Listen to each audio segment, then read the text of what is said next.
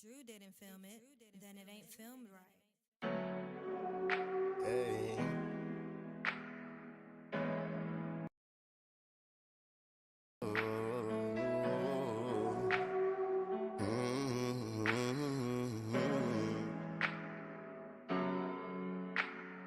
Girl, you know I love it when I'm next to you. Riding through the 772. The feelings that I got for you is true. So baby, let me cater to you. We found love in 772. She straight up out of 772. The feelings that I got for you is true. So baby, let me cater to you.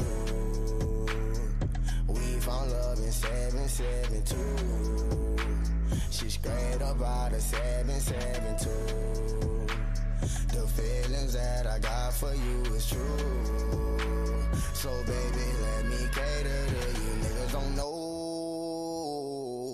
They don't need to know. Roll up a phone, slide through the phone, ride through it slow. Damn my little hoe. She roll up my dough.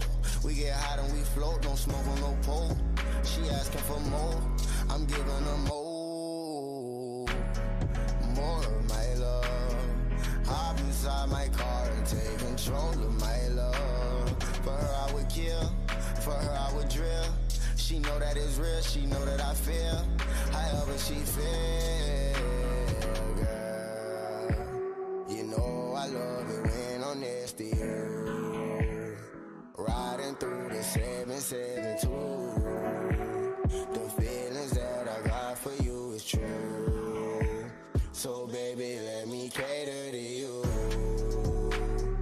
We found love in 772.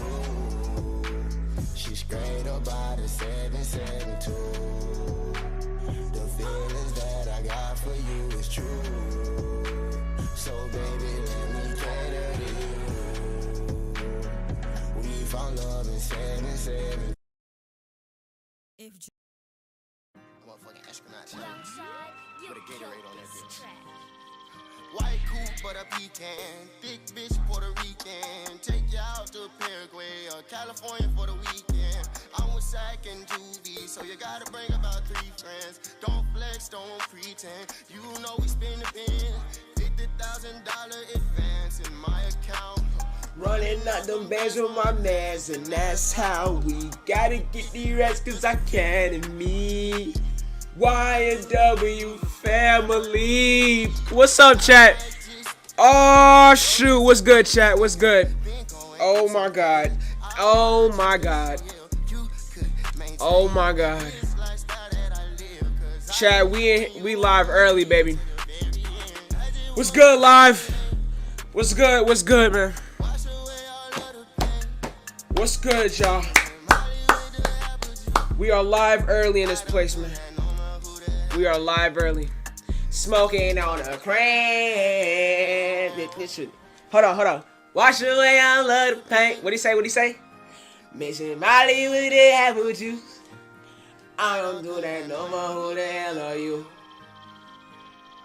White coupe, but a weekend. It Puerto Rican. Take you out to Paraguay or California for the weekend. I was Sack and Juvie, so you gotta.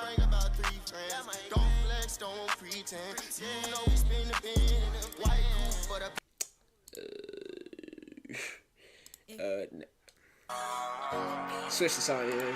We ain't gonna pull out with the sticks and hop out with the choppers. What's good, chat? What's good, chat? What's good, chat? What's good? Oh, shoot. Man. We live early, baby. We're live early, man. We live early, man. Everybody pull up, man. It's about to go down. Oh, shoot. It's about to go down. Young nigga way until my dying day. You ain't about that action, boy, let's not pretend. Caught you lacking that school shot. I just think my boss is 7 out of 10. Yeah. Alright, man. I just taught you how to spin a band. Alright, man. Alright. Alright. It's time to get serious.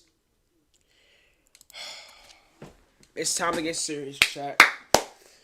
It's time to get serious, man. A life is on the line. Oh, man. Oh, my God. It's time to get serious. It's time to get serious. For those who don't know, I like Melly. I've been rocking with Melly since 2018, I believe. 2018. So this one's close to heart. This is close to heart, bro. So honestly, obviously, for me saying that, you already know I want my boy free. I want him free. You know what I'm saying? And I, you know what I'm saying, dressed up today to support my brother. You know what I'm saying? We don't like seeing our black creators, black, successful, you know what I'm saying, go to waste. So I'm here in spirit to, it's kind of sad, but I'm here to support YNW. I hope he pleads not guilty. Just please, bro. And if he is pleaded guilty, I will be very, very, very upset. I will be very, very, very upset. Melly, come on, bro. Come on now. Come on, man. Come on. They don't know what they're talking about, man. They don't know what they're talking about. They don't know what they're talking about. They don't know what they're talking about. Like, the song was made before the incident happened. They have no evidence on any gun, no eyewitnesses, nothing. They just have text messages. Text messages can mean anything. Yes, there's a text message that says that comes from him saying, shh, I did it or whatever. But that could mean anything. Legit. You don't know what they were talking about in the moment. You don't know. That could have meant anything. That could, I don't know. But we're currently waiting on him to hit the stand. Well, not hit the stand, but hit the room. Bro. In the meantime, shout out to Cuff Boys, because he's the reason he's the reason why I'm still up to date. Why I'm up to date and everything. So this is yesterday. I actually did not see this video. I did not see this video, so I'm gonna have to catch up.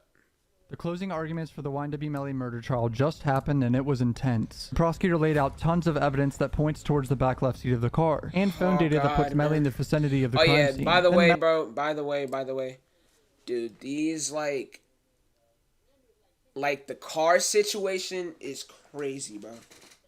The car situation is crazy, and I mean, I don't know what you say about that. I really don't know what you say about that. I don't know what you say. Like, that is wild. Like, they even have, like, the markers saying it came from the back seat. I refuse to believe it. I refuse to believe it.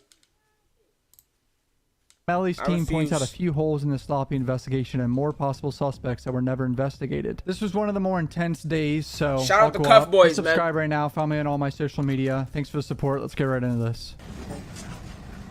Thank you. Please be seated. First look at Melly. You looking tired like always? The Free my defendant boy in this Melly, case has man. been accused Free my boy in Melly, count man. 1 and 2 of the indictment of Free the crime Melly, of man. first-degree murder. If you find Anthony Williams and/or Christopher Thomas were killed by Jamel Dennis, you will then consider the circumstances surrounding the killing in deciding if the killing was first-degree murder or manslaughter, or whether the killing was excusable. If you find that Jamel Dennis committed first-degree premeditated murder, and you also find beyond a reasonable doubt that during the commission of the crime, he actually possessed and discharged a firearm, you should find him guilty of first-degree premeditated murder. If you find that Jamel Dennis committed first-degree premeditated murder, but did not actually possess or discharge a firearm during the commission of the offense, you should find him guilty only of first-degree premeditated murder. The judge is just clarifying the charges to the jury so they have a clear perspective on what they need to try to think about pretty much, because this is a big decision. Like, think about having someone's life in your hands pretty much. Not taking Melly's mom. 3.10 Rules of Deliberation. His mom is so sweet too, man. This is so messed up. Like, we're talking about the death penalty, bro. We're talking about the death penalty. Like, man. We're talking about the death penalty. If he is guilty, he's facing the death penalty. I've never heard of a rapper cause of death was to a lethal injection or electric chair. I don't know what they still have today, but this is messed up. Free my boy Melly, These are bro. some general rules that apply to Free your Melly, and I'm standing on it. 2. This case must be decided only upon the Oh god, she looks nervous. I Obviously, wouldn't any blame mom her. would be, but I can't would imagine the not victims' blame her. families as well. My condolences to the victims' families. I try to say that as much as I can, but Yeah. rest in peace, Seth and That's Judy. still lawyers not- are not that's on still trial. not, Your feelings about them should not that's influence still your not decision good this case. in the Whatever first verdict place. you render must be unanimous. That is, each juror must agree to the same verdict. It has to be unanimous vote for guilty or not guilty, and then death penalty actually only needs 8 of them to vote for death penalty if he's guilty first, obviously. He Wait, seems wait, so wait, calm. what'd he It's say, what'd he say? 8 of them. Unanimous vote for guilty or not guilty, and then death penalty actually only needs 8 of them to vote for death penalty if he's guilty first, obviously.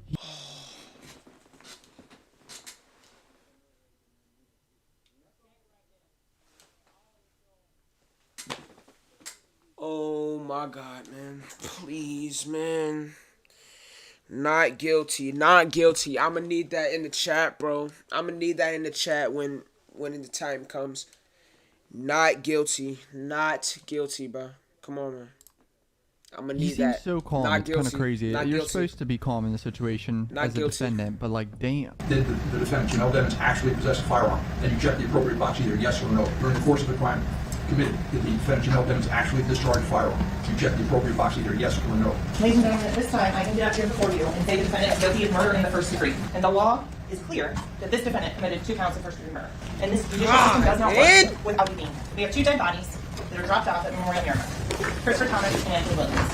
We have Portland Henry, who's lying about anything and everything. He's lying about the location of where it happened. He's lying about when it happened. He's lying about the Mr. Dennis. How do we not know that he may have did it?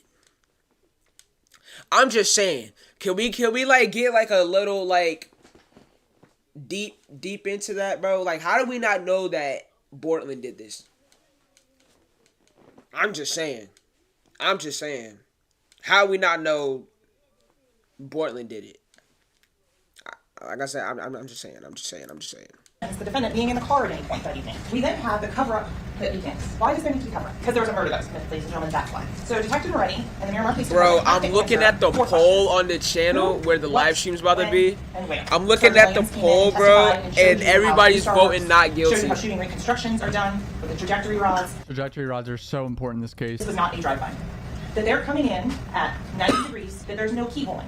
If you remember, you learned about keyholing. That would be an angle of entry on that. Like, only one bullet had a keyhole shape to it, which meant that there was movement to that bullet, but every other bullet hole in the car indicated like a perfect circle, I think. The car wasn't moving. Chemical reacts no matter how many years later, no matter what attempt at cleanup is done.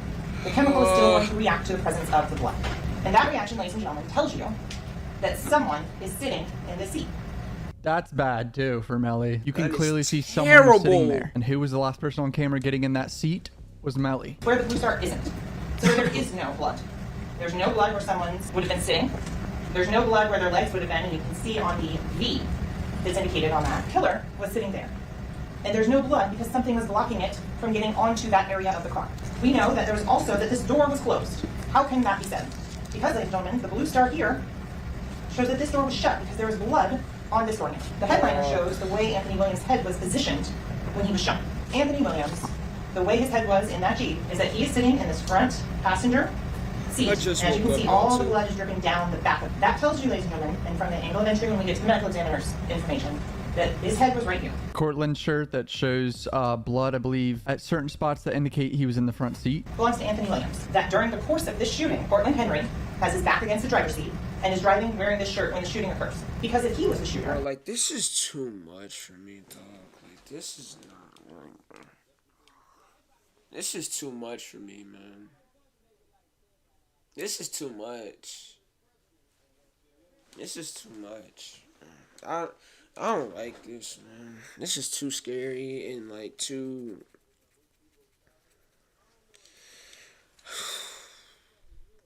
I don't like this at all, man. Like, why? Why did this have to happen? Why did this have to go down, bro? Like, Melly, you just, like, shot up to the... Like, you just shot up in your career, bro. Like crazy. You blew up like crazy. And you just want to throw it all away like this? Bro... has a feature with Kanye. Kanye. Come on, man. You know how many people could get that? You're at the biggest height in your career, bro, and this is about to tear it all down, bro. The angle to get that wouldn't have the blood on the front of the shirt. To get the blood there, he would have to have been completely turned facing backwards to Mr. Thomas and then turned and shot over his shoulder to get blood on the back of the shirt. That's not reasonable. She's really shitting on the defense's whole narrative that it could have been Bortland right there. That tells you that his head was not upright, but it was leaning over to the side. Because if you recall, the entrance on Mr. Williams is back behind his left ear, and the exit is up here in his sternum. You know, based on his head angle, that it goes out the window, blows out the glass. So what do you know about Christopher Thomas's wound? That it's coming in at almost 90 degrees on the left side of his face, and that there is stippling. You learned about stippling. The imprint of unburnt gunpowder into the skin of a living human being was approximately 3 inches to no more than 3 feet. Coming from the rear passenger side, you're not going to have that same stippling on Anthony Williams. On the headrest of the seat. Because the seat's in the way. This one is important because this is talking about strike K. So why is strike K important, right? Strike K comes in and hits the front of the rear door. This is such a good visual of this because it proves that someone got out of the car and stays a drive-by kinda. Why would this door be open when they were getting shot in a drive-by? Like clearly the person that was sitting right here got out. That door was open when that drive-by was staged. Because as you heard from Sergeant Williams, if this was actually a drive-by, this is what you would have seen. Strikes coming in at different angles, at obtuse angles. There would be angles of entry. That this is one of 3 times that Dr. McDougall could ever testify what was the fatal shot and which shots were post-mortem. About the stippling and the pattern that's on. You learned the distance determination, and you learned that the wound through his head was the one that caused his death. You heard Dr. Sauer testify that the lungs bleed profusely if a person is alive. From all of this, at this point, the state has established that there was someone in that rear seat. Someone who was in that rear seat is the person who committed this murder. The question is who? The state has proven who was Jamel Dennis. Track the defendant wearing that lyrical lemonade sweater. The fact that he did this in a lyrical lemonade sweater is crazy. Where he gets in the spot the murderer sat in. That phone. Always, always, always in his hand. He doesn't let go of it. Still in his right hand as he's going to go get in that rear driver's side seat. That satchel and the one that you see Christopher Thomas wearing are never recovered. I pointed this out in my video earlier today. Why are bags disappearing? That's so sus. Yeah, that's bad sus, bro. By sending a drop-in. We rely on them in our everyday life. So let's go and talk about the T-Mobile and the Sprint records. Ladies and gentlemen, I encourage you to go through and look at those records. Jamie King was paying for the phone of Anthony Williams and Jamel Dennis. Doesn't mean she was using it. In fact, she's listed under the billing information, and that's her number. Yeah, Melly's team tried to say that it's not his phone because it's registered under his mom's name.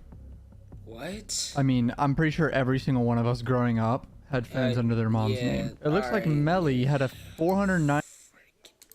Oh. Man.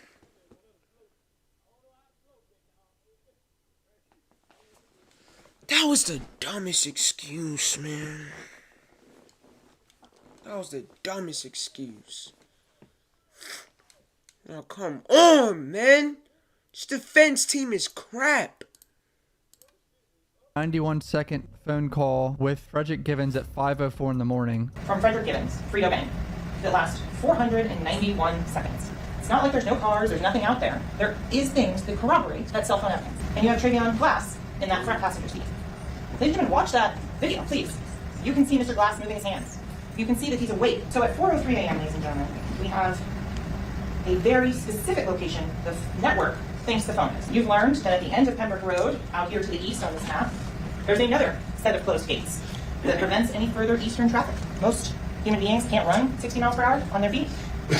So if you think about the speed at which a phone is traveling, that's going to tell the cell phone company whether it's mobile, inside a building, or outside. Once you hear all the facts laid out like this, it's like, shit, dude. A lot of it points right to Melly, man. Thank you. Please be seated. And this isn't, oh, this was... It was 100K track. Melly's manager's there, finally. He hasn't been there at all. He looked at not just one phone, but compared and contrasted two phones. The phones of Mr. Demmons and Mr. Williams traveled in from 3:20 a.m., 40 minutes, all the way out to US 27 in Pembroke Road. On October 26th of 2018, Jameson Francois' phone is out there in that same US 27 in Pembroke Road location. So is that of Mr. Demmons. Very odd location to go to. Nothing out there, except evidence of a murder. Am I oblivious, or I didn't realize that they had Francois' phone tracked to that location with Melly's phone? Nah, bro. Like, y'all don't understand how this makes me look, dog. Like, bro, like, from 2018, I was really, like, heavily bumping this man's music, dude. Y'all don't understand how this makes me look, dude.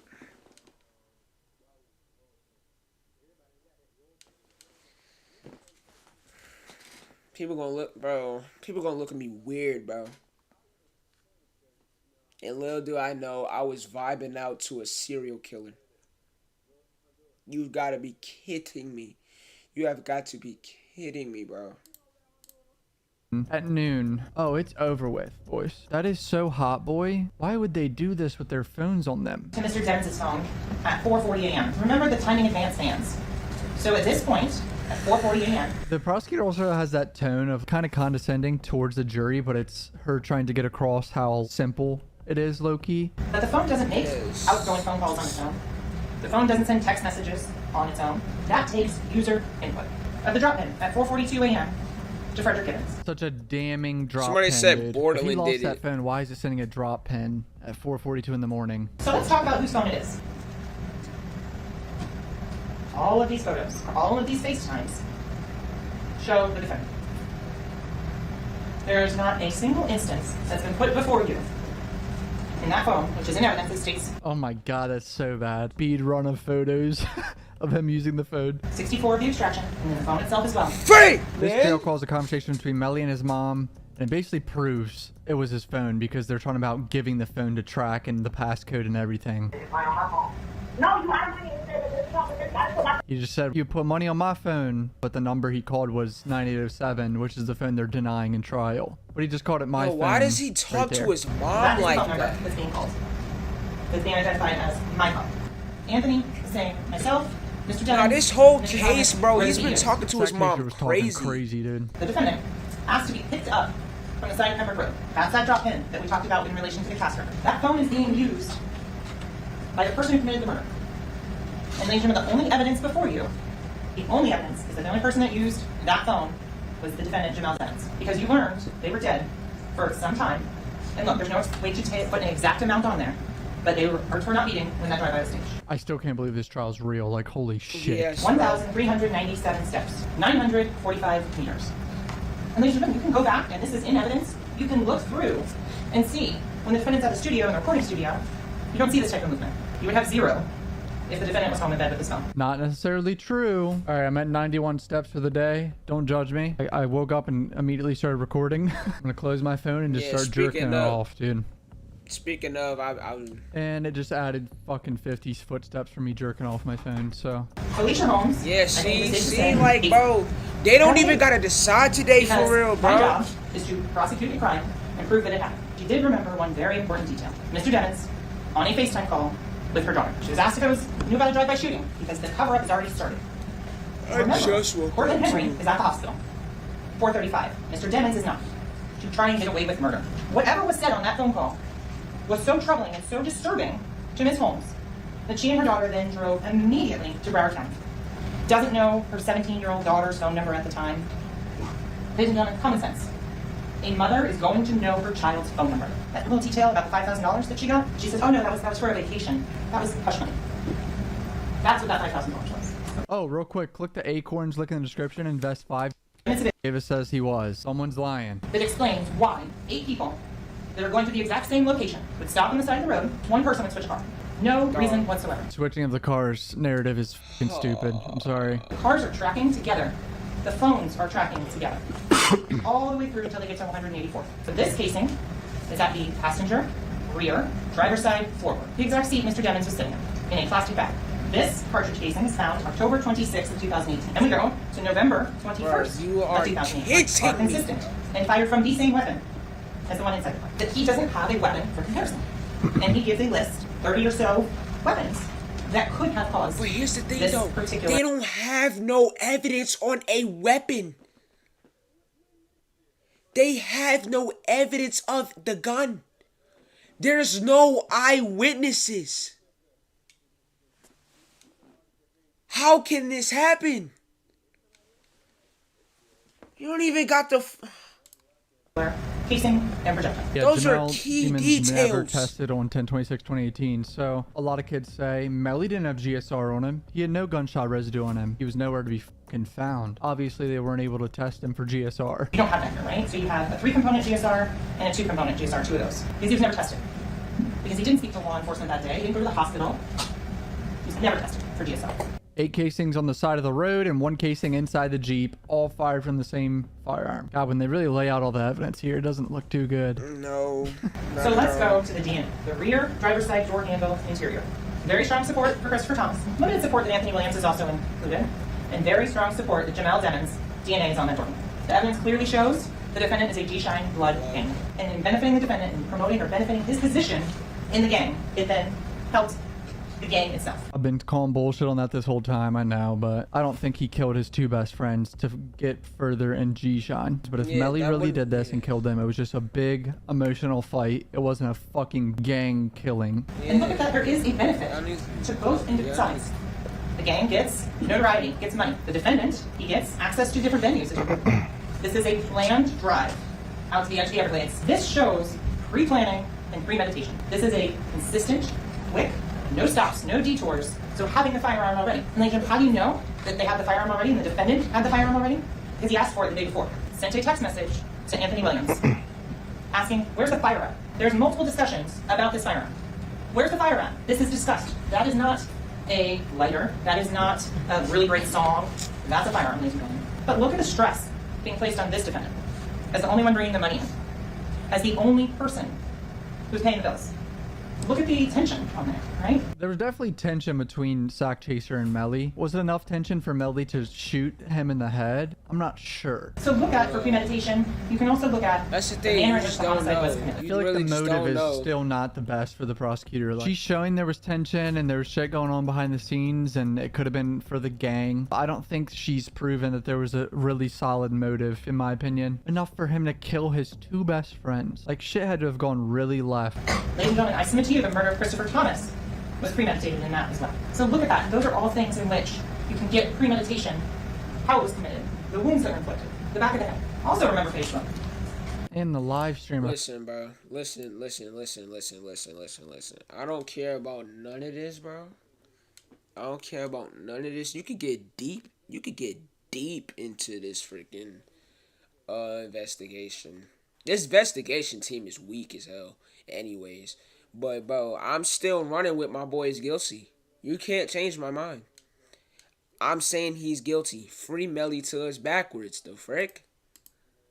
Of him all happy the next day at the video shoot. And so the question was posed about a contractual agreement and losing money. All right, wait a minute. So now, this is crazy here. A day after the murder, he was in a music video. Now, this is kind of crazy. It's crazy both ways. If he did kill him, and then he's in a music video, that's weird. If he didn't and he fled and now he's in a music video, that's still kind of weird. Like, your friends just died. Like, I would not have the energy to like even try and do that. Worried a couple of months before about missing a show because he was getting his hair braided and losing $1,000. When his friends were killed, he's dancing and partying around and is worried about a contractual agreement. That's a good point. He missed a show for getting his hair done that one time. He didn't miss a video shoot over his friends dying. Oh, God. I submit to you the evidence very clearly shows the defendant was caused by Jamel Dennis. So from all those unlucky 13 people they have one thing in common. They made a single online threat in poor taste. Yes. Any other evidence that ties them to this case? None. It's weird how similar this trial is with the X trial, because the attorney that Dedrick Williams had like got Drake involved and all these people that X ever beefed with that were like irrelevant to X's murder. It's weird how similar that is. There's no drop pins for an emergency pickup from any of those individuals. There's no phone for any of them at any of the scenes in this case. So here's the motive one. Anger, argument with Williams and Jamie King. Greed, $60 million split between 4 CEOs, or just him and Cortland Henry. It was not $16 million though. That's cap. Melly did not make $60 million. The $60 million is for all his manager's other clients that 100K Track had. Simple math, splitting something 4 ways or 2 ways with Mr. Henry, who wasn't smart enough to even properly give a statement to keep Mr. Jennings away from the car. And each and every one shows how this case has been brought together. And he was the one that fired the fatal shots that killed Christopher Thomas and Anthony Williams. And you know that because even if you choose to disbelieve one part of the evidence, 2 parts of the evidence, you can see what the overall picture is. The overall picture puts Mr. Jennings in the backseat of that Jeep. It puts him holding a gun. You don't need a murder weapon to know that he committed these 2 crimes. That you serve justice, that you deliberate, and that you return a verdict of guilty as charged as to murder in the first degree. Thank you. Holy shit, was that intense, dude. She did a good job though. She really laid it out, because each minute that went on with her closing argument, it got worse for Melly. I don't think the motive was the best. The trajectory and the angles of the shooting, the phone data. Oh, it's such a bad look. Oh man. All right, now Melly's lawyer's gonna come up. This is a big part for him right here, boys. This is his life right here in his lawyer's hands. This is his life. This is what I'm talking about. Or a shooter. That's what the state addressed you folks just a few moments ago before you went to lunch. And the reason they said that is because they don't even know. Otherwise, they would select. Where is the fire? They say it refers to guns. My interpretation, based upon the evidence, is where's the weed? The marijuana. FYE is definitely guns, not weed. I used to work at Five Below, but now I keep that Five Below. The burden of proof is on the state, going to determine.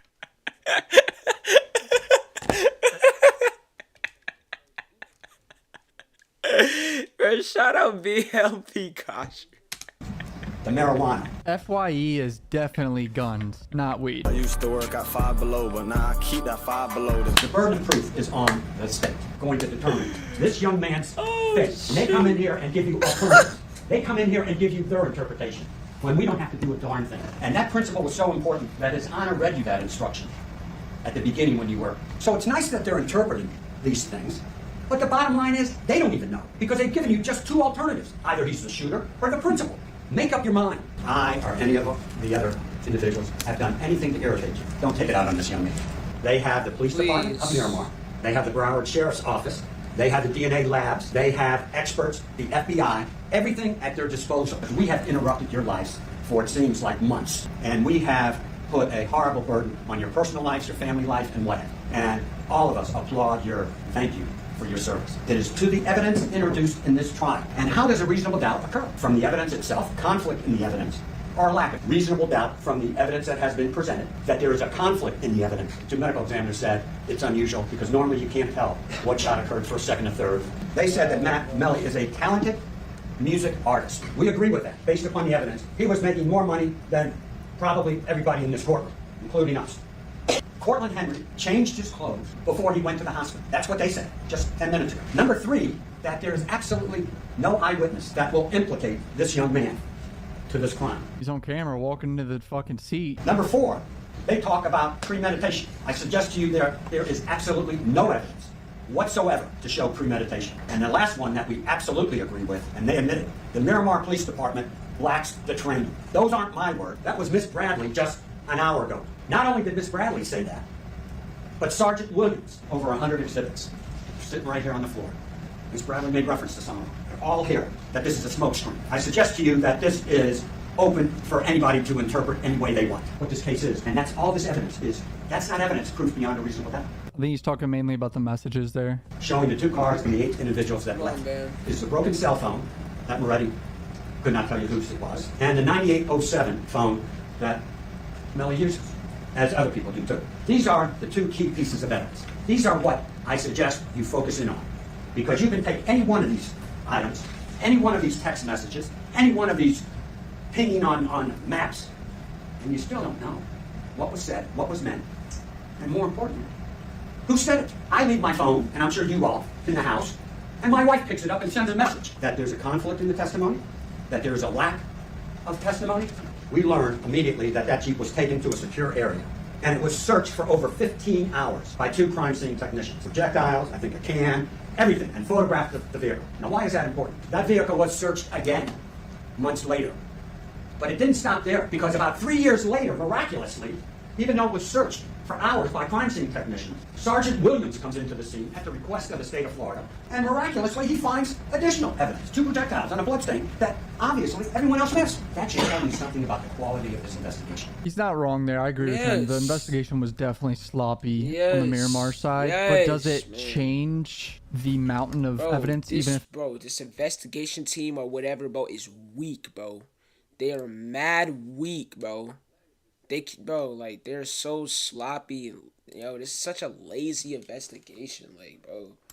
it's circumstantial, not really. Knew where this young man lived, along with all the other 7 people. Cortland Henry lied to the police. Why in the heck don't you get a search warrant for the house? Why in the heck don't you? Don't tell us we didn't know where he lived. Don't tell us it was months later, because they go into the car 4 years later. So why don't you do it? But let's go into the 11 witnesses now. The first one, and they mentioned it, the manager, that's the head guy of the gun and tool mark unit of the entire Broward Sheriff's Office. That can you tell or determine the distance between the shooter and the victim? Can you tell us that with all your experience? And what does he say? I can't do it unless I have the weapon, unless I have the ammunition, because ammunition, the weight of ammunition could change the distance. Who comes in here 4 and 5 years later and says, I can tell you where shooter 1 was, and I can tell you who the shooter is. You talk about a conflict in the testimony? It's one or the other. It can't be both. This FBI agent, Brendan Collins, he is an expert in tracking phones. This expert. I cannot determine precisely the location of a phone. I cannot say 100% the phone is in, and you saw the band, it looks like a banana. I think it's somewhere within this area, but I can't be 100% sure. And he further tells you that the call detail records are limited. And I can't tell you who had the phone at any particular time. The phone data is a good premise, you can understand, but obviously it's not precise down to exact location. It's just accurate in a general area of a football field. So that's basically what they need to get across, is there could be some doubt there, but why was his phone within a football field of the victim's phones? It's just so sus. The next witness I think you need to pay particular attention to and really get a flavor of what this case is all about is Felicia Holmes. Felicia Holmes tells you that the Miramar detectives, Moretti and his group, threatened her, bullied her daughter, potential witnesses. They were going to prison, told witnesses that they may never see their children again, told a witness that he was going to be deported, even though he's been in this country since 5 years old. He was going to be deported to Haiti, where they won't feed you. It's such a bad look for detectives, but I'm sure this happens a lot in the United States. This is the great detective. This is why this kid's sitting here. They have intimidated and threatened everybody to consider Felicia Holmes, because that tells you what's going on. This young man, this little kid, excuse me for calling him a kid, he was 19 at the time, was a rap star, making more money than he'll ever see in his entire career at 19. And he wanted to nail this kid. And what better way to move up the ranks? Get some publicity? That's why he ignored everything, intimidated and threatened anybody. Kurt Rhodes, the DNA expert. Now, why is he important? While we were picking a jury, this prosecutor asked him to go back to the car and check some DNA. Now, why would you do that? The case, according to Moretti, is closed as soon as this young man is arrested. Why do you go back 5 years and ask an expert, a DNA expert, to do some more testing? This kid walked into the Broward, voluntarily surrendered, and 5 years later, they had the audacity to say, to do a little more testing. Oh, God. Wait. Oh, my God. All right, here we go. It's starting up. It's starting now. It's starting.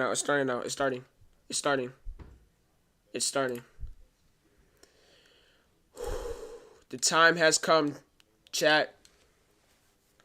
The time has come, chat. Here we go, man. Here we go. Here we go. The time's come.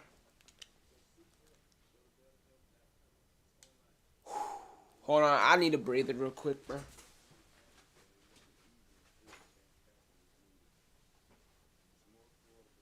This is just so stressful.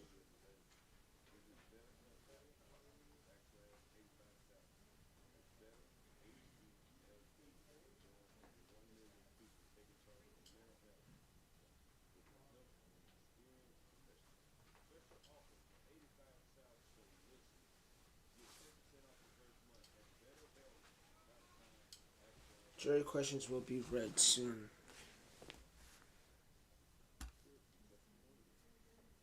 Is it happening?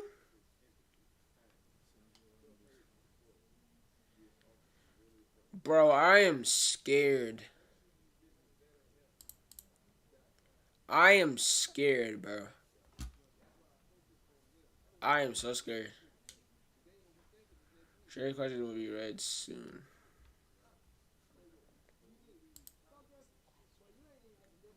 Is it happening or not? Alright, bro. The closing arguments for the YNW Melly murder trial. Absolutely no eyewitness that will implicate this young man to this crime. He's on camera walking into the fucking seat. Number 4, they talk about premeditation. I suggest to you it's not happening yet. Absolutely It's not no happening yet. It's not happening whatsoever to show premeditation. And the last one that we absolutely agree with, and they admitted, the Miramar Police Department lacks the training. Those aren't my words. That was Miss Bradley just an hour ago. Not only did Miss Bradley say that, but Sergeant Williams, over 100 exhibits, sitting right here on the floor. Miss Bradley made reference to some of them. They're all here, that this is a smoke screen. I suggest to you that this is open for anybody to interpret any way they want what this case is. And that's all this evidence is. That's not evidence, proof beyond a reasonable doubt. I think he's talking mainly about the messages there. Showing the 2 cars and the 8 individuals that left. This is a broken cell phone that Moretti could not tell you whose it was, and the 9807 phone that Melly uses, as other people do too. These are the 2 key pieces of evidence. These are what I suggest you focus in on, because you can take any one of these items, any one of these text messages, any one of these pinging on maps, and you still don't know what was said, what was meant, and more importantly, who said it. I leave my phone, and I'm sure you all, in the house, and my wife picks it up and sends a message that there's a conflict in the testimony, that there is a lack of testimony. We learned immediately that that Jeep was taken to a secure area, and it was searched for over 15 hours by 2 crime scene technicians. Projectiles, I think a can, everything, and photographed the vehicle. Now, why is that important? That vehicle was searched again months later.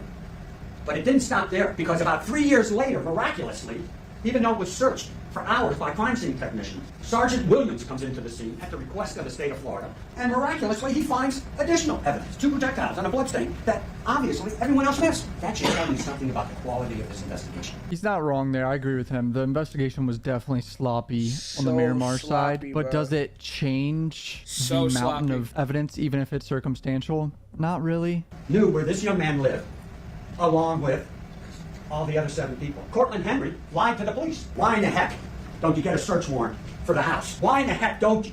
Don't tell us we didn't know where he lived. Don't tell us it was months later, because they go Chad, into this the is car getting way too 4 real, years man. later. So why don't you do it?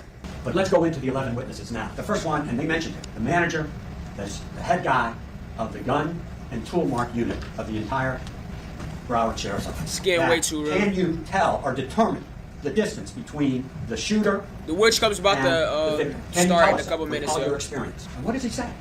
I can't do it unless I have the weapon, unless I have the ammunition, because ammunition, the weight of ammunition, could change the distance. Who comes in here 4 and 5 years later and says, I can tell you where shooter 1 was, and I can Chat, tell you who the spam up in the shooter chat was. what y'all think, man. Testimony? What do It's y'all one or the think? other. What do y'all It think? can't be both. This FBI agent, Brendan Collins, he is an expert in tracking phones. This expert. I cannot determine precisely the location of a phone. I cannot say 100% the phone is in, and you saw the band, it looks like a banana. I think it's somewhere within this area, but I can't be 100% sure. And he further tells you that the call detail records are limited. And I can't tell you who had the phone at any particular time. The phone data is a good premise you can understand, but obviously it's not precise down to like exact location. It's just accurate in a general like, area of a football field. So that's basically what they need to get across, is there could be some doubt there, but why was his phone within a football field of the victim's phones? It's just so sus. The next witness I think you need to pay particular attention to and really get a flavor of what this case is all about is Felicia Holmes. Felicia Holmes tells you that the Miramar detectives, Moretti and his group, threatened her, bullied her daughter, potential witnesses they were going to prison, told witnesses that they may never see their children again, told a witness that he was going to be deported, even though he's been in this country since 5 years old. He was going to be deported to Haiti where they won't feed you. It's such a bad look for detectives, but I'm sure this happens a lot in the United States. This is the great detective. This is why this kid's sitting here. They have intimidated and threatened everybody to consider Felicia Holmes because that tells you what's going on. This young man, this little kid. Free Melvin, bro. Free Melvin, bro. He was 19 at the time, was a rap star. Put what y'all think in the chat, man. What y'all think in the chat? Career at 19. And he wanted to nail this Guilty kid. or not guilty? And what better way to move up the ranks? Get some publicity? That's why he ignored everything, intimidated and threatened anybody. Kurt Rhodes, the DNA expert. Now, why is he important? While we were picking a jury, this prosecutor asked him to go back to the car and check some DNA. Now, why would you do that? The case, according to Moretti, is closed as soon as this young man is arrested. Why do you go back 5 years and ask an expert, a DNA expert, to do some more testing? This kid walked into the Broward, voluntarily surrendered, and 5 years later, they had the audacity to say, do a little more testing. Definitely very strange that they're doing a lot of shit last minute, like the DNA testing and the helicopter ride, and I would imagine they were just trying to build a stronger case because anything can happen at trial. If you want to be successful in rap music, you are going to pick up some of the... Chat, this case is like so real right now. Like, this doesn't even feel real right now. Like, what the frick, bro? Like, we're talking about a life is on the line. A life is on the line. He's facing the death penalty if he is guilty. Y'all think this junk is funny? Like, I see people betting on this case. I don't even know if you can really even do that. People are betting on this case and everything, bro. Like, y'all over here making TikToks over this case. Like, no, bro. Like, let's be serious here. A man's life is on the line, bro. This is no movie. This is no show. This is real life, bro. Nuances of various games. Mans could die. To this day. Hold on, he's bringing up Snoop Dogg. What? Snoop Dogg to this day what? Does hand-signs of a gang, and he does that because he realizes it promotes his music. He's saying Snoop Dogg not about that life? I think Snoop Dogg was about that life like 20 years ago, 25 years ago or some shit, but not anymore. I don't think that's Snoop Dogg's mindset, but it's a good try. He wants to promote his music, make money. He's all of a sudden this big gang guy. Well, there's messages of him calling people Herc and messaging like 5 blood gang members who were getting mad at him for not responding, so. And they show you some text messages from, I think it was Gino, Herc, Wando, who fought with... Like Quando Wando? Moretti has no idea who Gino is, no idea who Herc is, and doesn't know about Wando. This is a great investigation. But he also refers to some text messages. We're talking about where those Wando Ronda, that are or is that somebody with the gang text him, and he's not responding. And to the point of not responding, they say they're going to put you on the plate. Now that's not for dinner. That's not for breakfast. We learned what that means. They're going to have you killed. Why wouldn't you investigate this? Appreciate it, bro. Appreciate it, bro. There's no evidence of that. If you're new to the chat, man, hit the sub button and subscribe button, man. All these phones. Roll to 400, man. You have their text messages. Go get their phone. Spam on what y'all think in the chat, man. Guilty or not guilty? The entire trial. Guilty, not guilty. And if they can prove beyond every reasonable doubt that this young man did anything wrong, that the first shot to Williams and Thomas were fatal. Thomas's injury to his hand came first. It was a defensive wound. We know that couldn't happen based upon the medical testimony. Special Agent FBI Agent Collins and 2 medical examiners. Yo, like on some real stuff, bro. Like I'm actually getting scared. Williams' testimony. I'm actually getting scared, bro. You can't have it both ways. And tell him that he's going to live life in the state penitentiary without parole or be on death row. This is the investigation they want. you to rely upon and say it's proof beyond and to the exclusion of every reasonable Not doubt? guilty. He's not wrong. He's not wrong. Some of the investigation was definitely bad. He doesn't go Yes, to Applebee's bro. to check their surveillance tape, or the bank on Miramar Parkway to check their surveillance tapes. He doesn't go to the fire station to check their tapes, surveillance tapes. Oh, He boy. knows. How do you know it if you don't check it? How do you know something unless you investigate? You look at all this and say, heck, man, 100 exhibits, 500 photographs out of a cell phone, all these text messages. What does it mean? Hopefully, for the state, you'll say, hey, where there's smoke, there must be fire. And say, hey, too bad, young man, too bad. There's a lot of stuff sitting here, and hopefully you will not fall into that trap. Trevion Glass. Bro, the they need to individual who got hurry into up Red with Dead this Division, dog, convicted bro. of Just true go felony. ahead, Why is bro. that important? Hurry Trevion up. Glass, the state Let's called get it over as with, their star bro. witness, basically Because said, y'all, "No, you like, never got into that Red the Dead." nerves And he that told I you one have interesting right thing. now This is are important right here because he's trying to sit on Trayvon Glass's testimony about Melly never getting in that car. So And he doesn't want to go back to jail. Now, who has the authority to put him in jail? We don't. Who can put him back in jail? And that's the state of Florida, whether it be through the state attorney's office or the police department. And he miraculously is the only one that says no one got into the red Mitsubishi. kind of a good point. Jameson Francois. And certainly you asked him, how long have you had this phone? And he says, I never asked him. How convenient. That's them hinting that Jameson Francois had the phone the entire time, which is just unrealistic, but whatever. on defense Got warrant team. on a lot of phones. Get a warrant on that phone if you want to see what it is. It'll ruin the investigation. No reason, I think, was the exact quote, for the Jeep to stop on the side of the road. The reason was because he needed a bathroom break. Just like you and I did when I raised my hand or stand up. And at 3 o'clock in the morning, 4 o'clock in the morning, if he needed a bathroom break in the dark highway and you saw him carry it in his hand, he'd leave it on the seat of the car. And we know that the car sped off because there was another car waiting, the red Mitsubishi. The poor kid had to urinate, and the phone was in the car. But they don't want you to know any of this. He's saying that the reason why the car stopped was that Melly had to take a piss and he left his phone in the car in the middle of the dark road and then they sped off for whatever reason. I've definitely done that, teenager or whatever, in high school, and I have to fucking piss. I'm with a group of friends. Someone wants to get out and pee real quick on the side of the road. Yeah, it's definitely happened before. Like a drunken night. It's definitely a possibility. Every time I ever did that, they would like take their phone with them to like use the flash. Like I would want to see what the fuck is around me if I'm peeing on the side of the street. I would have my flash out. Ask yourself. They keep telling you to use your common sense. Use your common sense, please. Ask yourself why a lead Possibility. of a double homicide would not ask. I would Jameson not Francois, count on it where the hell though. are the guns? I would not Where the go hell with are that. the locks that belong to the guns? Where are they?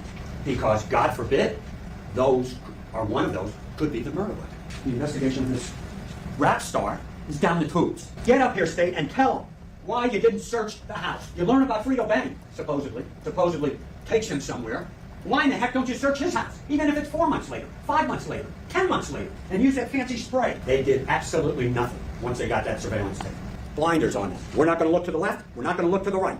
We're just going to direct everything to this young man. You heard about Crucial Almighty, David Hedgehat, who wrote and texted, "We killed 2 of you," and in that message, he had a target over someone's face. Whose was it? Guess what? It's Melly. And he did it within hours. And what did they do? Nothing. He's the manager who had $16 million.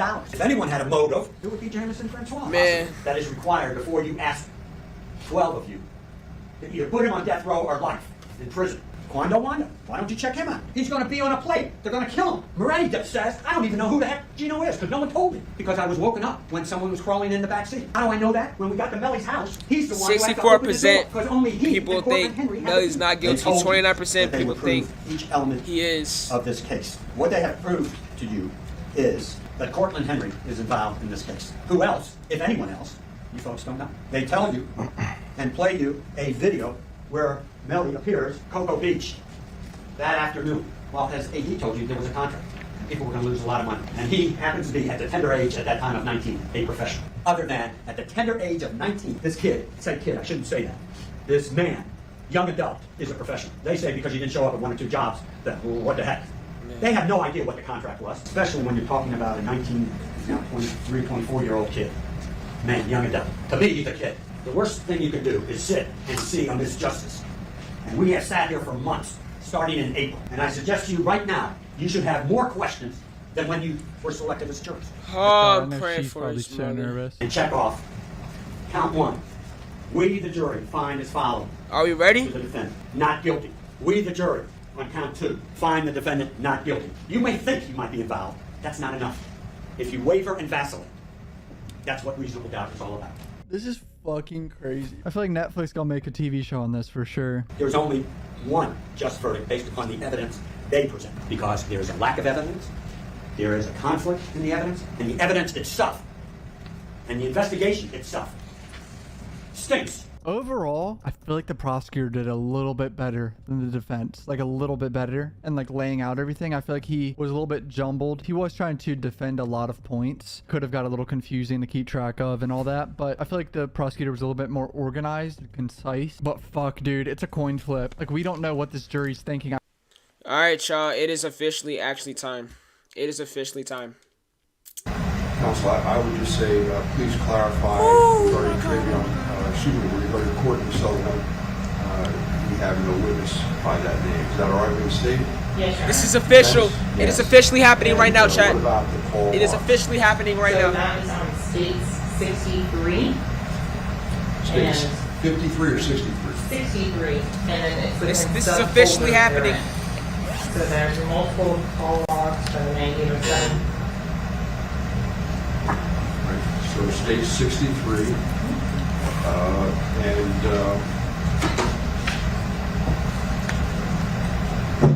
Madam Court Reporter, regarding Mr. Kelly, you indicated that it would take you how long to get Mr. Kelly's testimony ready? Probably not till tomorrow. Probably not till tomorrow. And on trivia and glass, you're ready to go on that, correct? Is that right? Yes, Judge, besides, I just need to go through it. Yeah, you need 15 minutes. Where should I put the cameras? Alright, so you just Right indicate, here. Should I put it right here? The court reporter advising you. Should I put it right here? Take about 15 minutes Nah, or so to be ready on Mr. Glass's testimony. Mr. Kelly should have by tomorrow, and regarding Ms. Sullivan, we need clarification. So I'm just going to write that back, let you know what it is.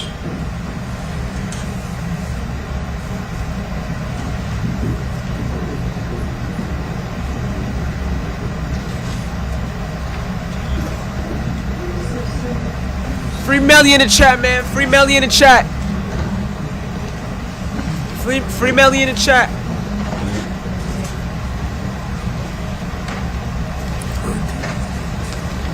Right now they're loading up, chat. We're loading up. Get everything ready, man. Guilty or not guilty, man.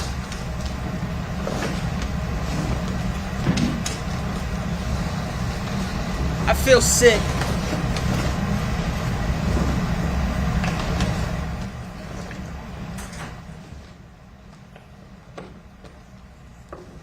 I feel so sick right now.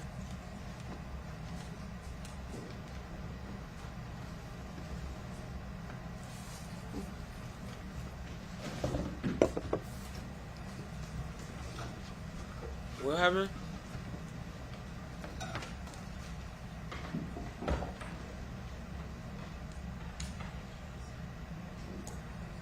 What they say?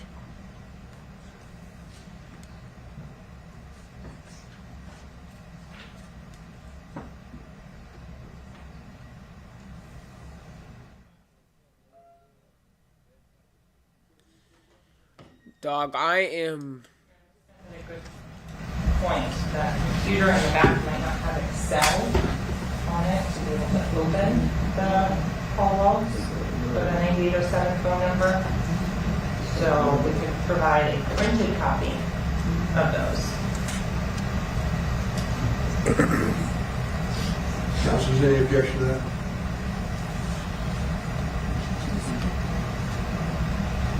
Can we have a moment on that? Sure, Judge. And I think there's another question.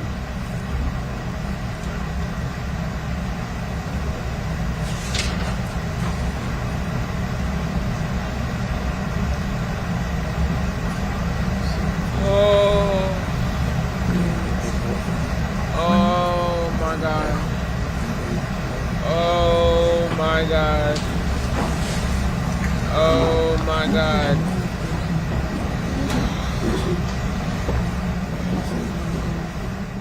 Oh my god. Oh shoot, it's oh my god, oh my god, oh my god, oh my god.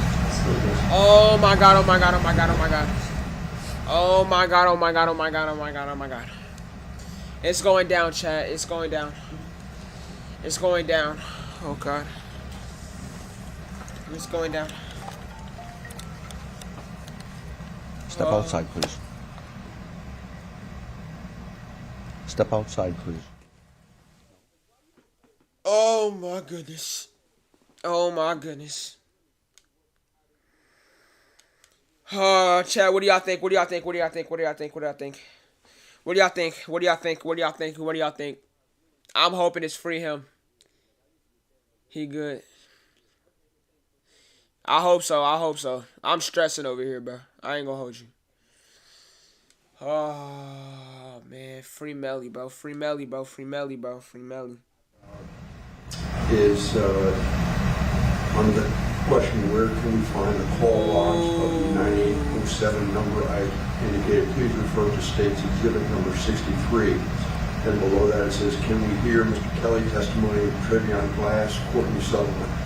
I said, please clarify, Courtney Sullivan did not testify. Trevion Glass's testimony can be read back today. Michael Kelly testimony needs to be prepared for read back probably tomorrow. Any objections? No. In terms of the printed version, counsel? We're not agreeing to print it out. Whatever's in evidence is evidence. So if that's the computer chip or whatever, that's what I should look at. Can I see counsel sidebar for a second? Yes, sir. You're right, you're right, you're right, you're right, you're right. You're right. Can you give this to the jury to hold this note? Do not destroy the notes, though. We need to have the court file. You're right.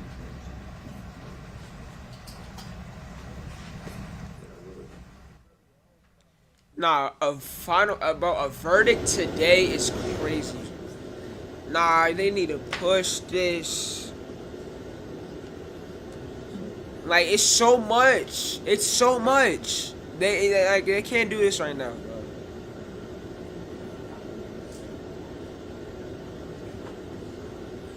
It's so much. It can't be right now.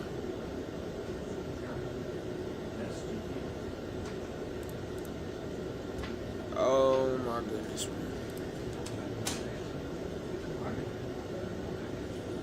Nah, Joe Biden. Joe Biden is crazy. He said Joe Biden is the jury.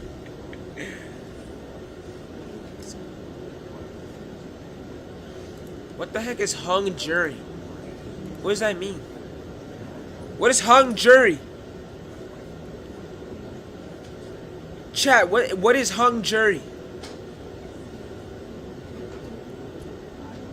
Oh God, bro.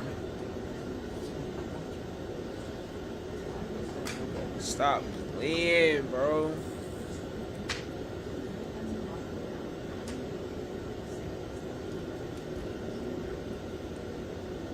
Stop playing, dude. Yo, this chat is killing me.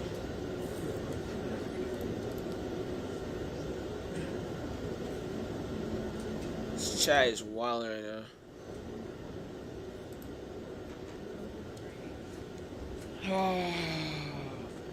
What do y'all think, bro? What do y'all think?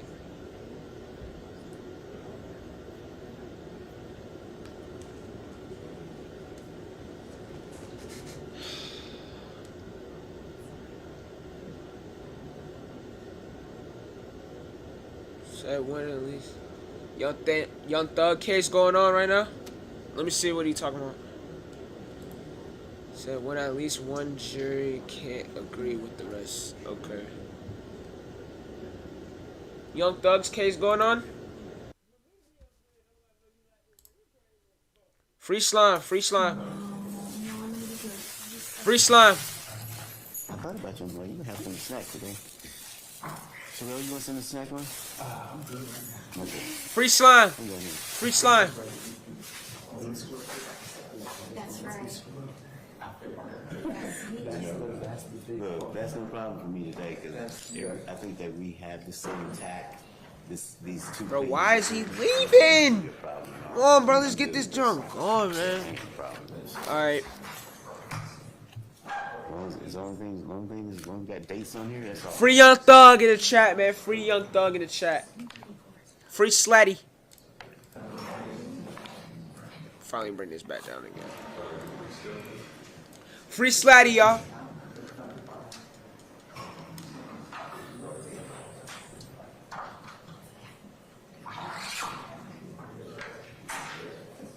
Who don't know, bro? Who knows, bro? Portland could have did that. I don't know, but either way, 2 men are dead in this case. So I don't know. I ain't seen him. I ain't seen him. He's not.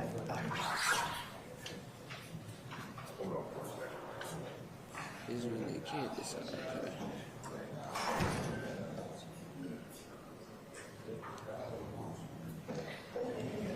might just have to go with hung jury. Cause it's like, it's so much, you just can't do it right now, bro.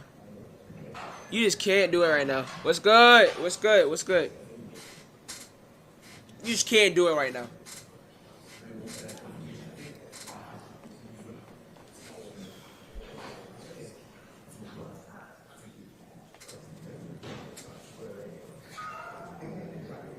Free Slat, man.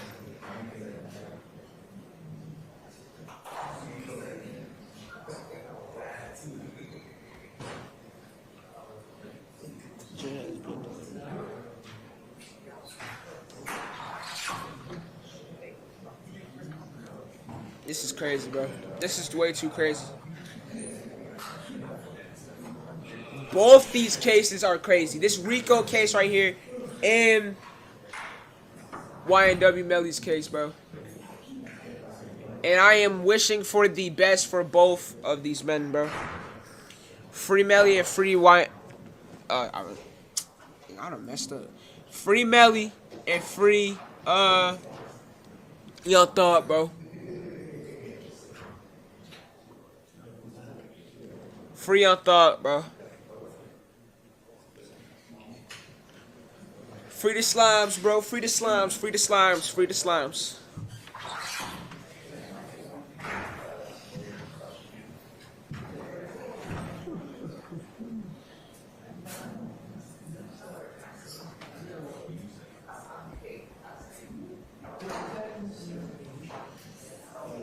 Dude, I do not like this at all, bro. Like, this is all scary to me. This is all, like, scary to me. Like, on some real stuff, like, this is all scary to me. Bro. If you're new in the chat, man, hit the sub button, man. Let's wait for it. Oh, God. Like, I'm actually getting sad. It's like, bro, like, I've been listening to both these men. I've been listening to both these men, bro. And we're talking about a lot. In YNW's case, bro. In Melly's case, bro. We are talking about the death penalty, bro. We are talking about the death penalty. They're back on the stand. Do y'all want to go back to Melly's stream? Y'all want to go back to Melly's stream? They're back on the stand.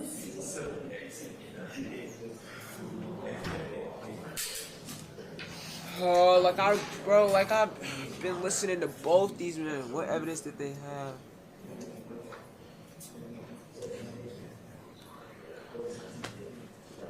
Dog. The jury need a break. There ain't nothing been happening.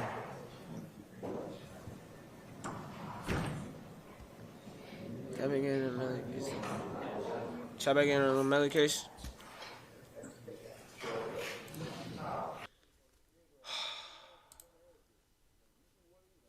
Like, this is just stressful, bro. I can't do this on some real stuff, bro. I can't do this. I can't do this, bro. I can't do this. Like this, we're talking about the freaking death penalty, bro. We're talking about the death penalty, bro. And I don't know about y'all, but I rock with Melly the heavyweight, bro. I rock with Melly, bro. No, bro, like I dang near know all this man's songs, and this is really happening. This is really happening. They're about to convict him of murdering his 2 friends. About to convict him of murdering his 2 friends. Like, how does that sound, bro? How does that sound, bro? Wolf, thank you for the sub, man. I appreciate it, man. God, man.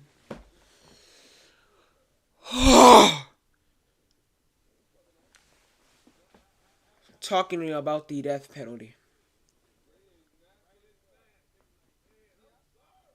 Anybody else, bro? Like, I don't know if y'all feel my pain right now, son.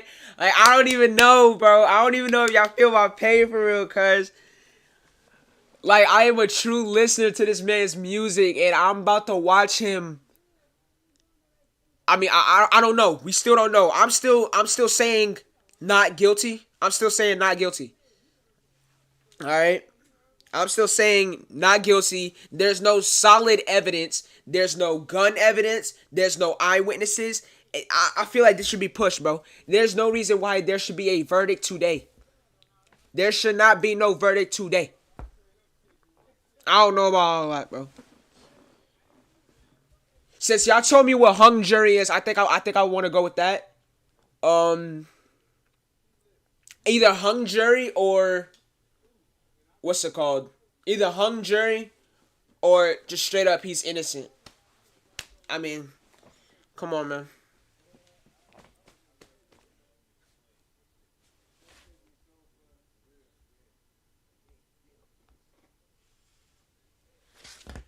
Oh, man. I can't do this. Free that boy. On bro. On bro.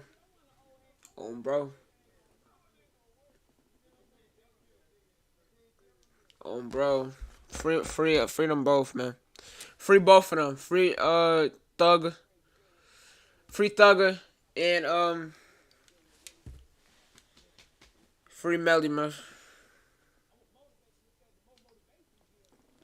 I feel like I don't want to throw names, but I feel like Borderland did it. I don't want to throw names. I don't want to do that, but I'm just worried about my guy right now. Like I kid you not, bro. Glass was forced to testify.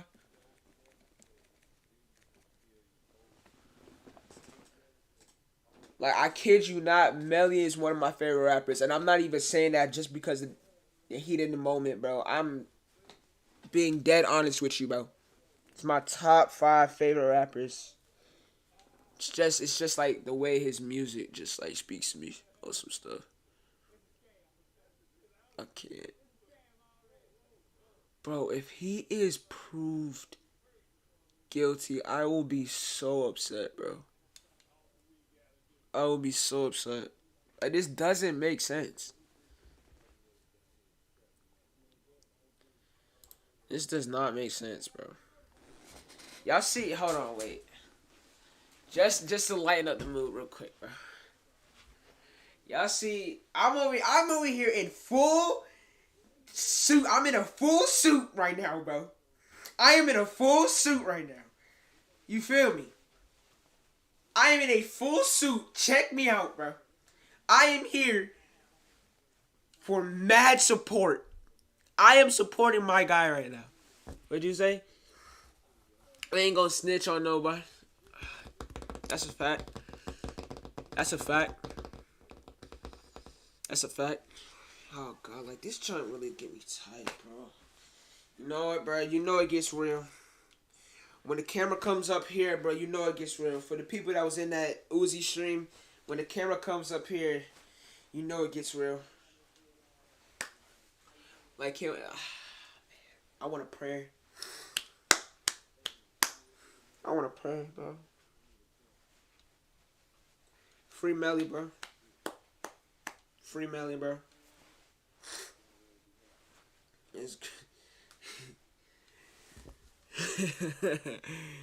Bro, like, I really just got all dressed up and stuff, bro. Like, look at me, bro. Tie. Bro, like, I really done got... Hold on. Wipe me down. What the...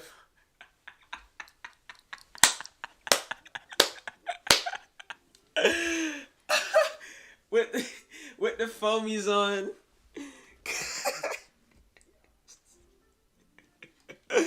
Dog. Oh my goodness, man. Oh, man. I can't with this, bro. I can't with this. Hold on. Let me go to Cuff Boys real quick. Like I said, man, shout out to Cuff Boys for keeping me updated on this whole entire case, man.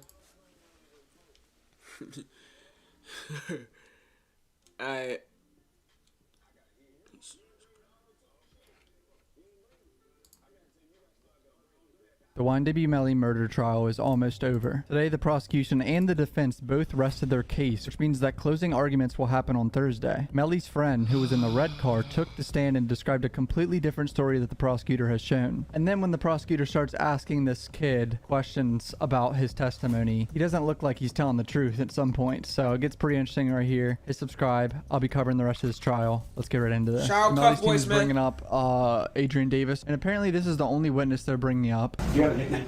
Yes. What is it? AD. Do you know someone by the name of Anthony Williams? Yes. Do you know what his nickname was? Zach. Do you know someone by the name of Christopher Thomas? Yes. Do you know what his name was? Julie. A person by the name of Courtroom. Yes. And you know his name? Yes. What is it? Jamel. Yes. You see him in the courtroom today? Yes. Will you point him out for us? Okay. This young man right here? Yes. Do you know him by another name? Melly. Also known as Zach. How did you meet him? 9th, 10th grade school. How about Christopher Thomas? How did you meet him? During school. How about Mel? 6th grade. At any time during school, did any of you have any problems with each other? No, not at all. Would you label yourself good friends, associates, close friends, or what? Good friends, close friends, best friends. Did Melly also have another name besides Melly and Jamel? Yeah, Crazy Legs. Crazy Legs. Yeah. And why was he called Crazy Legs? Because he liked to dance. Did there come a time that Melly got involved in the music industry? Yes. Specifically rap music? Yeah, back then. Where did you stay? At Jamel's house. Who else was living at Jamel's house when you came down in August or September of 2018? Me, Jacoby, Melly, Zach, Julie, Julie was Christopher Thomas. yes, Tay, and Courtney. Bro, you know what his name is, bro. Yes. Were there ever any arguments? And by the way, rest in peace to the lives that was taken in this. Like, we still can't get past that fact. There are lives that was taken in this case. So rest in peace to Juvie and Sack Chaser. Juvie and Sack Chaser. Rest in peace to both of them. Send out condolences to their families and everything. You know what I'm saying? At the end of the day, lives were taken in the middle of this case. So yeah, nobody deserves to die. Let's get that straight cleared. Nobody deserves to die. Nobody deserved this. Nothing. So at the end of the day, this is still messed up. Lives were taken, and rest in peace to both of them. I just wanted to say that real quick. Amongst you guys? No. And is that where you met Dontavius Withers? Yes. Some of these lawyers establishing that there was no fights, which is a big point here. During the day, what were you doing? Just chilling at the house, smoking and drinking. Who were you smoking and drinking with? Jacoby, everybody who usually get out. You go in the same car, or were there two cars? We took 2 cars, a Jeep and a Mitsubishi. Did anyone fall asleep at the studio? Yes. Who?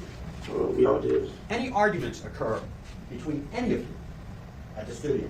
No, not at all. Did there come a time that you all left the studio? Yes. Did you leave the studio earlier than what was scheduled? Yeah, I believe so. We all in there sleep. Tell the jury who got into the I red need prayer Mitsubishi. hands in the chat, bro. Me, Jacoby. I need prayer hands in the chat. You know who got into the Jeep? I need prayer hands in the chat. Zach and Julie. Have you ever been injured in a car accident? Did you think of how you went or could as a tribe? You were woken up before you got to the house. Yes. We pulled over, and that's when Melly got in the car with us. You know where you pulled over? I don't really remember. Were you woken up? Yeah, but Why? it's like, because I was getting pushed over a little bit. And are you 100% sure that this young man got into the red Mitsubishi? Yeah. Wow. Bro could be lying up there. He's under oath. He's under oath. That's a bold statement to say in court under oath. And I think they just kept going. Has the keys to Melly's house on October 26th in the early morning hours? Jamel and Borton, they only one who had keys to the house. Did Williams have a key to the house? No. Did Christopher Thomas have a key to the house? No. So the only two people you know who had a key to the house was this young man Yes. and Cortland Henry. Yes. Did you see this young man unlock the door of the house? Yes. So this man is saying Melly got in their car like halfway home on the side of the road, went home and unlocked the door for them because it was only him or Portland that had keys. Definitely interesting, but I mean, I already know there's gonna be a shit ton of people saying he's lying for his friend, but you know. Did you see where Melly went? To his room. And where was his bedroom? When we first walked in the house, it came Mrs. right down the left. Okay. This is a 1 or 2 story house. 2. Where did you go? To his room upstairs. Melly went to his bedroom? Yes. Did there come a time in the early morning hours that you were woken up and heard some distressing news? Yes. What did you hear? That second Julie was shot. When you heard that, did you see Melly in the house? Yes. Did you see Melly how he was dressed in the house? Yes. What was he wearing? Shorts and t-shirt, I think. Anthony Williams and Christopher Thomas were shot. What did you guys do? Well, we were already dressed and stuff, so we just left with Fredo's house. Anybody upset or crying? Yeah, we all were crying. Was this young man crying? Yes. Are you sure of that? Positive. He said Melly was crying and he's 100% positive. Did there come a time after you got to the house of Fredo Bang that Cortland Henry showed up? Yes. Did Cortland Henry tell you? Said Melly was what crying happened? too. Yeah, he said it was a drive-by. When Cortland Henry arrived at Fredo Bang's house, was Melly there? Yes. Did you eventually leave that house? Yes. Approximately what time did you leave that house? I really don't remember. Where'd you go? Back to Jamel's house. Who went with you? Me, Trayvon, Jacoby, and Fetty. Anyone get on the phone? Yeah. Did anyone have any problem locating their phone? Yes.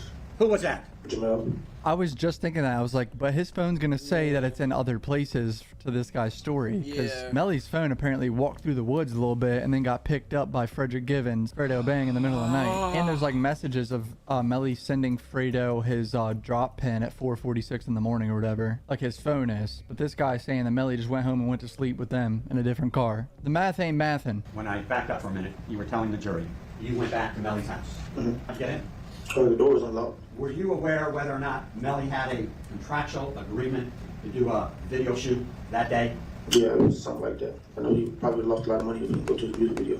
He was upset. Was Melly crying at Fredo Bang's house? Yes. Did you tell the prosecutor when you spoke to the prosecutor? Were you under oath? Yes. Sworn to tell the truth? Yes. That Melly got into the red Mitsubishi to go home? Yes. Are you 100% sure that this young man learned of the shooting of his friends at the exact same time you learned of it? Yes. And that was at the house? Yes.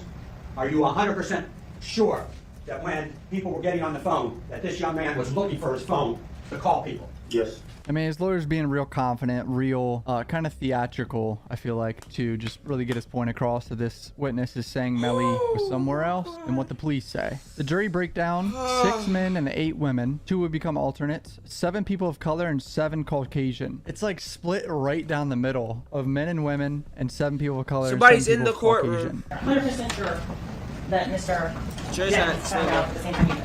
Yes. No questions about that. You're sure he was at that house? Yes. And you were upstairs? Yes, ma'am. He was downstairs? Yes. But you're sure he was there, you could see him? Mm-hmm. Is that yes? Yes. And you are 100% sure his phone was missing? Yes. Where in the statement on May 5th did you ever say that? Objection. It was never asked. You met with me on May 5th, 2022, you remember that? Yes. Uh-oh, prosecutor's hinting that he said other stuff in other statements in May 5th. Do you remember Mr. Jennings having passcode on his cell phone that night? I don't think so. You don't think so? Did you know passcode? I don't think so. We all use this phone sometimes. We all use each other's phones. So you would use his cell phone? I don't get the using the group phone thing. I don't know. I just find it so weird. Like, me and my friends don't touch each other's phones. But I guess some friend groups do that, apparently. Were there any threats that were made to anyone that night? No, ma'am. Did anyone have any other conversations or discussions about threats from outside parties? No, ma'am. Is anyone worried about their safety? No, ma'am. But Melly's a rapper, you know, he's always gonna be a target. Where did you stop? I don't remember drinking and smoking, so I just know we stopped. You know you stopped. Yeah. Okay. And do you remember if that was on a highway?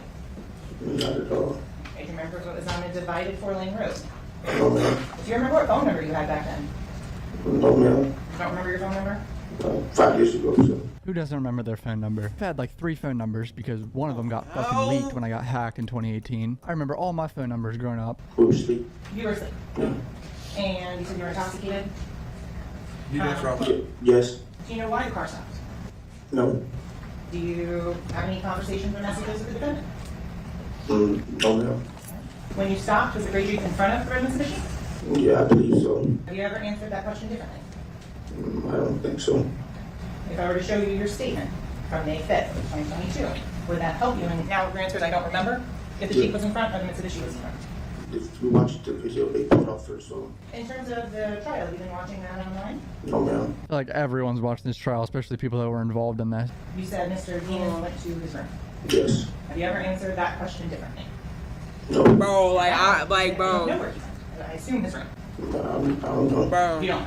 Prosecutor's trying to make him look like he's lying a little bit up there and lied on previous statements and just make him look like a liar. That's their job, so. So did you previously give a different statement that you didn't know where he went and you were assuming he went to his room? Yeah. You got pushed over when somebody got in the car? Yeah. Being pushed over. Did you wake up when that happened? Like it was flashes. Like I guess you could say I woke up. Move you over or climb over you? I don't remember. I don't know. I can't remember. It's falling apart a little bit. He's saying a lot of I don't know and I don't remember suddenly. When the defense is asking questions, he remembered everything. Your answer was, I think I was at the window, so no, I think they might have climbed over. Or that you don't remember. Yeah, I don't really remember. You don't really remember? Yeah. Okay. But of course you used your phone to call it and try and find it, right? I don't remember. You don't remember how he was trying to find his phone? Just in the house looking for it, just like you would do if you lost yours. So he didn't, try and do Find My iPhone or anything like that. Of course he used yours to do that, right? I don't remember. Of course he used something like, an Apple iWatch and set it up. Objection, there's no testimony. I don't know. I don't remember. You don't remember. Okay. And of course he is using everybody else's phone to try and find it. I don't know. You don't remember. But conveniently the phone's missing that morning. Objection to the form. Send you a picture of his driver's license from that phone number. Yes. No. So you knew Mr. Demmons, the defendant Melly, to use that cell phone 772-713-9807. I don't know what the number says. You have it saved in your phone, right? Yeah, but I can't just remember that phone number like that. He's dodging up there. Let's be honest, boys. Bro, So, let's in all terms be of honest here. We all do that. phone, No. Let's be honest here. We all do that. We'll have somebody's number, right? But it's saved under a name. So you just know, okay, yeah, I'm going to call so-and-so. I got so-and-so's name on it. Bro, like, sometimes you just don't remember the number. I mean, that happens, so that's reasonable. Don't even try that. That is reasonable.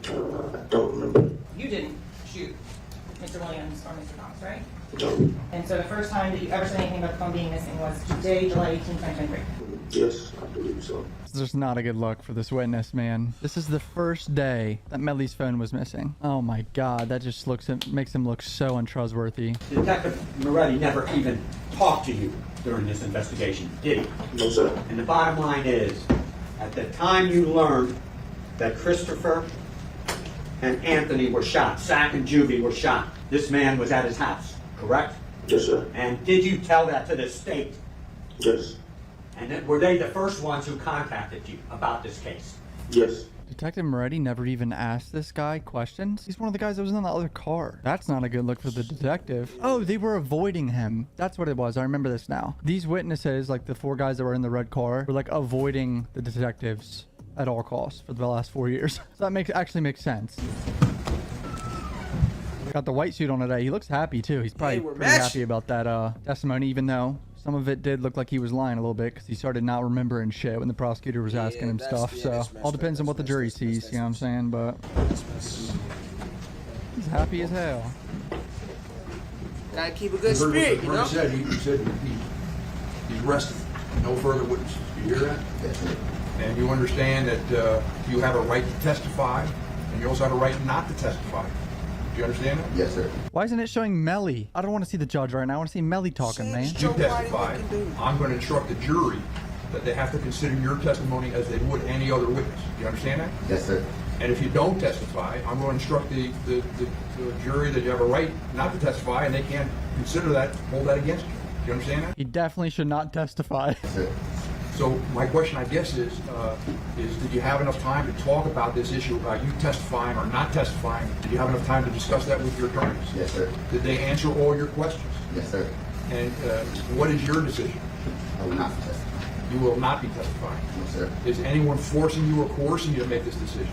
No, sir. Anybody make any promises or on the contrary, make any threats to get you not to testify? No, sir. This is your free and voluntary decision? Yes, sir. You heard your attorney said you rest, he's not going to call any other witness. That includes you, but no other witnesses. You understand that? Yes, sir. Is there any other witnesses that you wanted your attorneys to call and present to the jury?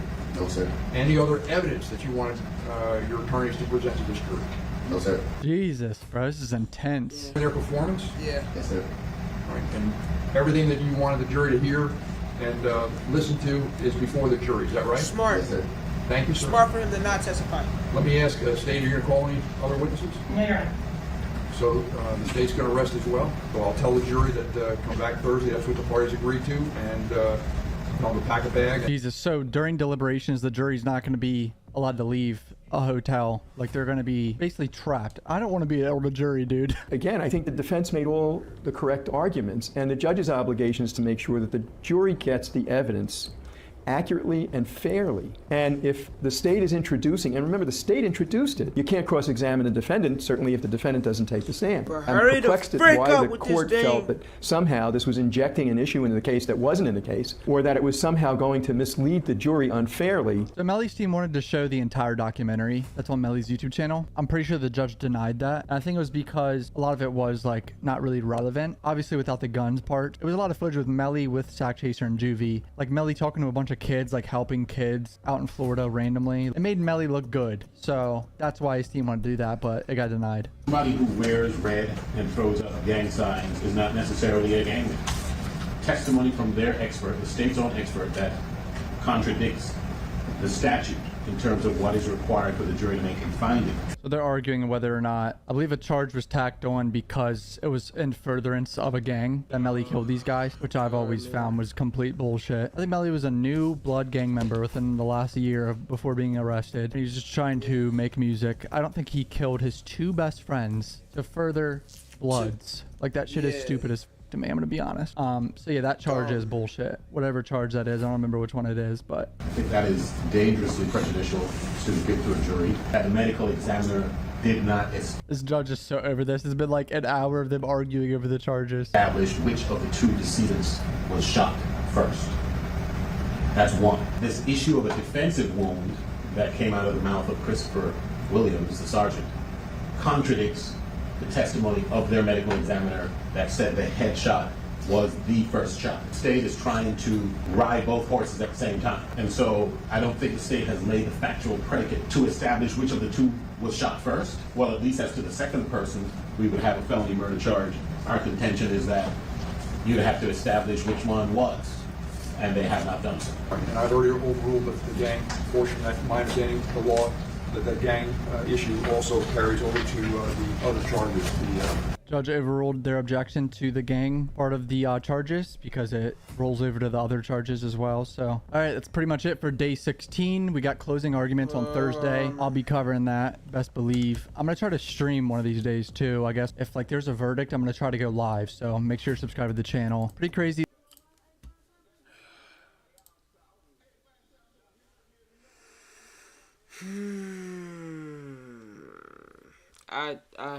Oh man, I'm at a loss for words right now, man. I am just at a complete loss of words.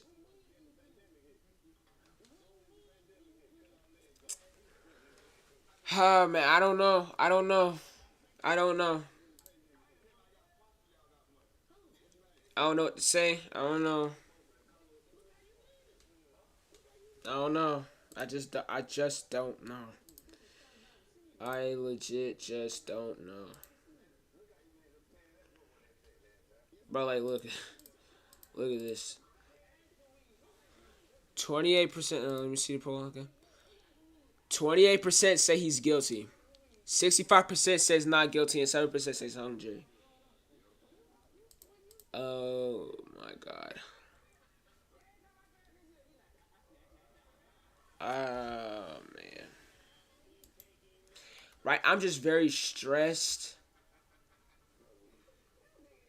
I'm very stressed, overwhelmed, and very, very, very, very, very, very, very, very, very scared. Very scared.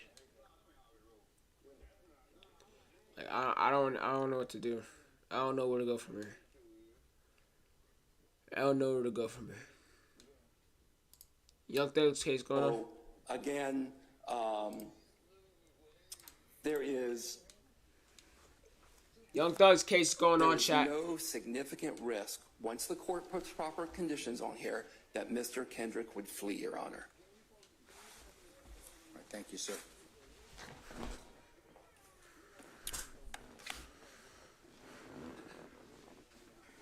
All right.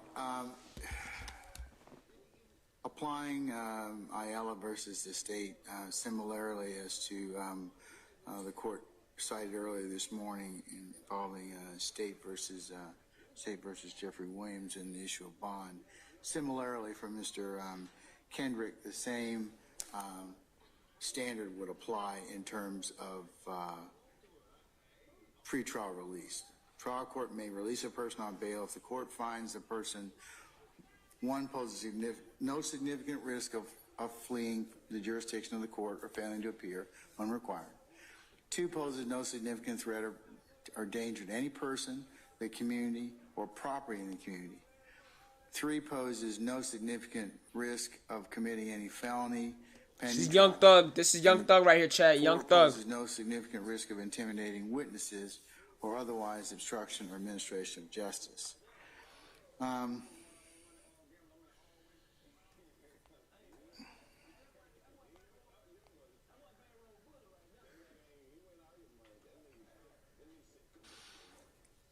course, that I take for the purposes of the bond hearing that the defendant has the burden of coming forward. Initially, the evidence show he, or in this case, poses no significant risk of flight, threatening the community, committing another crime, or intimidation of witnesses. The burden of production means a person charged with murder must present evidence of the bond hearing on factors that indicate risk in the community. Mr. Weinstein's proffer as to Mr. Kendrick is sufficient for those circumstances. Also, his residence, as proffered by Mr. Weinstein, and what he would do. Support both these men. Release, as well as the past support Young Thug. Support YNW Melly, man. In this particular circumstance, free YSL. Turning once the defendant meeting the burden of production, the state may present evidence to rebut it.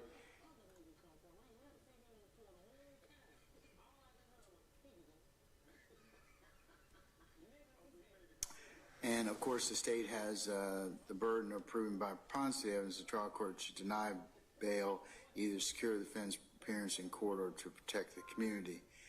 And depending upon the defendant's evidence, the state may not need to present any evidence to carry its burden of persuasion. In this particular circumstance, the state has proffered that, in particular, that if the defendant were released, he would flee. They also proffered that he posed the risk of committing additional felonies, and it is heard from the court that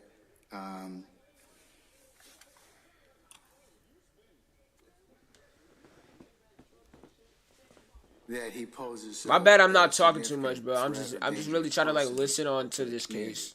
I find in that the state, in proffering several things that, and I was in fact, the court has knowledge of his mother attempting to bring contraband through into this particular courtroom to Mr. Kendrick, and also I also find that the state's proffer is as to his possession of additional contraband, an iPhone, iPad, and the events on 5 April 23, 26 April 23, where he was involved in a altercation with another inmate, as well as the December incident, are indications that he poses a threat to dangerous to person and the community. And for those reasons, I do believe the state has met its burden. I'm going to deny bond at this point in time. All right.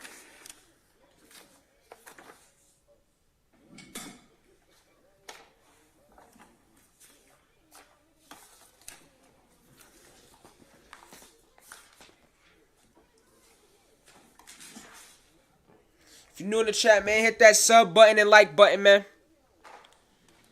There goes Young Thug right there, man. Okay, Ms. Von Callis, any flash? Here's Young Thug in court.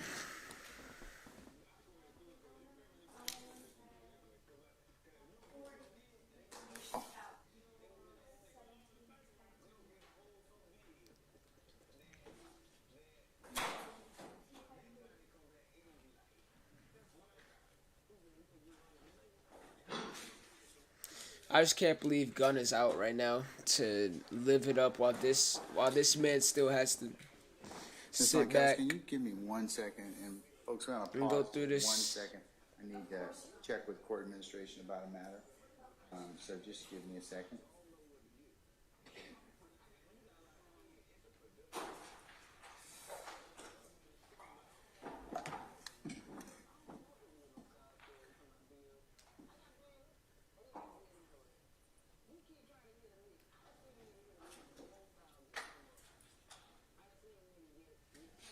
Free YSL in the chat, bro. Free YSL. Free YSL.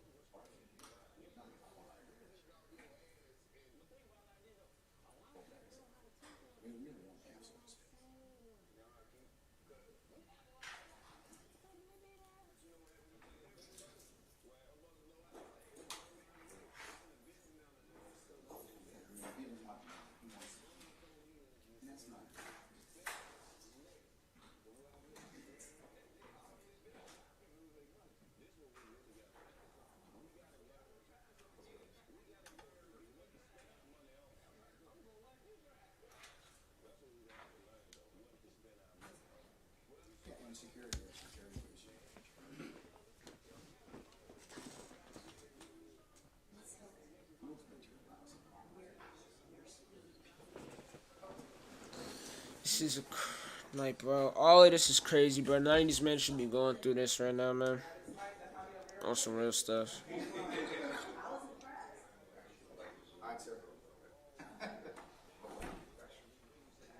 Remain seated, court come to order.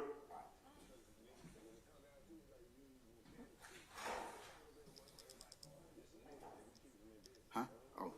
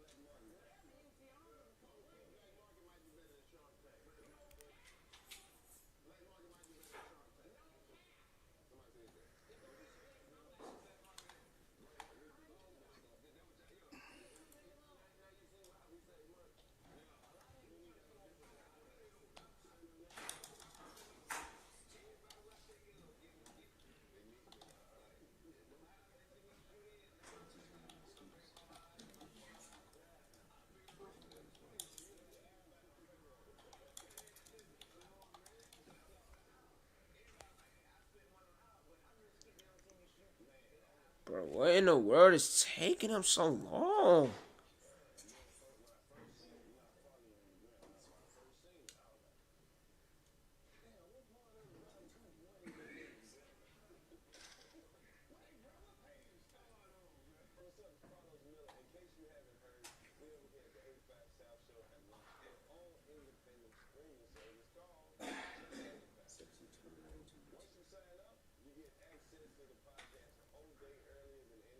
I'm still live.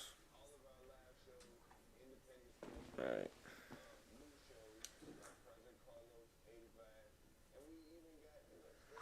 Chat, I dropped 2 new videos yesterday and the day before that, man. I want y'all to go check those out too, man. Run those up.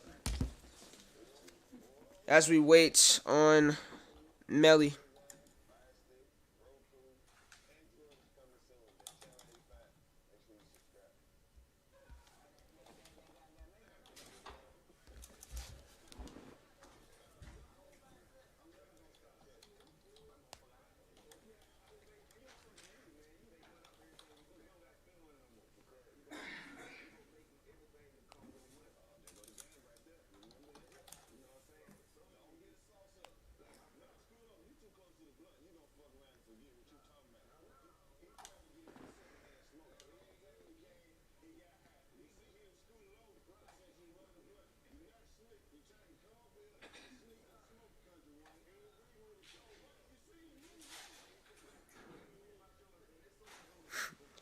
Whole lot of silence, bitch.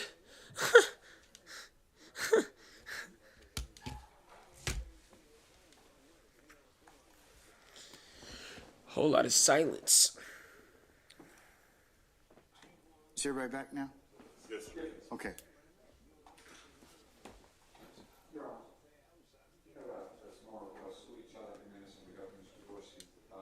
Before we move too far away from what just happened, I believe the state made some statements that they have interviews as recent as from this year.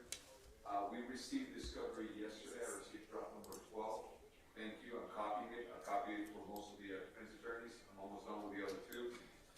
We would just respectfully requesting that the court could give us the state a date certain to turn over those new interviews, whether they were recorded audio, video, or memorized in writing. We are requesting for that to be turned over by discovery sooner rather than later, because we are very, very close to starting that. All right. Ladies, when do you think that will be turned over? Your Honor, there were interviews and notes that we as attorneys have made that we do not your intend- notes, not your Yeah. notes, not any work product or things that would be considered work product, but any of the interviews themselves. Right, we don't have any additional interviews to recordings of interviews to turn over in discovery that I can think of.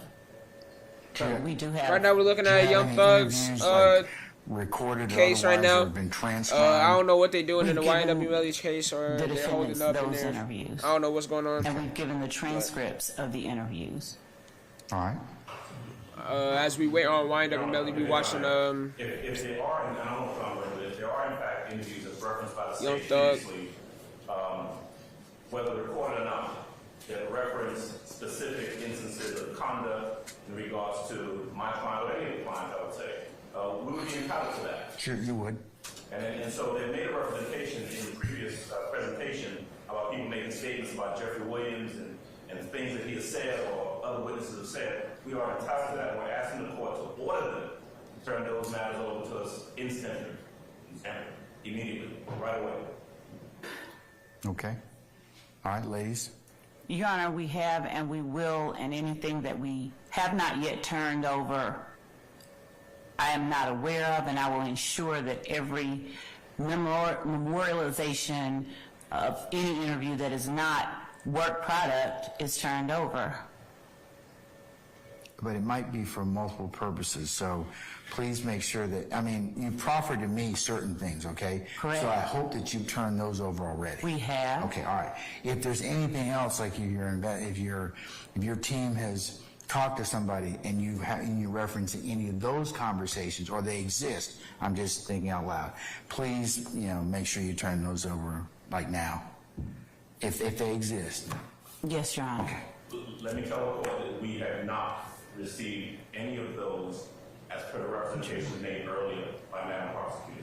We do not have them. As of today's date, as of this moment, we don't have those things that she referred to. So if they contend that they'll turn them over, that is not accurate. And if they can point us to where they'll turn them over and where they are in discovery, I'm happy to be corrected, but I can tell you now that that's not the case. Okay, where are they in discovery? Your Honor, I will get with Mr. Adams, Mr. Steele, or any other attorney and go through the discovery with them and tell them and show them what recorded interviews and transcripts we refer to as far as conversations that I've had with witnesses. Again, I have no recordings of the conversations with the witnesses. Those witnesses' names are on a list and they are listed as witnesses, but I have not recorded conversations with any of those people. I don't record my conversations. If you had them and they gave information that might be considered to be Brady or exculpatory, you got to turn that over. That is correct. So, and I mean, just in the abundance of caution, you got about 8 people's interests in this case.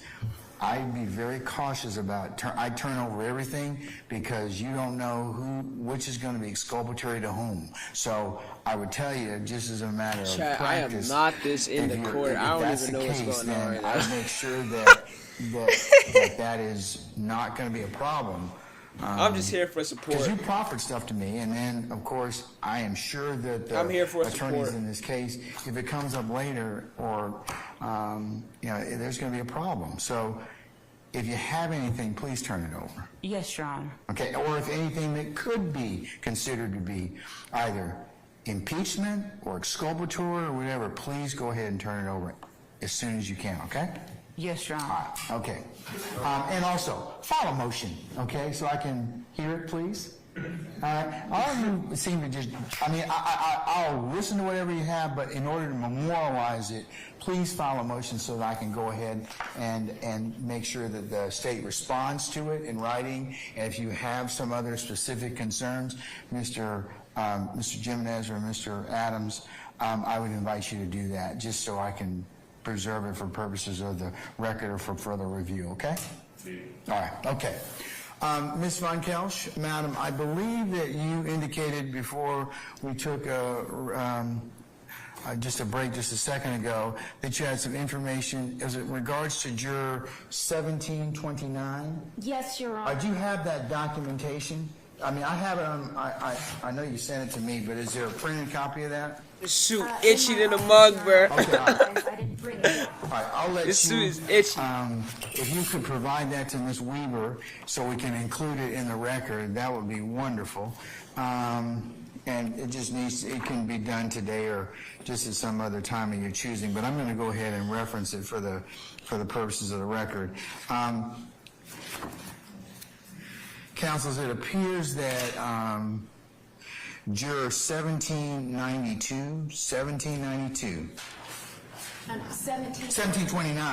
You know, I should keep my glasses on. I'd probably have better success. All right.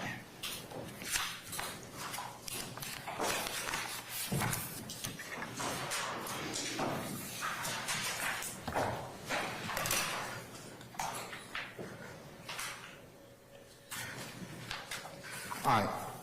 1729. I apologize, counsels. Juror 1729 was first examined, I think, for hardship on the 12th of July. Is that correct, Ms. Von Kelsch? I actually have that she forfeited by... She was supposed to come in for hardship on the 12th of July. That's right, Your Honor. Okay. And the reason, counsels, that she did not come in on the 12th of July was that she moved to Florida. And she moved to Florida beginning on June the 29th of this year, and attached to Ms. Von Kelch's correspondence in regards to this is a lease,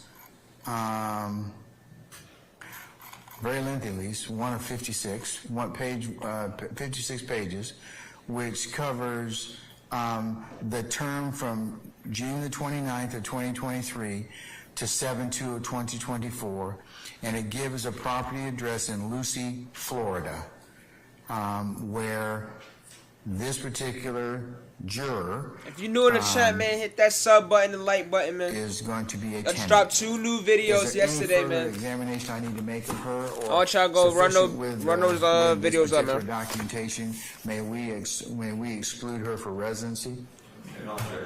Okay. All right. So we're gonna. Right now, we're looking at Young Thug's case right now. Ms. Von Kels, whenever you get a chance, just provide The and I'll Melly include that case, next- I don't know your what they're doing email right now, and this rather but lengthy, nobody's in the room. Stream is live, but just actually, nobody's in the you room. give me the first 5 pages or thereabout, the relevant 5 pages, and counsels. It is a 56-page lease, but Ms. Von Kels has given us about the first 4 pages. It gives the rent.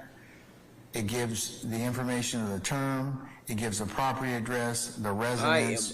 It gives the I lease woke up term, mad early to possession, do and this stream, termination, y'all. and signatory pages. So those are the only things I'm going to include for purposes of the record with your concurrence.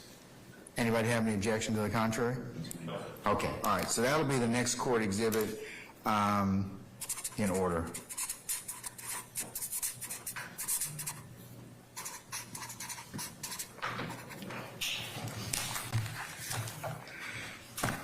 All right, thank you very much, Ms. Von Kels. Okay, all right. See if I can print it. I may be able to print it here. That may resolve that.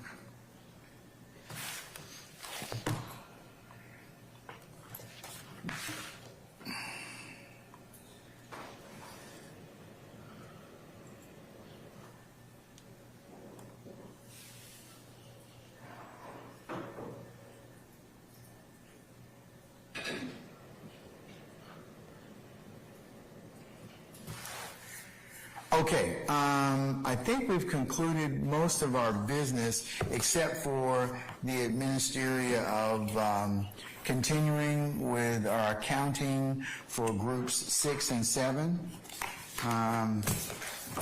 which was also our business item for today. And let me just get my notes here.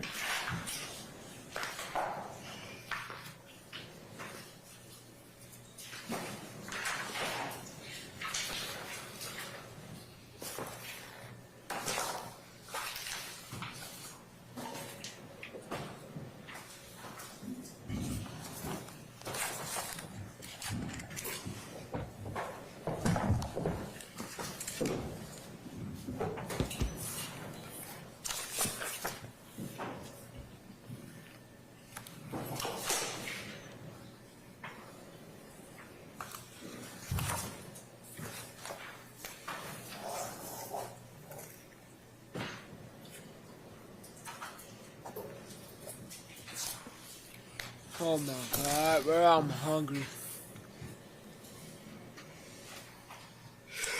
Bless you. Pardon me, thank you, sorry. I know, it's terrible, it's pollen. All right.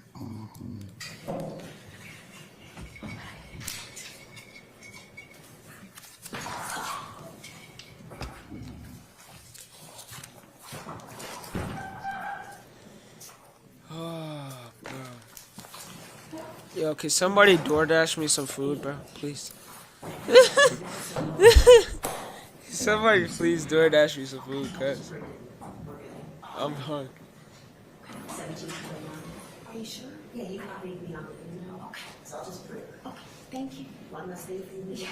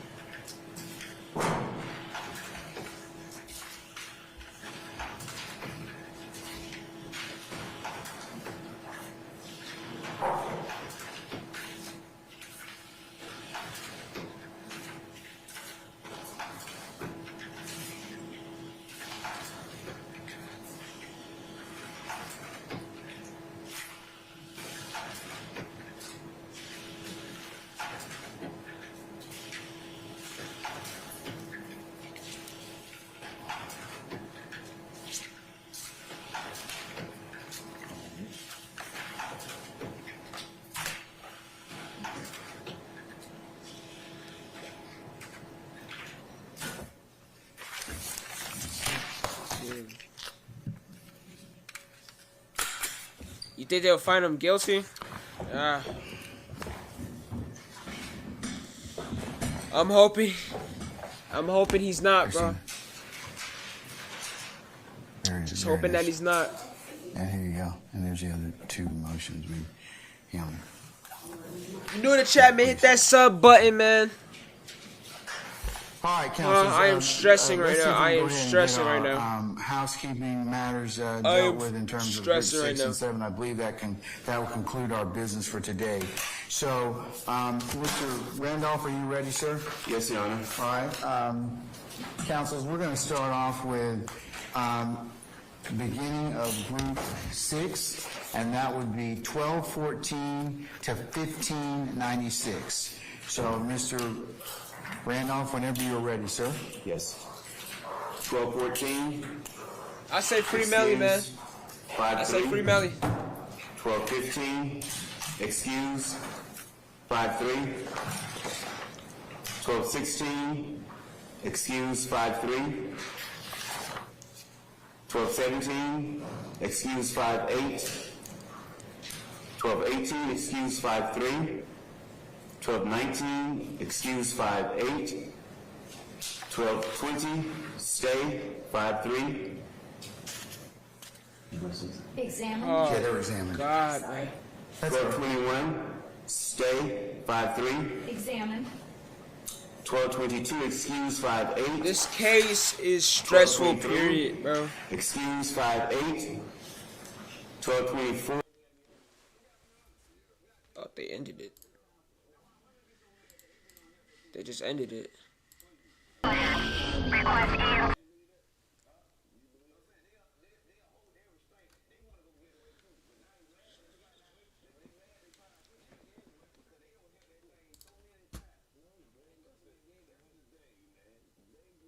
I'm sticking with it, bro.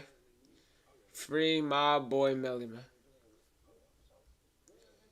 Free Melly, man. I'm sticking with it. I'm sticking with it. I'm sticking with it. This case is so stressful.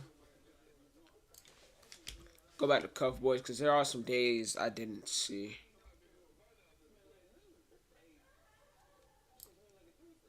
The YNW Melly murder trial got interesting today. Prosecutor shows a self-incriminating message between Melly and another rapper the morning after the murders. Then Melly's lawyer cross-examines the lead detective Moretti about how he conducted the investigation and other potential suspects for around 2 hours. And it gets pretty intense, boys. So sadly, the rest of the stream got deleted for whatever reason. It's nowhere on YouTube. So this is all we get for the day. Subscribe right now. Let's get right into this. I did that with a smiley emoji. The infamous "I did that" message to PZ Gambino, another rapper, and then he says shush right after. Response to from the PZ Gambino account. The PZ Gambino account asked him if he was okay, and his response was, "I did that," and placed a smiley face emoji. After that, SHHHH.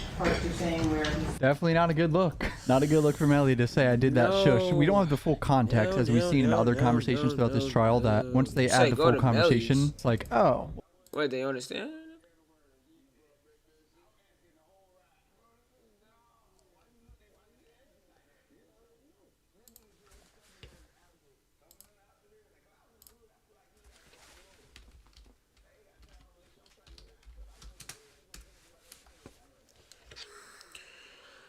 Free Melly, man. Free Melly, man. Free Melly. You're not on yet.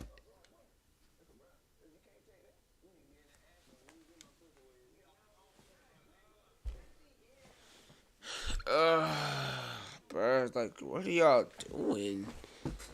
Hurry up.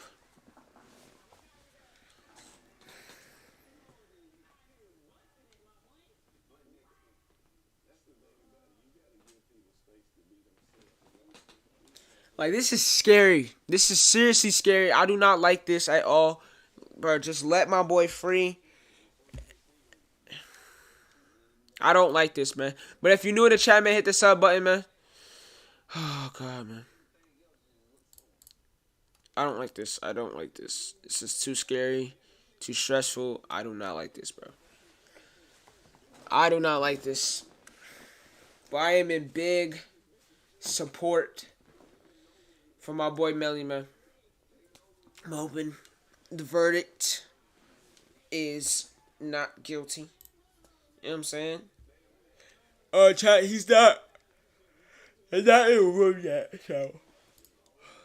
The YNW Melly murder trial got interesting today. Prosecutor should spell that. T-H-A-T. Okay. He's pointing out the spelling of the way Melly spelled the word that. It's coming from 9807, the phone. T-H-A-T. That. Correct? Correct. This is coming from the 9807. Hold on, something's happening. Something is happening. The record reflects the presence of the defendant, his counsel, his state attorneys, jury's adjournment. We have a new jury inquiry question. It says clarification. Courtney Sutherland should have been Portland Henry. We have decided we do not need to hear his statement from the hospital. Treading on glass. We do not need a jury statement from the hospital. Michael Kelly, we would like to have his testimony read back when available. So my thought is just to bring him in, and we'll have him read back Treading on glass testimony now. Further indications ready on that. Is that right now? Your Honor, I'd like to take a few positions with respect to the questions. Would permit. With respect to the reading back of the testimony, our position is that testimony is comprised not only of its substance, but the manner in which it's delivered. When we are in a fortunate situation such as Everybody's this, in the room now, where chat. the entire testimony Everybody's in is the room now. captured on video camera, we think it would be more appropriate for the jury to either be told to rely upon their recollection, because even though their recollection would be incomplete, it would be comprehensive. What y'all think in the chat, man? What y'all think in the chat, man? What y'all think? Guilty, not guilty. Guilty, not guilty. Like Trayvon Glass in particular, who was hiding behind the monitor for half of his testimony and then hiding deliberately behind his dreadlocks for the rest of his testimony. I think his testimony is going to look a whole lot better on paper than it did when it was delivered. The best evidence of his testimony was captured on videotape, and the jury would be able to see it. And so we would suggest that since we're in a situation whereby the testimony has been captured on video, that the best practice in this instance would be that any testimony that is asked back for not be read back, because it would be devoid of its context, but be shown. And with respect to Mr. Kelly, Officer Kelly, whose testimony won't be available until tomorrow, it would also expedite matters, because I'm sure it would be a lot quicker to obtain video footage than it would be to have it typed up. My other point would be this. The request for the testimony of Mr. Glass and Kelly both came in the same question. And subsequent to that, we received a note that indicates that there may be factions that are beginning to calcify. We can only speculate as to what the jury is thinking and saying. But I think it's unequivocal that the substance of Mr. Glass's testimony favored the state. It is also unequivocal that Mr. Kelly made some concessions that essentially his analysis had defects and he really couldn't draw the conclusions that he was attempting to draw. So one can surmise that maybe that might be more favorable to the defense. If we have a jury that's now divided into factions and one side is sending for information that might support their argument, another side is sending for information that might support their argument, then I think it would be unfair if we allow one side of that faction to get their ammunition and wait another 24 hours before the other side. Like I said, my bad if I'm not talking too much, man. I'm just locked in myself, man. That argument with whatever they're trying to fashion. I'm very nervous right now. Or whatever that testimony they're using as a component of their position. So we think it would be prejudicial because we got both requests in the same questionnaire or same question, asking for the testimony of both people. And until both is available, first of all, we'd like it to be shown back as opposed to be read back. And secondly, we think that it should be done at the same time so that both sides, assuming they're for different sides, are equipped with the ammunition they need when they go back and the deliberations continue. But we think it would be extremely prejudicial if Mr. Glass's testimony were to be read today and we tell them, wait until tomorrow before we get you case. Thank you. David Spears. Your Honor, it's entirely speculative. The rules would conform with a readback occurring in the state. It suggests that Your Honor should stick to the rules of criminal procedure in this case. So objecting to having some type of seeing what crime, whatever the more crime video is, and have that played back to you. Yes, Your Honor. Anything else, counsel? Yeah, well, once we can ascertain that it's complete, then clearly it's the best evidence.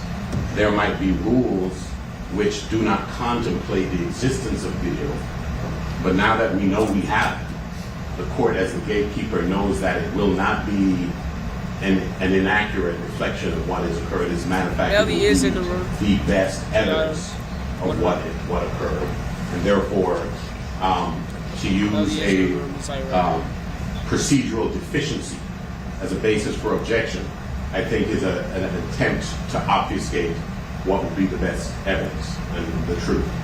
And I don't think the state took a position with respect to whether or not it should be read at the same time, but we would maintain that it would be prejudicial to Mr. Demons.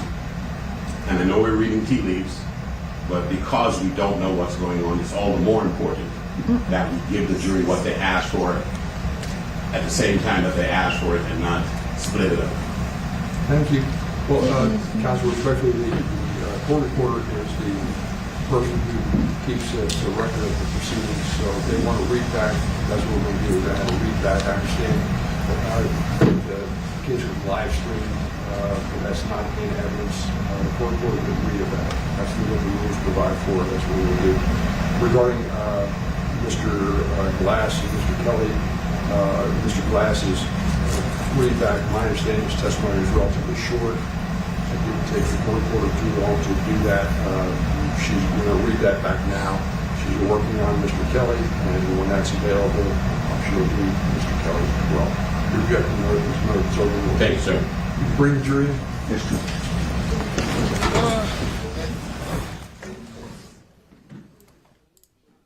Oh, God, man. First look at Melly, man. It's looks kind of nervous, kind of focused. Cracks a smile, though. First look at Melly, man. Oh, God. Family in attendance. Everybody is in attendance. I'm about to stand up myself, because I need to stretch, but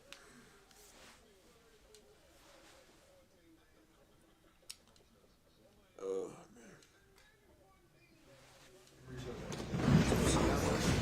man. Oh God.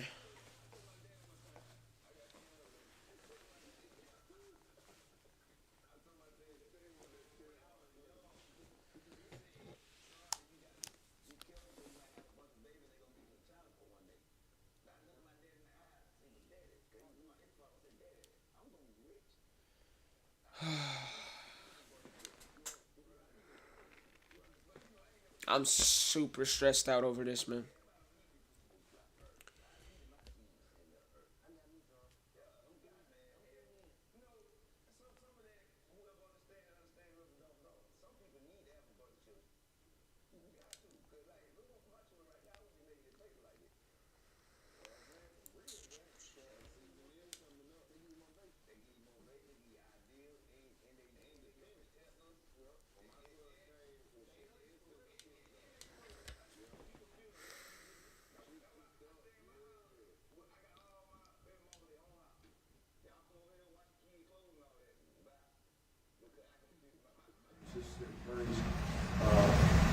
jury's in the jury room, you wanted to supplement your positions then? Yes, please. In lieu of them watching the testimony, which we maintain is the best alternative. It's all going down right now. It's all happening right now, man. If you're doing the chat, man, hit the sub button and the like button, man. We would ask that an instruction be Type in given the to chat the what you jury, guys think is going on, man. reminding and Free Melly admonishing or them that a readback cannot reflect the manner, guilty or not guilty, the chat. matters of demeanor, tone, or Guilty voice or not guilty. in which the testimony was given. So we can ask that the jury be reminded that a readback is not a complete accounting of the testimony because it doesn't account for manner, tone, voice, and the things which they may have observed. So we ask that that instruction be given prior to them getting the readback or after. Stay with your Your Honor, there is a standard jury instruction 4.4 that covers this. That would be the state's position that that's what Your Honor is reading. Let me take a peek. Thank you. That's what I typically do, Counsel. Everybody's in court right now, chat.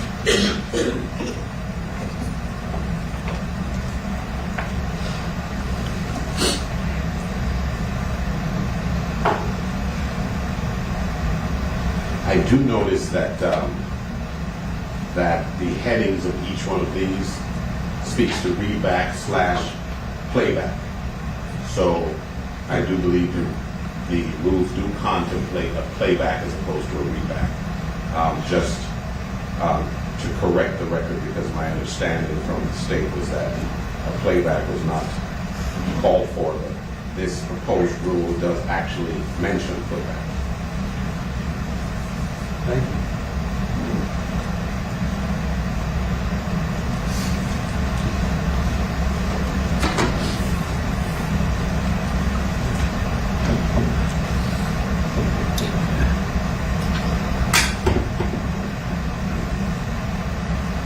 Streaming for 2 hours in this bed. If you're new to the chat, man, hit the sub button.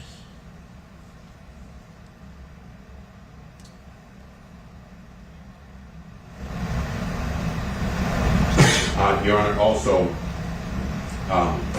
this Rule 4.4 does not contemplate the issues that are concerning, particularly with respect to Mr. Glass hiding behind the monitor and behind his hair. We think that it's important that the jury be reminded that tone, manner, and comportment during testimony are also important in their assessment of credibility. So we ask that not just the standard. Thank you. Thank you. Madam State, anything additional? Two things, Counsel. Number one, my understanding of the readback, playback issue has to do with evidence. That's something that's in evidence that's going to be played back to the jury, not trying to find out something that was live stream, not in evidence, to play back to the jury. I think there's a difference. That's the first thing. Second thing, regarding the witness, my recollection was you said he was hiding behind it. My understanding is you asked him, or somebody asked him a question about it, and he said he was blind in one eye. I thought that was the issue, he was blind in his left eye. But regardless, I'm sure it's in the transcript. But your objection, I'm just going to read this thing. All right? Bring the jury in. Thank you. I'm bringing the jury in.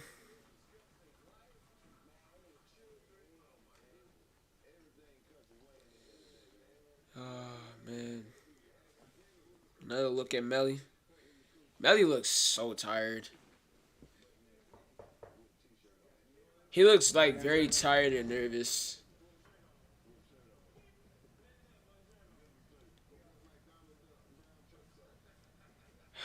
Free Melly, man. Free Melly, man. Free Melly. Come on, man.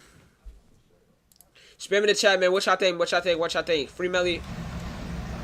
Ladies and gentlemen, thank you. Please be seated. Let the record reflect the presence of the defendant. His counsel consists. Innocent and guilty. I have a jury inquiry form.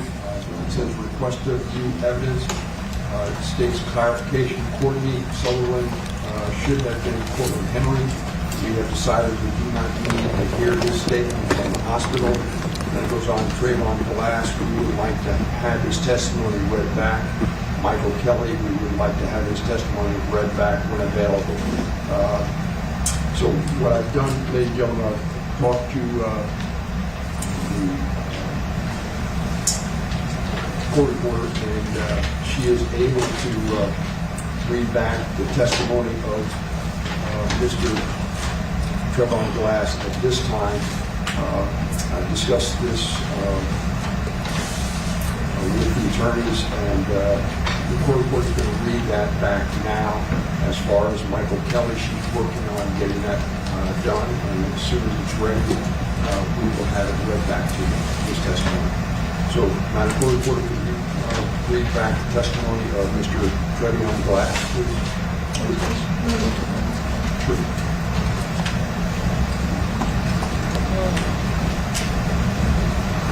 You need to take the microphone down. Oh, bro, like my stomach right now, bro. Full with, like, nerves. The court, call your next witness, please. Ms. Smith, Trayvon Glass. The court, are you ready, Mr. Glass? The witness, yes, sir. The court, welcome. This is our witness stand over here. Once you come to the witness stand, what I'd like you to do is remain standing and raise your right hand to be sworn. The clerk, do you solemnly swear or affirm that the testimony you shall give in this case shall be the truth, the whole truth, and nothing but the truth? The witness, I do. The clerk, state your full legal name for the record. The witness, Trayvon Glass. The clerk, please spell your first and last name for the court reporter. The witness, Trayvon Glass. The court, please have a seat. Mr. Glass, that microphone in front of you, only adjust up or down, it doesn't move back and forth. Ready today? The witness, all right. The court, so if you could scoot up close to the microphone, ready to proceed, sir? It's like, it's so much to be. Ms. Smith, thank you, Your Honor. Go through. Direct examination by Ms. Smith. Question, good morning, Mr. Glass. Answer, good morning. Question, I know that you are quite soft-spoken, so I'm going to need you to speak up a little louder. Okay, and remember, you have to make oral responses, okay? Answer, yes. Question, how old are you? Answer, I'm 23. Question, and where are you currently living? What city? Answer, Vero Beach. Question, and have you lived there all your life? Answer, majority of it. Question, okay, you completed high school, or what was the last grade you completed? Answer, 11th. Question, all right, you're not married, correct? Answer, excuse me? Question, you're not married? Answer, no. Question, so I'm going to talk about some prior stuff before we get into why you're here today. Have you previously been convicted of a felony? Yes or no? Answer, yeah. And how many times? Answer, to my best knowledge, once. Question, if I were to show you something, would that refresh your recollection? Answer, yeah. Question, the prior judgment? Ms. Smith, Your Honor, permission to approach the witness? The court, first show counsel first, please. Ms. Smith, yes. Question, I'm going to ask you to just look at the document. Don't say anything, okay? Have you had an opportunity to review the document? You have to answer. Answer, yes. Question, all right. Is your memory refreshed as to how many convictions you have? Answer, 2. Or is that 1? I don't know shit. I see 2 charges. Question, all right. Now, you currently have some pending charges in Indian River County, correct? Answer, yeah. And those are 2 charges? Answer, yeah. Question, misdemeanor resisting without violence? Answer, yeah. Question, and an obstruction of service or execution of a search warrant? Answer, yeah. If they don't choose a verdict today, I will be doing a part 2 of this. I'm not sure. Question, okay. Do you know what the penalty you are facing on those charges? Answer, no. Question, have you been offered probation in that case? Answer, yeah. And have you been questioned? And have you been made any promises in exchange for your testimony here today? Answer, no. Question, all right. So let's go back to October 26, 2018. What were you doing like for work? Answer, I wasn't working at all. Question, were you involved in the music business at all? Answer, kind of, sort of. Question, and how so? Answer, making beats. Question, all right, and when you were making beats, were you working with a specific group or music group or people?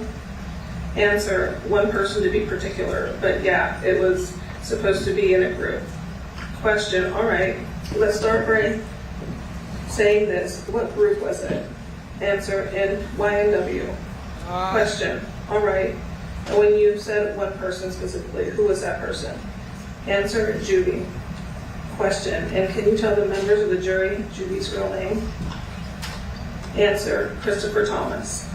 Question, and how long had you known Christopher Thomas, who you refer to as Judy? Every time I hear their Answer, names, over a like my decade. stomach just drops. Question, and this is back in October.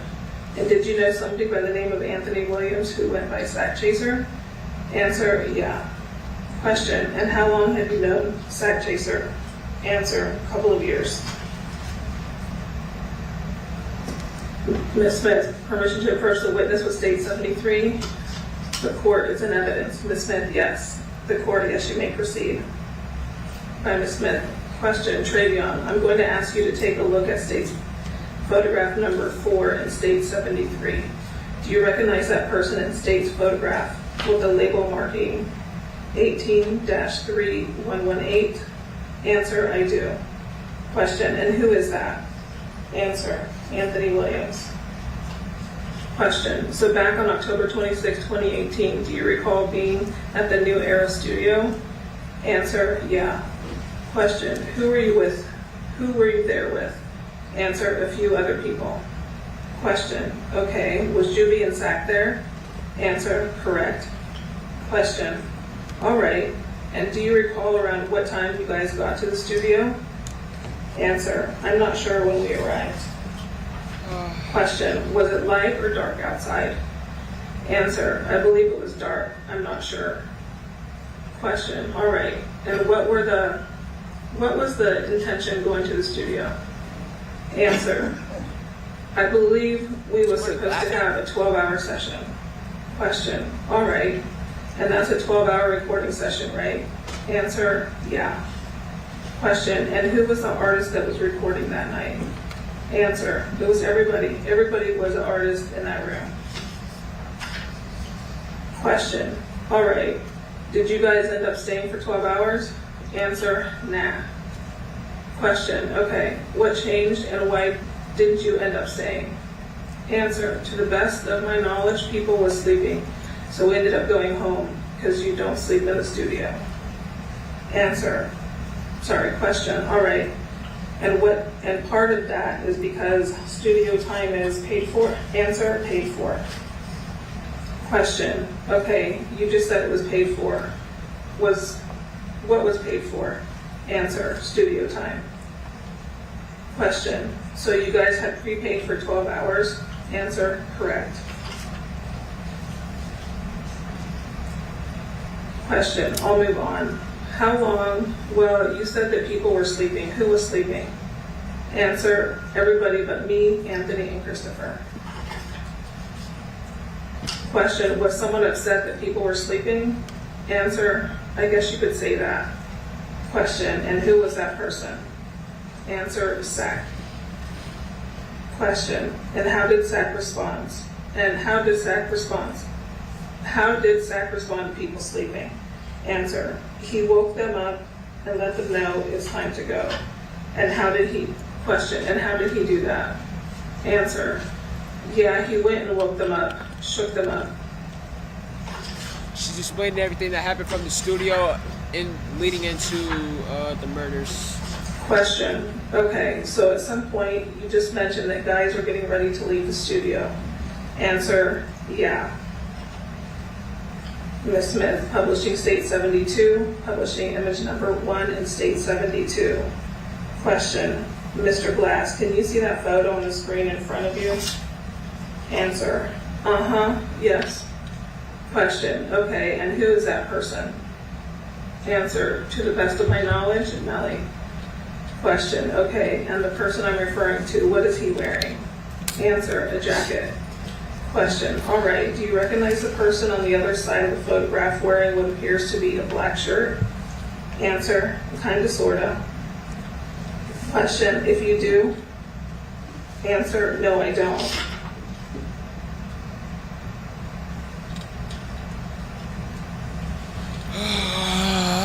Question, publishing image number 2. Do you recognize individuals in that photograph? Answer, 2 of 3 of them, yeah.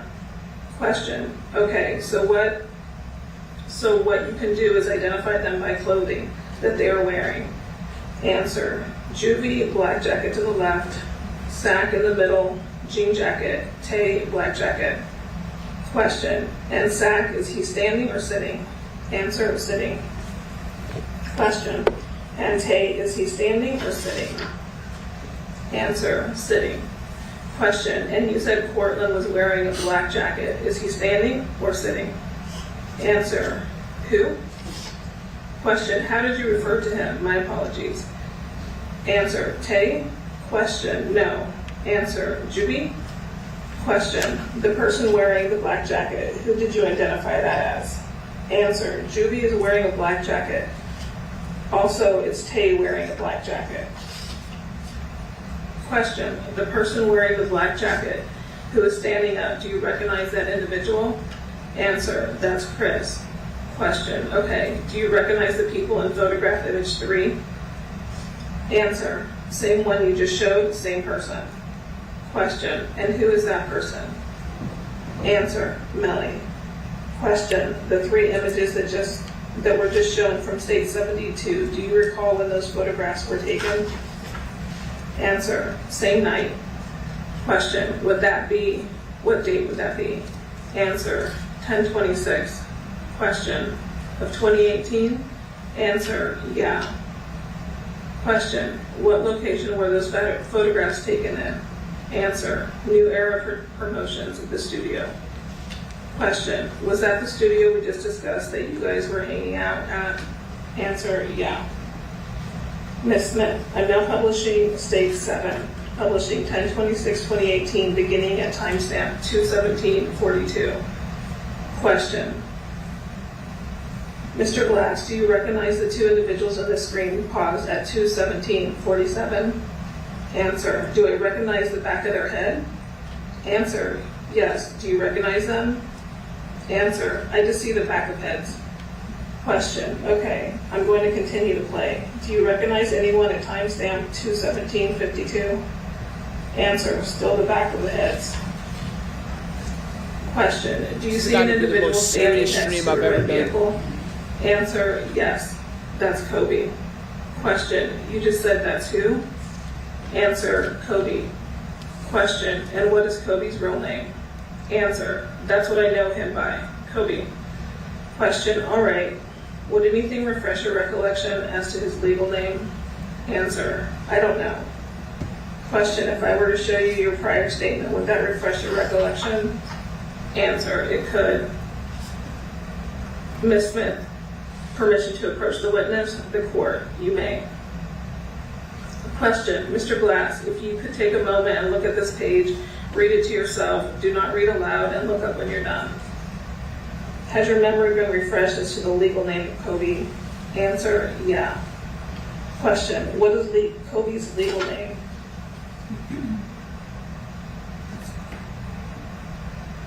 Answer, Jacoby Mills. The reporter, I'm sorry, the witness, Jacoby. By Ms. Smith. Question, all right, if you can repeat the last name for the court reporter. Answer, Mills. Question, I'm going to continue to publish Stage 7. There is a second individual at the red Mitsubishi vehicle. Do you recognize that second individual? Answer, not really, no. Question, okay, how about the individual that is standing at the gray Jeep? Answer, that's Zach. Question, I'm going to continue to publish. I'm pausing at timestamp 2:18:21. Do you see that individual who's walking away from the Mitsubishi Jeep? Answer, I see him. Yeah. Question, do you recognize him? Answer, that's AD. Question, I'm going to ask you for AD's legal name. Answer, I know his last name is Davis. Question, okay. Would looking at your statement refresh your recollection as to his legal name? Answer, I guess so. I don't know. Ms. Smith, Your Honor, permission to approach the court. Is that the same statement? Ms. Smith, yes, Judge. Approaching the witness. Question by Ms. Smith. Mr. Glass, same procedure. If you could take a look at that and look up. Answer, unintelligible. Question, no, without speaking. Has your memory been refreshed as to AD's legal name? Answer, yes. Question, okay, what is AD's legal name? Answer, Adrian Davis. Question, continue to publish state 7. Mr. Glass, let me know if you need to rewind the video. Did you have a chance to look at the face of the individual wearing what appears to be a white shirt and blue shorts? Answer, that's me. Question, continuing to publish. I'm pausing the video on 2:18:41. Do you see that individual carrying something across his shoulder, wearing what appears to be a blue jacket? Answer, say that again. Question, do you see the person on the video? Answer, I see the back of his head. Question, do you see the back of the head of the person wearing the jean jacket? Correct. Answer, correct.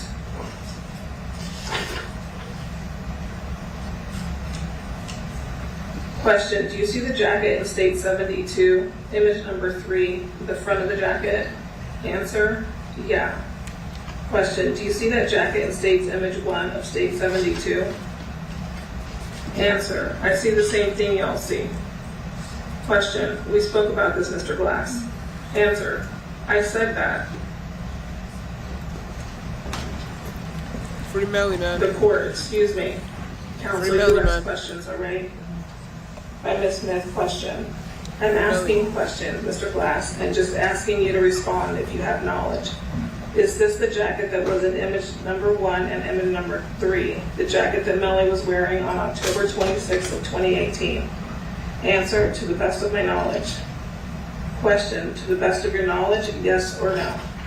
Answer, yes. Ms. Smith, publishing state 7. Question, I'm back to state 7, timestamp 2:18:41.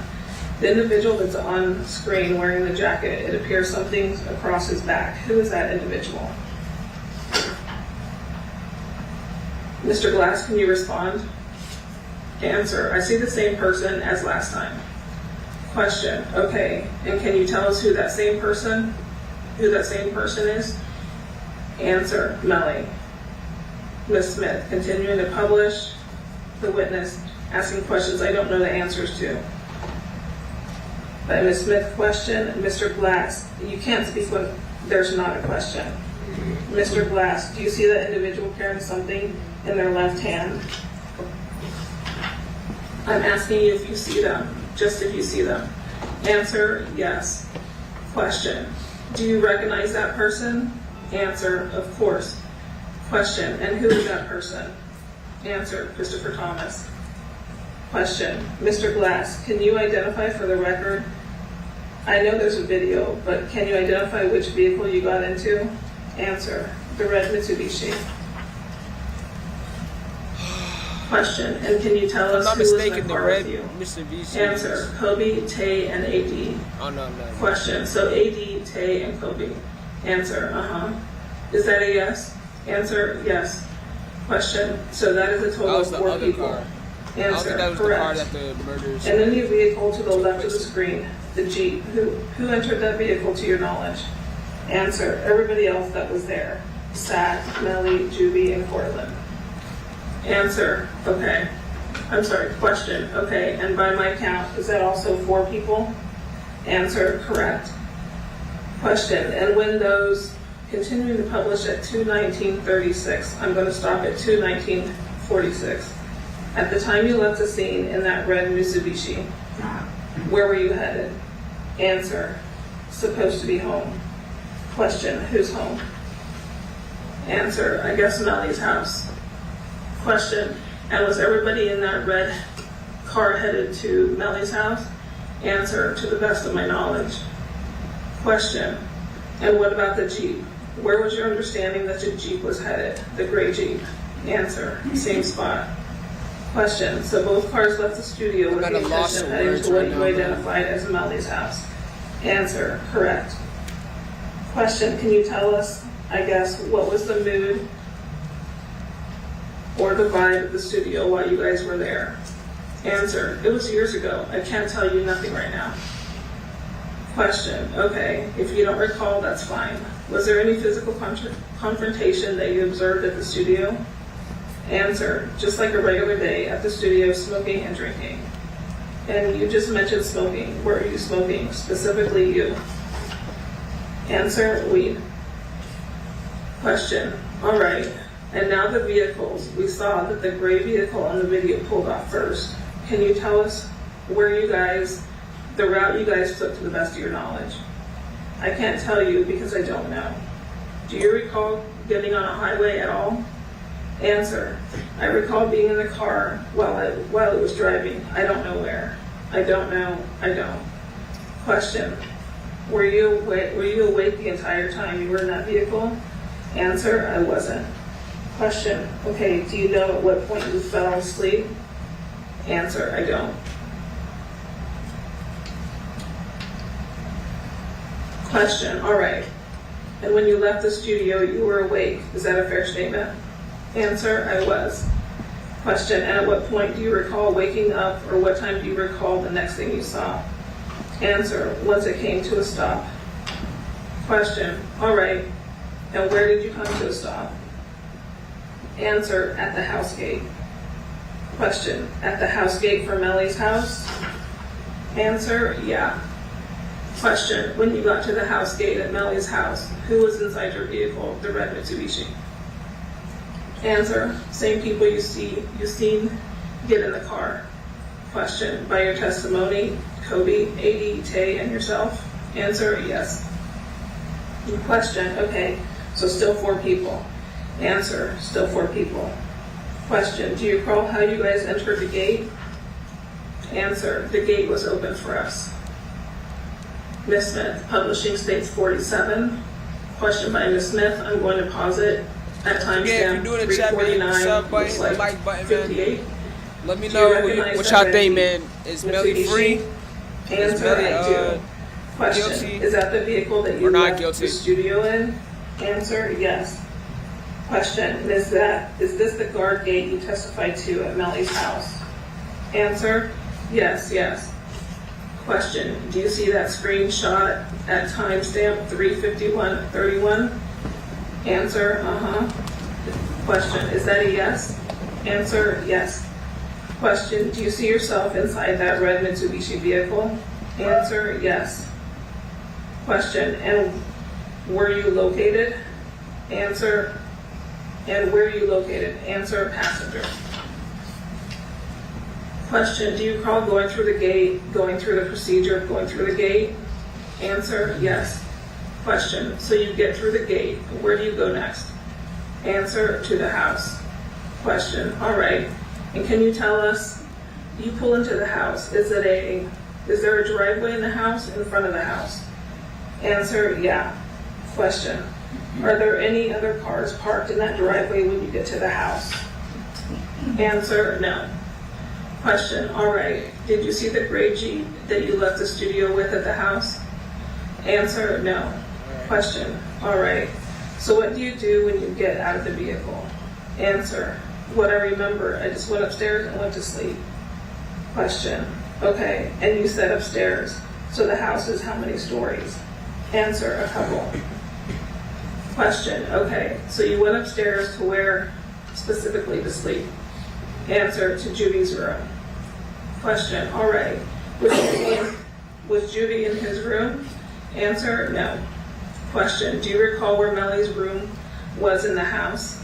Answer, not upstairs. Question, okay, do you recall where it was if it was not upstairs?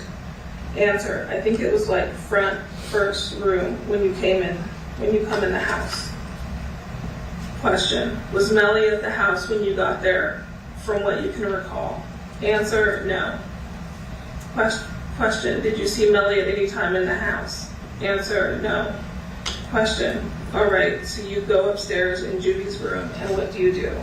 Answer, crash. Question, crash meaning answer, go to sleep. Question, okay, at some point do you wake up? Answer, yeah. Question, and why? Answer, phone calls, phone calls, phone calls, phone calls.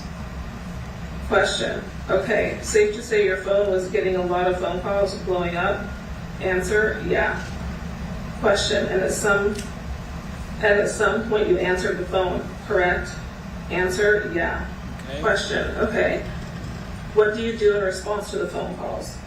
Answer, I answered it when it kept ringing, and yeah. Question, and so what do you do in response to getting that phone call? Answer, I ended up at the hospital. Question, all right, do you recall which hospital that was? Answer, no, I don't. Question, do you recall what city you were in at this point? Answer, I was in Broward. Question, what city, not the county? Answer, Miramar. Question, do you know if you went to Miramar Hospital? Answer, I don't know what hospital it was. Question, so you get to the hospital, what do you find out when you get to the hospital? Answer, that Anthony and Christopher were deceased.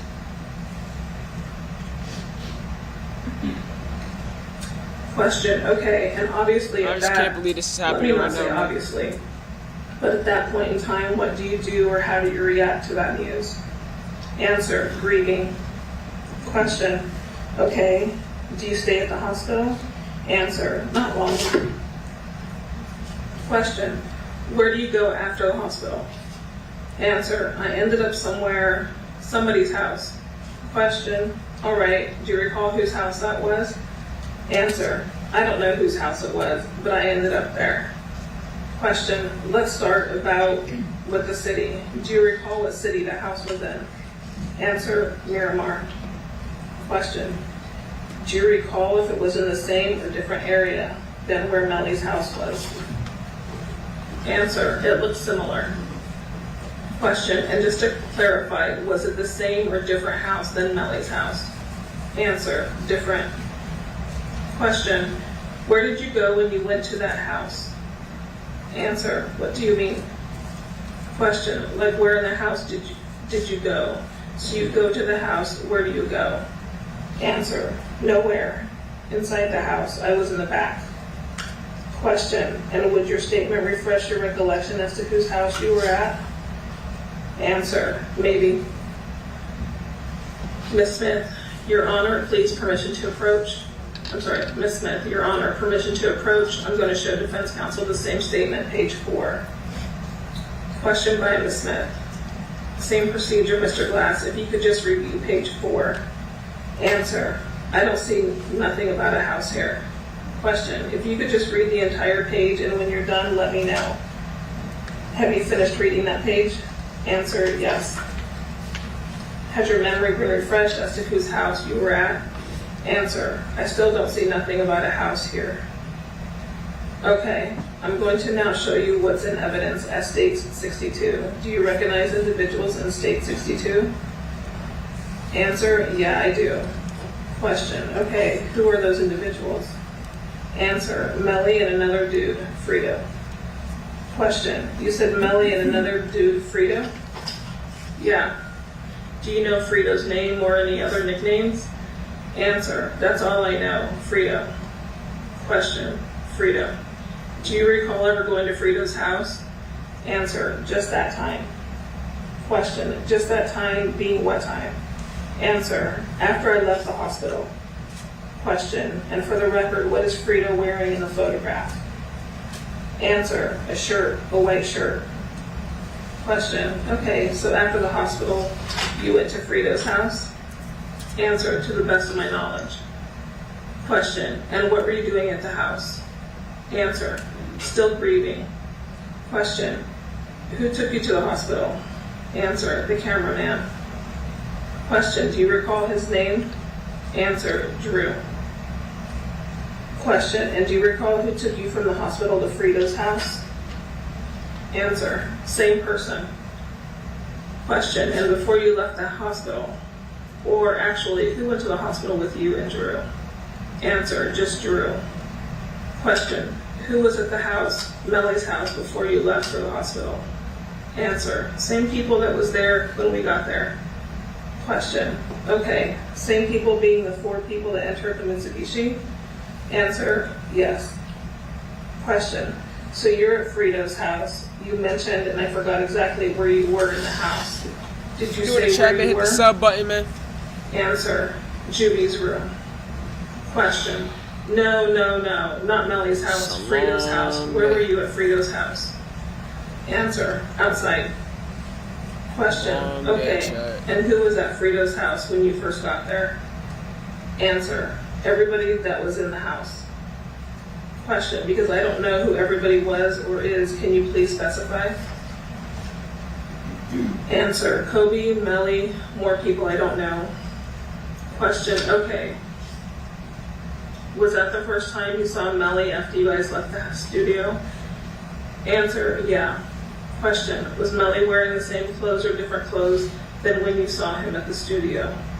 Answer, nah, he wasn't. Question, nah, he wasn't. You got to specify. Answer, he wasn't wearing the same clothes. Answer, okay. Do you recall what he was wearing?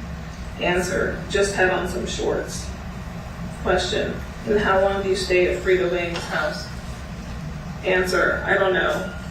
Question, okay. Minutes, hours, days?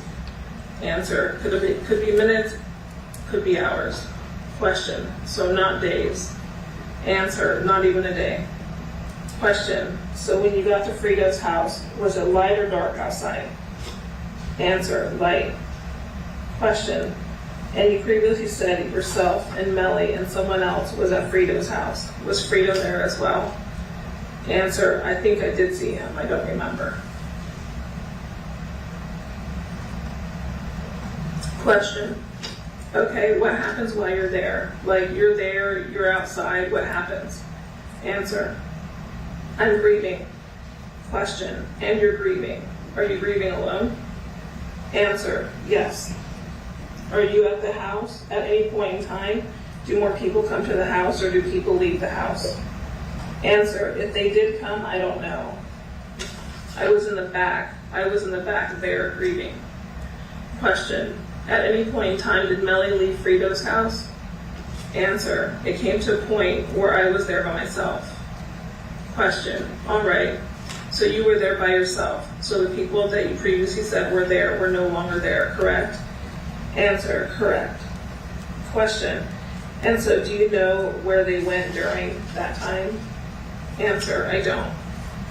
Question, and we're still talking about October 26th of 2018, correct? Answer, yes. Question, and this would be shortly after the hospital? Answer, yes. Question, at some point does Melly come back to Frida's house? Answer, around that time I'm still grieving, getting a little, I don't know, yeah, I guess. Question, I guess Melly comes back? Answer, yes, I guess they did come back. I don't know, I'm not sure. Question, at some point does Melly leave again a second time? Answer, I don't remember anything from after that. For me grieving, that was the last thing I remember, was me grieving, and I ended up Chat, getting y'all see how nervous I am Question. right now, bro. Like, So I'm not before you even end up in talking. Griffin, I'm fully tuned in if right now. I were to show you This your is no statement, joke. would that refresh your recollection as to Melly leaving and No coming joke. back the second time? No joke. Answer, I suppose so. Ms. Smith, permission to show him statement again? The court, yes, counsel. Question by Ms. Smith. Mr. Glass, I'm going to give you page 5 and page 6. If you could take a look, you can start in the middle and review those pages and look up when you're done. Are you done? Answer, Is that a yes? Answer, yes. Question, Did that refresh your recollection? Answer, somewhat. Question, okay, so tell us what you somewhat remember. Answer, I just did. Question, if you recall, you said you weren't sure, you went to Gifford. And then I asked you if your statement would refresh your recollection. Does your statement refresh your recollection as to whether Melly left again? Answer, I'm not sure. I was grieving. I'm not sure what nobody did. I was grieving. Question, let's see. I pointed out to you the person that was wearing the jacket that you identified as Melly was carrying something across his side or his back on the video. Do you recall seeing that? Answer, I guess. Question, do you recall what that's referred to? Answer, a satchel.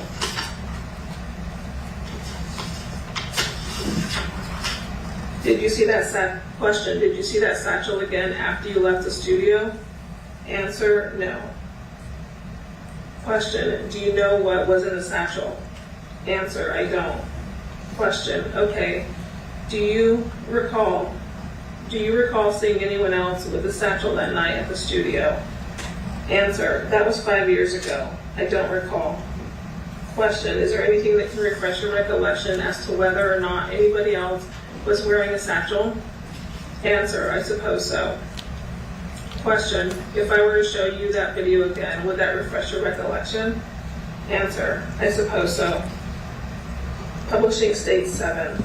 Question by Ms. Smith. I'm going to start publishing State 7 at 2:19:01. I'm going to pause at 2:19:13. I couldn't do court. Does the video refresh your recollection as to anyone else that was carrying a satchel? Answer, yes. Question, who, if anyone, was carrying a satchel? Answer, I see Chris with one. Question, and that's Christopher Thomas? Answer, yes. Question, did you ever have any business relationship with the person referred to as Track? Answer, no. Question, okay, do you know who Track is? Answer, not really. Question, not really, or answer, I don't know who he is at all. Question, do you know of him? Answer, yeah. Question, did you see Track on October 26, 2018 at any point? Answer, no. Question, do you recall giving a statement, specifically the statement that you previously provided, that I previously provided you with here today to the detective in this case? Answer, Question, you have to answer out loud. Answer, yes. Question, that was a statement that you gave to Detective Moretti and another detective, I believe from Indian River. Is that correct? Answer, it could be. Question, would showing you that statement refresh your recollection as to anything regarding your interactions with Track on October 26, 2018? Answer, I don't know. I don't know Track. Oh, God. Question, no. My question was, would showing you the statement refresh your recollection as to any time you saw Track on October 26th of 2018? I cannot do court, cuz. Answer, no. Question, one moment. You said you ended up back in Gifford at some point in time on October 26th of 2018. Answer, yes. Question, and do you recall where Melly was at the time you went to Gifford? Answer, I don't remember. Question, at some point at Frito's house, do you guys all leave? Yourself, everybody that you previously identified that was there. Answer, I don't recall. Question, you don't recall leaving? Answer, I don't recall leaving with anyone. I don't know where I left. I don't know how I left. Question, okay, just to clarify my question, so you mentioned you left. When you left with Gifford, was anyone else at Frito's house? Answer, I don't know. Question, do you recall Melly making any statements in your presence while you were at Frito's house? Answer, I don't recall. Question, would showing you your statement refresh your recollection as to anything Melly told you while you were there? Answer, I don't recall. Question, so you remember them leaving the house at least once, correct? Answer, yeah. Yes. Answer, yes. Question, all right. Now, when they came back, do you recall any conversations that Melly had in your presence that first time after the first time? Answer, I don't recall. Question, would showing you your statement refresh your recollection as to those statements? Answer, no, it wouldn't. Question, all right. Do you have a Facebook page back in October 26th of 2018? Answer, I believe so.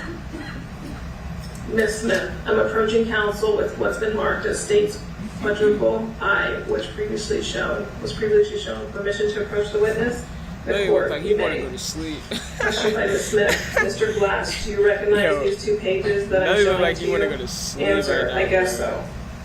Question, Right. and this is a I'm trying Facebook. to go home. Do these statements reflect a Facebook conversation? Free Melly. Answer, they do. Question, is this a fair and accurate representation of the conversation that you had on Facebook? Answer, it is.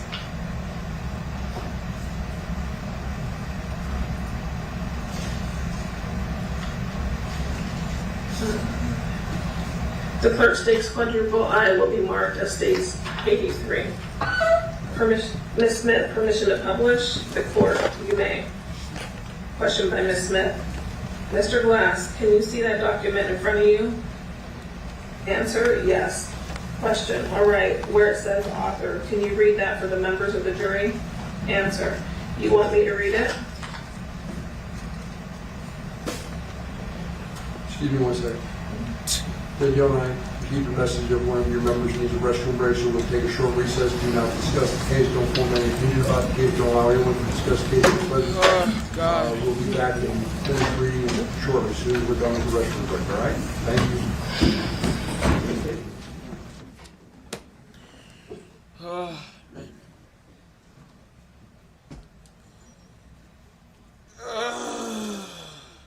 I thought they said like a quick little break or something.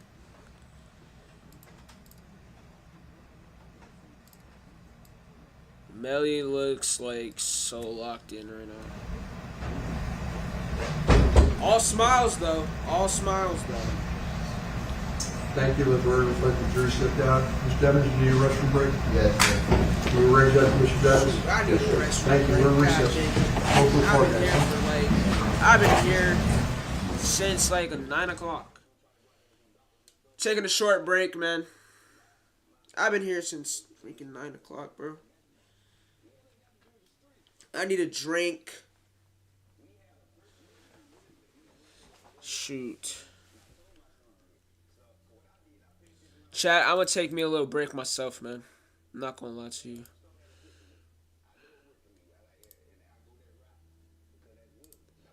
I need a break. Answer, yes. Question, is this the guard gate you testified to at Melly's house? Court is Answer, on. Oh, they're showing yes, the news yes. right now. They're showing the news right now. Question, do you see that screenshot at timestamp 3:51:31? News right now. Answer, Question, is that a yes? Answer, yes. Question, do you see yourself inside that red Mitsubishi vehicle? Answer, yes. Question, and where you located? Answer, and where you located? Oh my goodness, bro. I need something. I need something, bro. I'm sorry. I need something. I need something. I need to go pee. I need to. I don't know. I need something.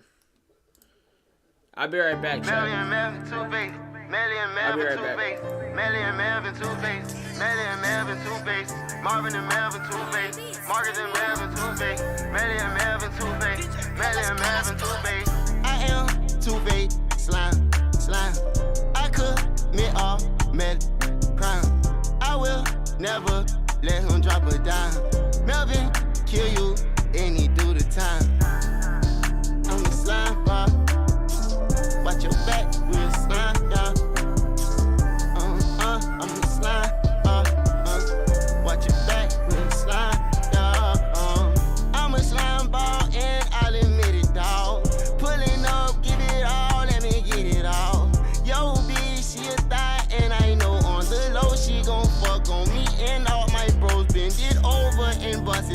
absolutely no discussion. Niggas saying that they with it, niggas saying that they silent. Ooh, all these goddamn bodies. So many killers in the room, it's like 13 bodies in here. These niggas know we don't play. Oh, what you say no more, don't wanna say no more, don't wanna play no more, don't wanna play no more. I am Mel, yeah, I'm really Steph, yeah, the Smith & West, yeah, I want an Ebony now, give me that, give me racks, I'm cocking the semi back, I'm busting it at your ass, no cap, bitch, I ain't with the rat shit, nigga won't press we pull up, hold up, that was a sneak this. Hold on, wait, bitch. Didn't like to see this. That's your best friend and on Twitter and he was like, yeah, just tweet this. Now you die by the sneak this. Damn, that nigga poppin' shit. You nigga the opposite. They run from the cops and shit. Listen to the cops. Don't forward the op. You nigga don't want. You're gambling with your life. She fucking on Melly, baby. She say she like mine. I ain't even see the eyes. I hit it in for some merchandise. Do you wanna rock with Melvin? He's stepping into sex. Wanna kiss? Bitch, wait a second. I'm too fucking reckless. I'm a 7 test. Melly and Melvin, two-face. Melly and Melvin, two-face. Melly and Melvin, two-face. Melly and Melvin, two-face. Marvin and Melvin, two-face. Marcus and Melvin, two-face. Melly and Melvin, two-face. Melly and Melvin, two-face. I wanna keep it. Ooh, yes. Big yellow bitch with tender little breasts. I'm ready.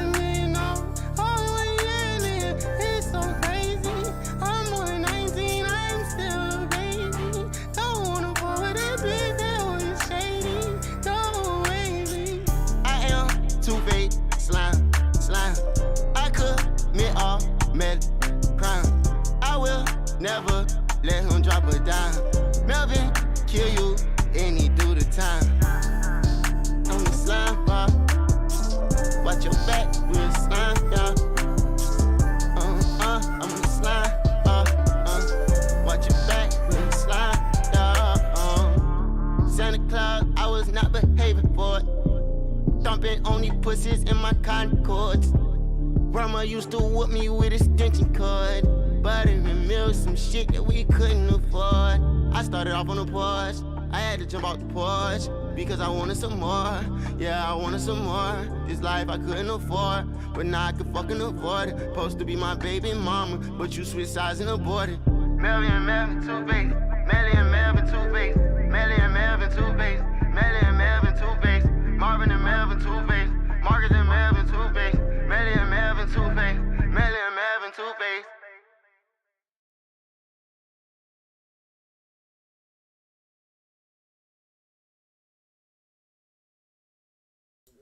We back, chat, we back. We are back. We're back. Alright, got me a drink. Got a drink. I did everything, man. Alright. Now, they're still on break, but... I don't see nothing about a house here. Question, if you could just read the entire page and when you're done, let me know. Have you finished reading that page? Answer, yes. Has your memory been refreshed as to whose house you were at? Answer, I still don't see nothing about a house here. Okay, I'm going to now show you what's in evidence at State 62. Do you recognize individuals in State 62? Answer, yeah, I do. Question, okay, who are those individuals?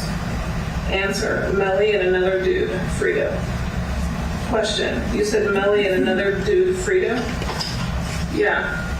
Do you know Frito's name or any other nicknames?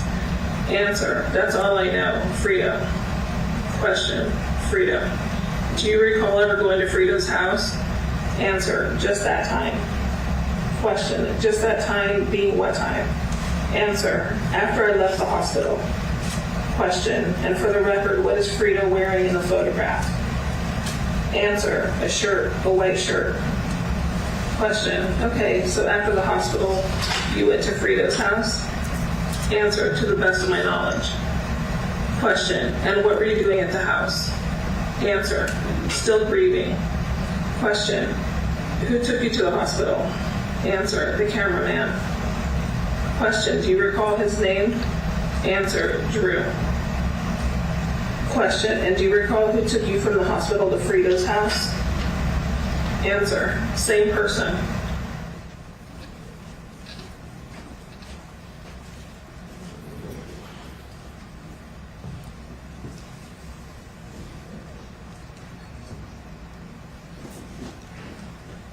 We're back. We're back. Thank you. Please be seated. We're back. We're all back, Chad. We're all back. We're all back. We're all back. We're all back. Counsel, the assistant state attorney, and the ladies and gentlemen jury.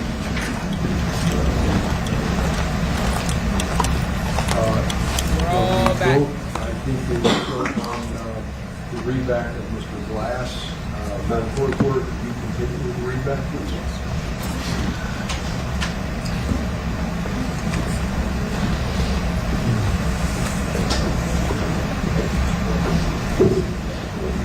Read more? Question by Ms. Smith. If you can read that, what does it say next to author? Answer, Fargo. Question, what does it say before Fargo? Answer, Fetty Fargo. Question, do you see where it says Fetty Fargo? Answer, I see it. Question, okay. And who's Fetty Fargo? Answer, it was me. Question, who was that? So was that your was that how you identified yourself on Facebook? Answer, kinda, sorta. Question, who were you having these conversations with? Answer, right now it looks like I'm talking to myself, like I was texting. I don't know who I sent it to. Question, do you see where it says participants? Answer, okay, so texting Melly. Question, that was page 1. I'm going to now publish to page 2. I'll publish it in part since it's a little small. Can you see that in front of you? Answer, yes. Question, I'm going to scroll up. What was the purpose of you having this conversation with Melly? Janelle Demons. Answer, I don't know. Just everything was questioned. Question, when you got to Gifford, were you looking for answers? Answer, not just me. Question, were people kind of pressing you for answers? Answer, correct. Question, and did they have any impact whether or not you reached out to Melly? Answer, I don't know what you mean by that. Question, so again, you said that people were looking for answers. So did you reach out to Melly looking for answers? Answer, I did. Question, is that the gist of that conversation on Facebook? Answer, is that just? Question, meaning the gist of the conversation, was that the purpose behind the conversation and the general conversation that you had with him? Answer, yes. Question, do you know who Jamie King is? Answer, I don't know who she is. I know of her. Question, do you know her relationship? Answer, his mom.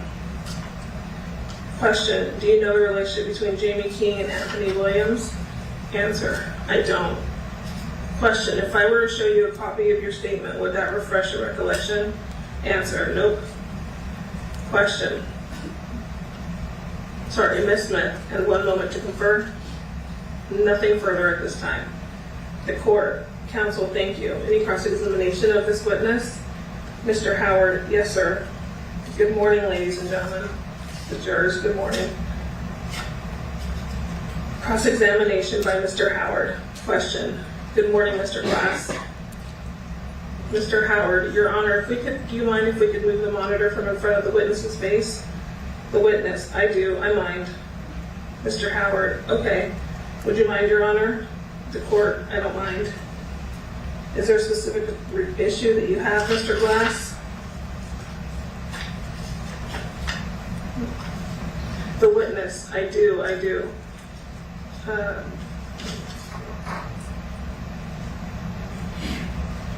Ms. Smith, Judge, can we approach sidebar?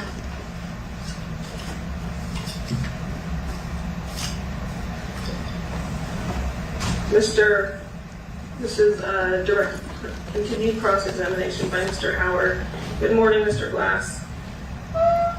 Good morning, sir. Answer. No verbal response. Question. There was no response to this. Answer. No. Question. To your text on the first page. Answer. No. Question. On the second page, the state was discussing that essentially you were inquiring of Mr. Demons, Melly, what had gone on because you were trying to get information. Answer. Yeah. Question. And you see a conversation here where you get a response. I want to direct your attention to. Answer. I see it. Question. That statement. It says, I showed them niggas more love than they parents. Right? Do you see that? Answer. I do see it, bro. Question. Thank you. And the next statement by the next message in sequence is again from Melly. It says, TF. What does that mean? Answer. You tell me. Question. Okay. What does that mean? Answer. I don't know. Question. Okay. So you were having a conversation and you didn't understand the response? Answer. I don't know what TF means. Question. So you didn't understand that response, correct? Answer. I just said it. Question. Okay. Then there's another one that says, men, tell them fuck that if they think I did some shit like that. We can go to war. Nigga, you know I would never do nothing like that. Do you see that? Answer. Yes, I see it. Question. Okay, so state had mentioned that you got arrested recently and charged criminally, correct? Answer. Correct. Question. And on May 30th, not too long ago of this year. Answer. Yeah.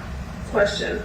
And one of the charges that was made against you was obstruction of the service of the execution of a search warrant. You're aware of that? Answer. I am now. Question. Pardon me? Answer. I am now. Question. So you got charged and you had no idea what you were charged with? Answer. Correct. And you are now on pretrial release? Answer. I bonded out, sir. Question. Okay. And while you're out on bond, you are of the opinion that if you don't come here, answer, I'll be in jail. That's the only reason.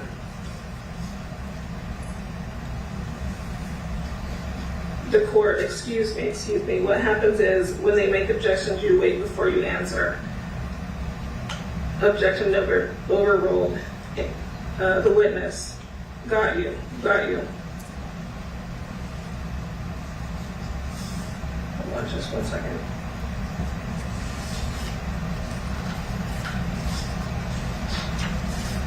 I'm going to reread that portion. Okay, and while you were out on bond, you are of the opinion that if you don't come here, I'll be in jail. Ms. Smith, objection, Your Honor, relevance. The witness, that's the only reason. The court, excuse me. What happens is when they make objections, just wait before you answer. Objection noted, it's overruled, proceed. The witness, got you. By Mr. Howard, question. You're of the impression if you don't come here and sit in the chair and testify, you're going to go to jail. Answer, correct. Question. Okay, there are several instances in which Ms. Smith, the prosecutor, that questioned you, showed you a statement that you previously gave. Remember that? Answer, yes. And you told us you remember seeing me in the deposition not too long ago. Answer, I said what? Question, you remember seeing me last week on Friday? Answer, yeah, I remember. Question, and you recall at the time that your statement to the detective was a few days after the incident? Answer, you say, do I recall? Question, that's what your recollection was at the time? Answer, yes. Question, a couple of days after. Answer, a couple days after. Question, and now after seeing the statement, you realize that it was 4 months later, right? Answer, you say what? You said what? Question, the statement you gave to police. Answer, you're telling me it was 4 months, or asking me. Question, pardon me? Answer, are you telling me or asking me? Question, I'm asking you. Answer, that don't make sense. If you asking me, I told you it was there. It was 3 to 4 days after they died. Why are you asking me if it was 4 months if I just told you? Question, okay. So in a statement that you gave to police back then, you claimed that you had gone into the red vehicle in the rear seat, right? Answer, that was 5 years ago. To the best of my knowledge, that's what I said. Question, you're saying the statement was a few days after, right? Answer, what did, question, the statement that you gave to the police was a few days after the incident. Answer, yes. Question, and you said then that you had gone into the rear of the red vehicle. Answer, to the best of my knowledge, yes. Question, and then you watched this trial unfold on TV over the last couple of weeks, right? Answer, no. Question, you didn't watch any of this trial? Answer, I watched it, but I didn't watch it unfold or whatever you're trying to say. Question, okay. You watched this on TV, this trial. Answer, on the phone. Question, and you saw a video of yourself get into the red vehicle, right? Answer, correct. Question, and you learned that the statement that you gave a few days ago, a few days after the incident was gone. Oh God, let me repeat that question. And you learned that the statement that you gave a few days after the incident was wrong. Answer, because I said I was in the back and I was in the front. Question, yes, exactly that. Answer, that piece? Question, yes, that piece. Answer, okay, yeah. Question, you forgot where you sat in the vehicle a few days after? You can answer. Answer. Answer what? Question. That question. Is that correct, sir? Answer. Did I forget? Question. Did you forget? My mans, bro. Answer. I could have made a mistake and said I was in the back and remember that I was in the front. Question. So when you told the law enforcement officers that you had gone into the back of the vehicle a few days after the incident? Answer. That's what I thought to the best of my knowledge. Question. That's what you thought? Okay. And when you got to Melly's house that morning, you had a key? Answer. Did you have a key? Question. No, I didn't. Did you? Answer. No, I didn't. Bro, like there's Question. no You had a key. Answer. gun, there's no evidence Question. on Do the you gun, know and there's of no anybody having a key eyewitnesses. to Melly's house? Answer. I don't know. Question. Okay. But you did gain entrance to the house No that morning reliable when you witnesses, were- no none of that. after you left the studio. Answer, yeah. So it's like, Question, and then you said you just went and crashed and went to sleep in Juby's room, right? Answer, factual. And you question, and you were awakened by your friend Drew? Answer, I did not say that. Question, were you awakened by your friend Drew? Answer, I said I was awakened by phone calls.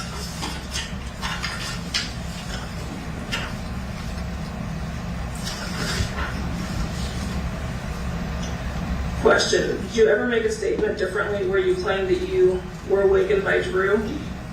Do you understand the question, sir? Answer, I don't even remember getting asked a question. The court, all right, restate your question. Question, did you ever make a statement to the police? Answer, I don't recall. Question, okay, do you recall now being asked this question and giving this answer? Questioned by the detective. Then, and so when you first saw Drew, when did you see him? Where did you see him at? Your house or Frida's house? Answer, at the house in Miramar, at Melly's house, okay? He woke me up. It was like, come to the hospital. bro, I hear somebody snoring. You said that?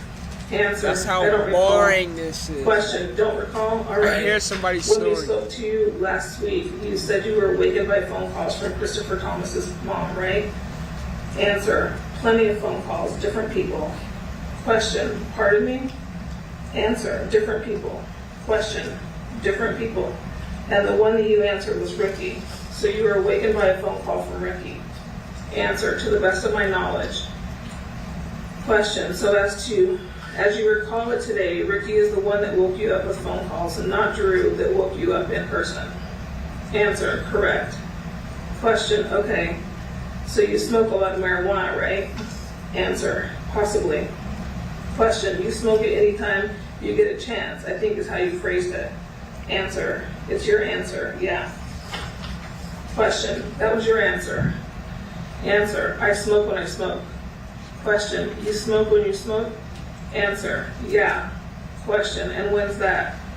Answer. When I smoke. Question. And when would that be? Oh, is she just Answer. going over When I everything smoke. that's happened? Question. How many times a day? Answer. Twice, 3 times maybe.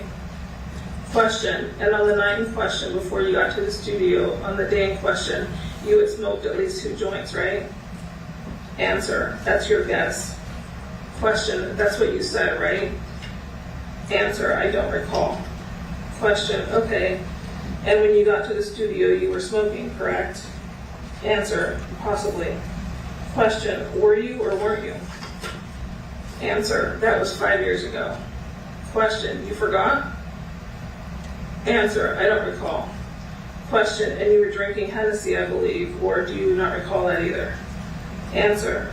It's possible. Question. Possible. But you don't recall. Answer. I don't. Question. Okay, so you don't recall much from that night then, do you? Right? Fair? Answer. Right. Question. And when you got in the red vehicle and left, you went to sleep in the vehicle when you left the studio, right? Answer. Yeah. Question. And you didn't wake up until you got to the guard gate? Answer. I woke up when we came to a stop. Question. You did not wake up until you got to the guard gate. Am I right or wrong? Answer. I woke up when we came to a stop. It was at the guard gate, yes.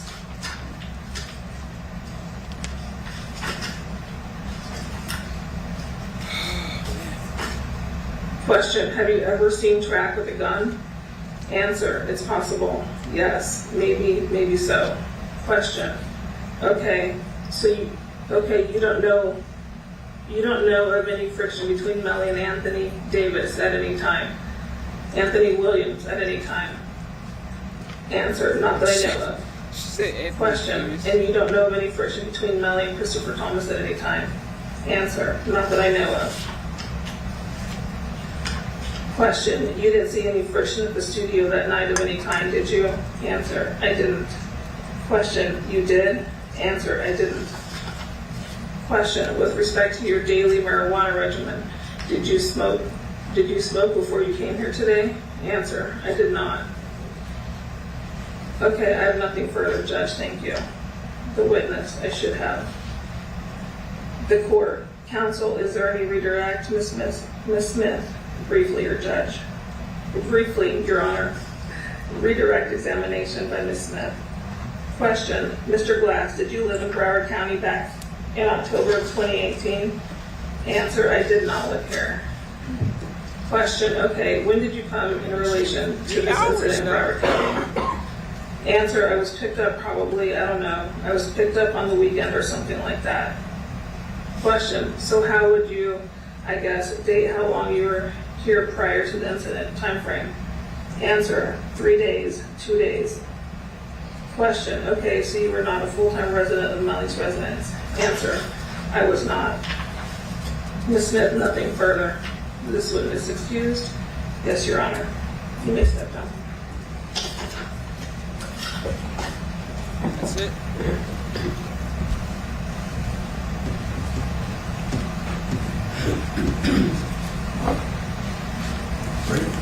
That's it.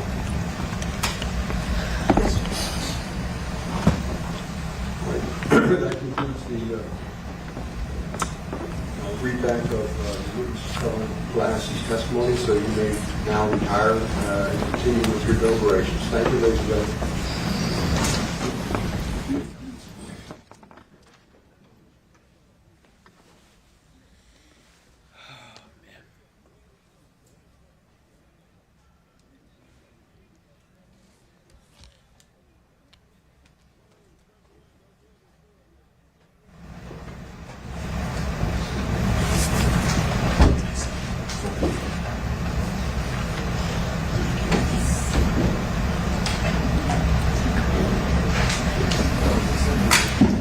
Thank you. Let the record reflect the jury stepped out. Counsel remain on and defendant.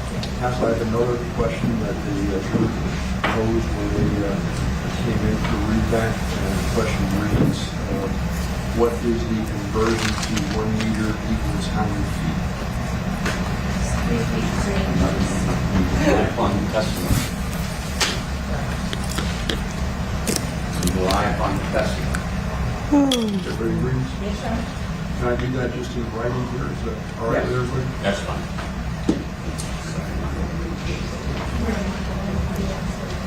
Oh man, it is getting real, chat. It is getting real.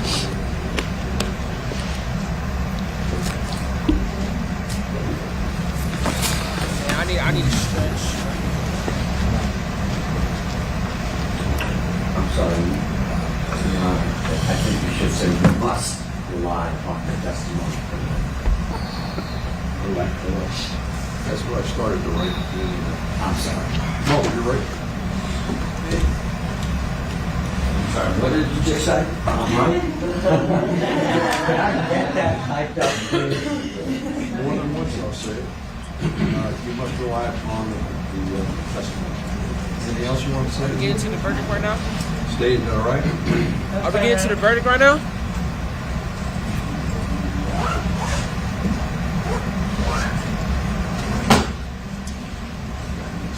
Frick death. There are foods here, so we're going to utilize this time for lunch. You hear that? Lunch? Lunch. When should we be back?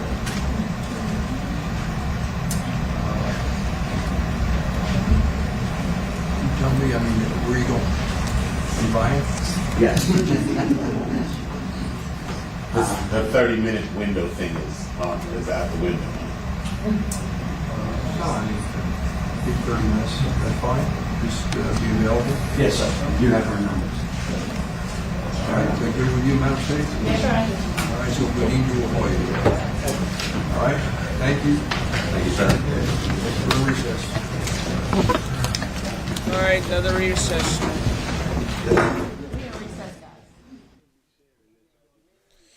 Another recess, y'all. Man. Another recess. I think they're going on a lunch break. Lunchtime. Lunchtime. I need lunch.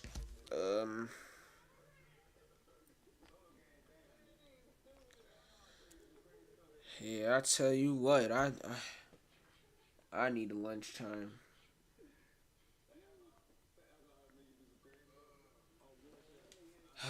Bro. This case is stressful, bro. Way too stressful. I wish they would just like low-key get on with it though.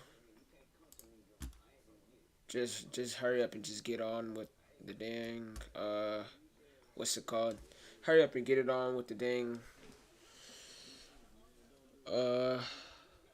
verdict.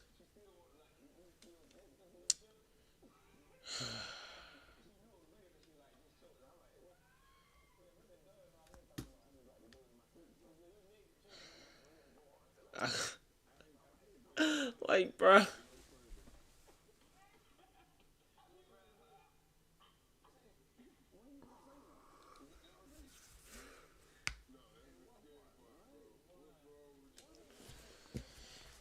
I have no words. Like, I am super speechless over this case, bro. Like, I swear.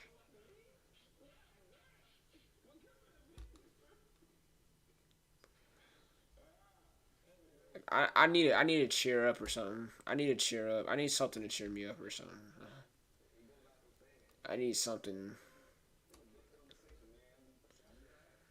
Is there any music we can react to in the meantime? Is there any music?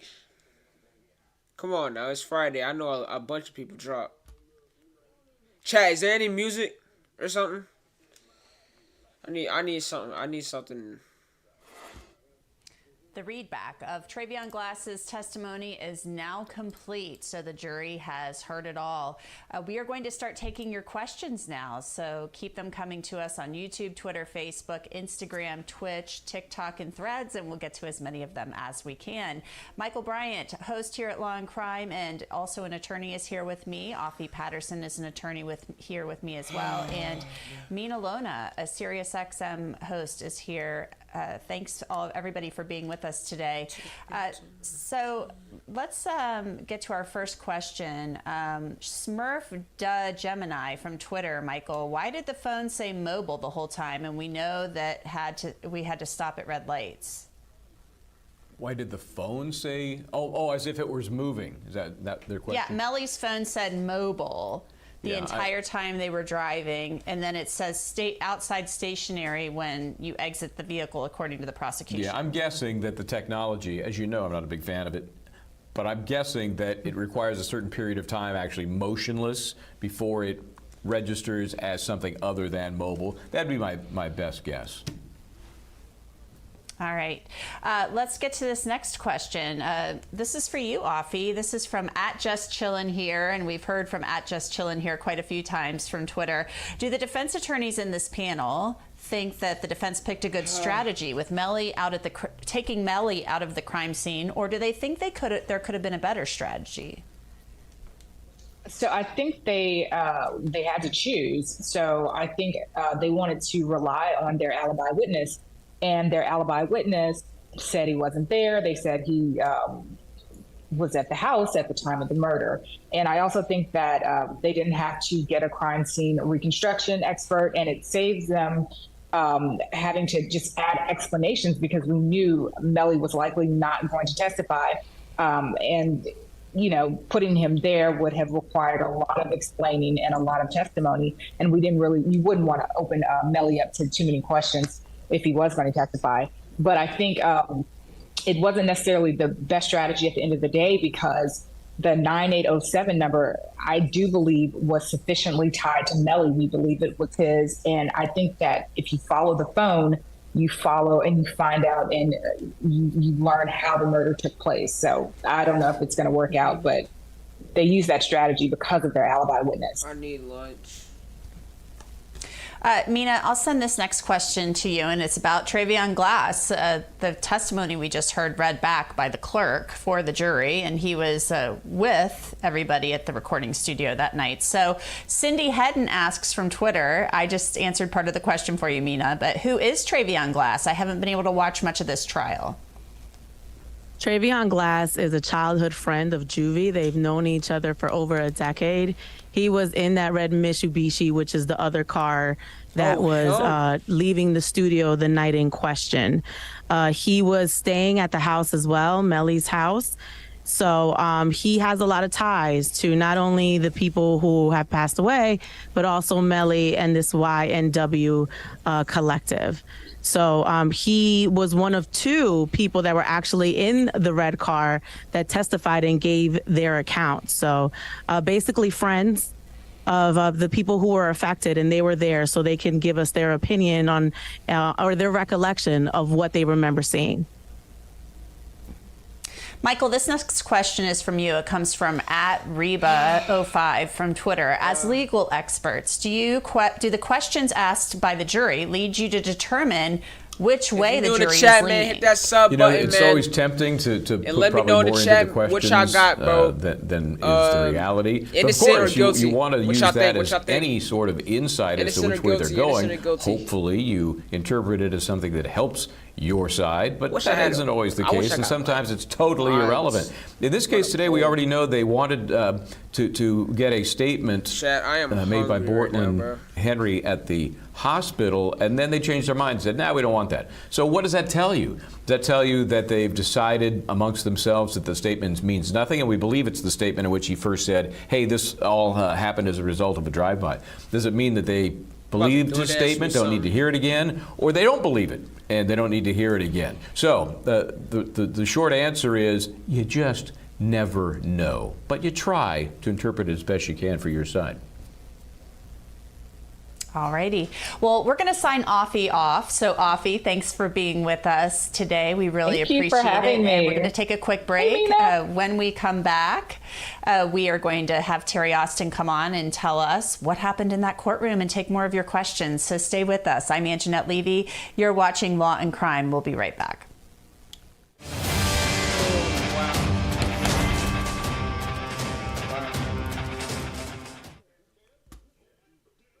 Wow.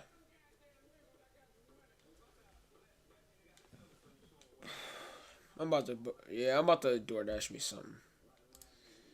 Cause I am hungry. And I am not talking about the country. I am hungry.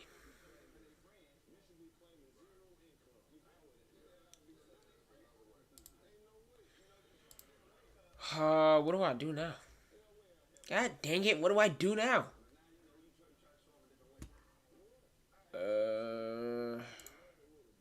There's gotta be something to react to. Whoa, Sleazy World Go. Don't get your feelings in it. Hold on, chat. I might have to react to this.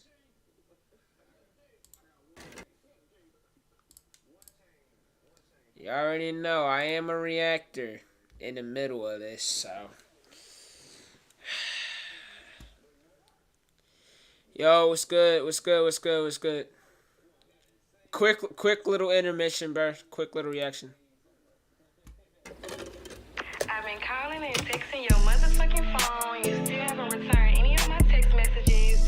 I just wanted to let you know that I miss you and I can't wait to see you. You got me fucked up. I know you've been fucking off. What the heck? When is you gonna make some time for me?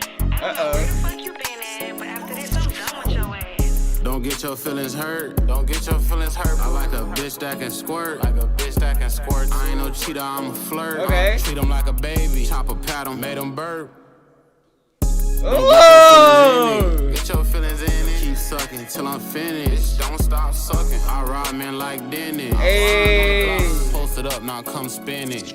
Come yeah! on. Nigga, stop talking about what you did. Let's talk about what you do. What you do? Who you shoot? Who you slide on? How you put in work? I like the finger fuck the K. That kid is 17, bro. When I put it all in, she like, baby, yo, chill. I fuck niggas hoes for real. I know my karma coming. Gotta hold her hair down when we fuck. Like, bitch, stop running. You the type to take her with you shopping and don't get her nothing. A mag, extensions up on the Glock. Look like a wig or something. Look like a motherfucking wig up on a bitch head. Hit a nigga dead in this shit. Turn this shit red. Turn this shit blue. Chop you. Glizzy kung fu. Glizzy kung pao. Knock a nigga down. Yo, this really turned though. Hold on, let me order my food real quick. All right, there you go. Sit back, tell them boys to get back. I had to because I saw they was cooking food and I got hungry bitch again. after we fucked, she got sent back. Cuff who? Don't get your feelings hurt thinking this, that, bitch. Don't get your feelings hurt. Don't get your feelings hurt. Like a bitch that can squirt. Like a bitch that can squirt. I ain't no cheater, I'm a flirt. Treat him like a baby. Chop a pat him, made him burp. Gee. Don't get your feelings in it. Get your feelings in it. Keep sucking till I'm finished. Don't stop sucking. I ride men like Dennis. See me on the block. Post it up, now come spin it. Come on.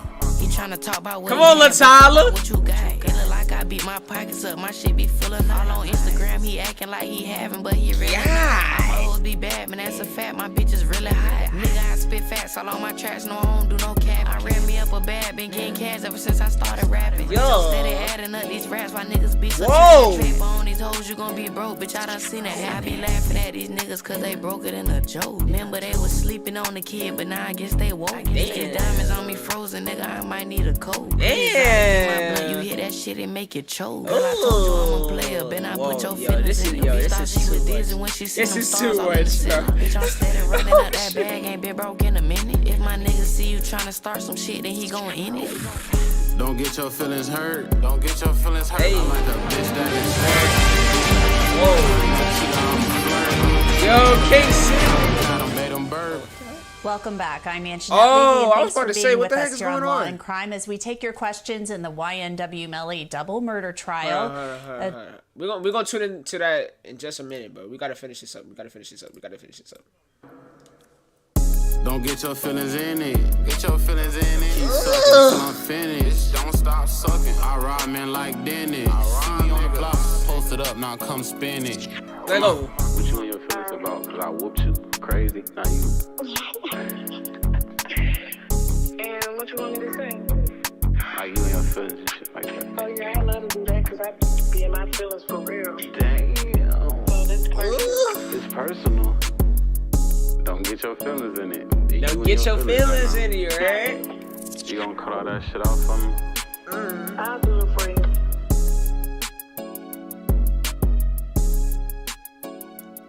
It don't turn on me though. So we gonna start off with the guys on this one. Yo! What's happening? What's happening? How you doing, bro? Find your match. 360 real fast? Yeah, let's go 3. Ooh.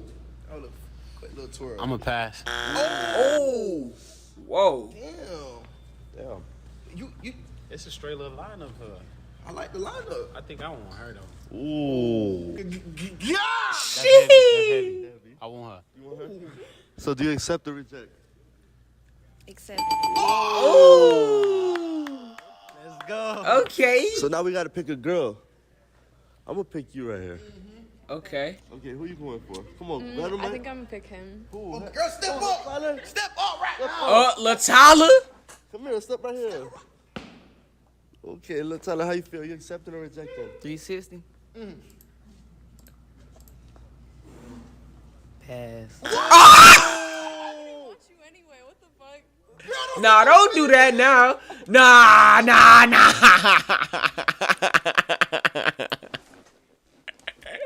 Nah, don't do that now. No, don't do that now, bro. You was just saying, I go in. You know what I'm saying? Don't do that now, bro. Don't do that now. Kept it real, man. Kept it real. Kept it real. That's just what it is. That's crazy. That's crazy. All right, what y'all want to do? Y'all want? Is there something else to react to, or y'all want to go back to the case? I know Ice Spice dropped, didn't she? I ain't no munch or nothing, but you know what I'm saying. I'm just saying. My line be shooting shit all up the court like John Morant. Let's go back to the case in the meantime. Let's go back to the case. And on the victim side of the courtroom, they get an entire side reserved for them, of course. And there was a phone that went off, and when that happens, the court personnel is very strict about that. Those Broward County officers will take a look at where that ring came from, and immediately the person is escorted out. There's no conversation. They get a point towards them, and then they sort of get a finger out, and they're escorted out. And frankly, I've seen them say, "You're not coming back." And so we'll see what happens. I'll look to see if that person comes back. But yes, it was one of the individuals who was sitting in the audience today who got escorted out for her phone. Very interesting. All right, let's get to more questions. And this next one goes to Michael Bryant. Michael Jorgensen from YouTube, who is my bad, y'all, but in the case, for those who don't know or wasn't in the stream a little earlier, bro, we was reacting to both cases. We were reacting to the YSL case and the Melly case. The Melly case is just now popping off. But in the Young Thug case, Young Thug was denied bond once again, bro. Freaking heck, bro. He was denied bond once again in the RICO case, man. God dang it, man. Free YSL. Can I get a free YSL in the chat, bro? Can I get a free YSL, man? Trying to, put in a headlock and change their mind. You just don't know at this point. And what we've heard, as I mentioned before, and Terry just mentioned, that statement given by Bortland to the police was first a concern and then not. And now we know that the Trevion Glass testimony in its entirety, I think if we hear them ask for Adrian Davis to read back his testimony, that may be enlightening. To me, that would totally laser focus their concern, or somebody's concern, one of them, 11 of them, on this whole alibi. And was it believable that Melly was not in the car when the shooting took place, that Melly was back home just sleeping away, and he got the bad news right along with everybody else? That would be critical to me. Mm-hmm. So this one, Mina, I'll send over to you. It is from Ron Janae. I'm hoping I got that one right from YouTube. Do you guys think that the jury is confused because they asked to restate someone who didn't even testify? I think it is and can be confusing. There are a lot of names and a lot of moving pieces. And then I think the other confusing part is also their government names versus their street names. You know, Jameson Francois versus Track. I think that can be all very hard to keep up with if you're not writing it down. I mean, even in my notes, I made little, you know, I have all these graphs and things going on just to keep track of all the moving pieces. And it does become confusing. And it's very evident from them even getting Cortland Henry's name wrong, which is literally a co-defendant. So he's one of the main names, the main people that are also involved in being accused of this murder, and they can't even recall his name. So I can see them being very confused in there, and I wouldn't be surprised if they continue to ask for more of the testimony from other witnesses. And also, we had 27 witnesses. So to remember all the members of YNW, and then their adjacent friends like Fredo Bang, and then also all the 27 people that the prosecution put on the stand, it can be a lot for a jury.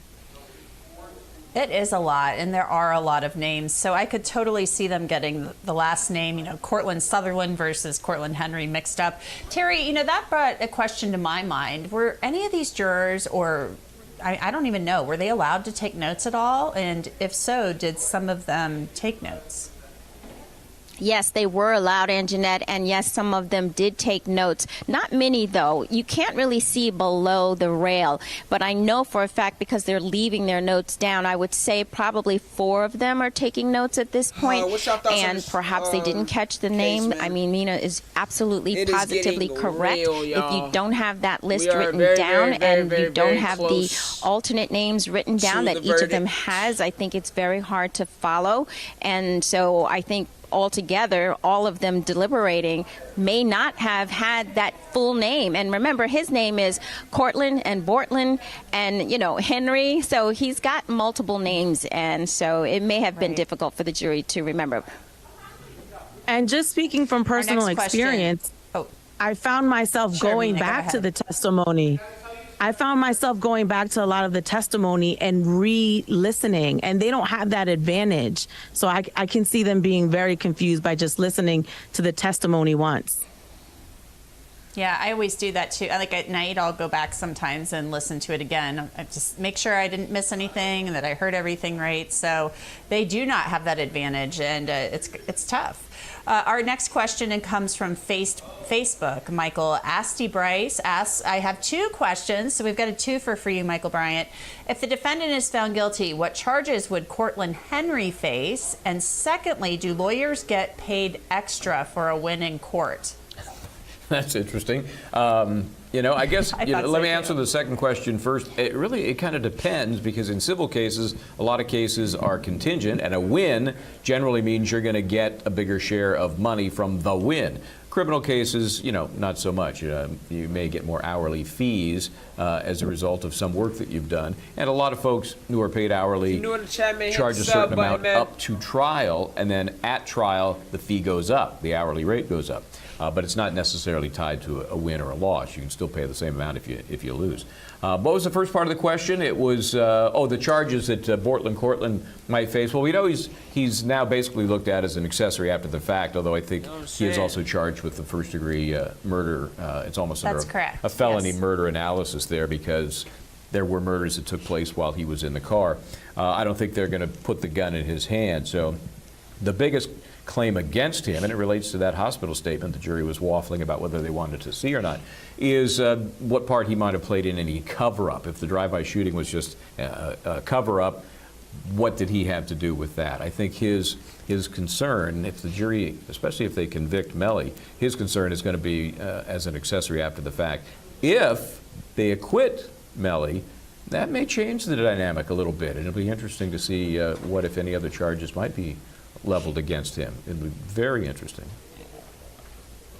I'm going to take this next question because I can do it really quickly. So from YouTube, Team Pretty 20 asks, how much time is he looking at for manslaughter? If he is convicted of manslaughter, that lesser included offense, it's a maximum penalty of 15 years in prison, and then I believe something like a $10,000 fine. So we'll knock that one off the list.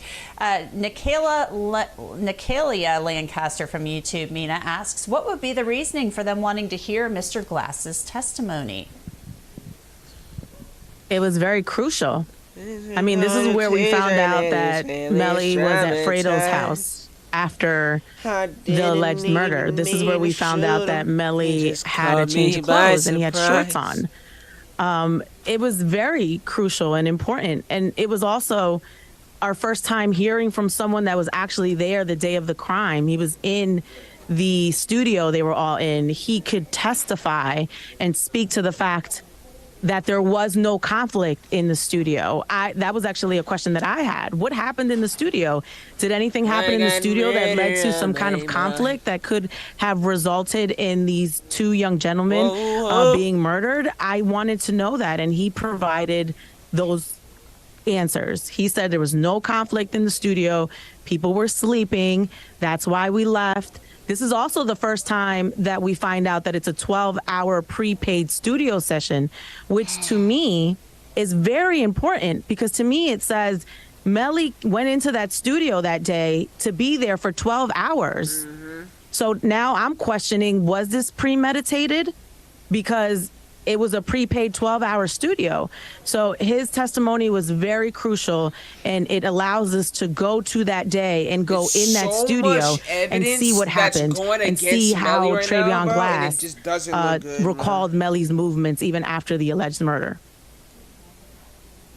All right, keep the questions coming to us, and we'll take more of them when we come back. Throw them to us on YouTube, Instagram, Twitter, Threads, and TikTok, and Facebook, and we'll get to them when we get back. I'm Anjanette Levy. You're watching Law and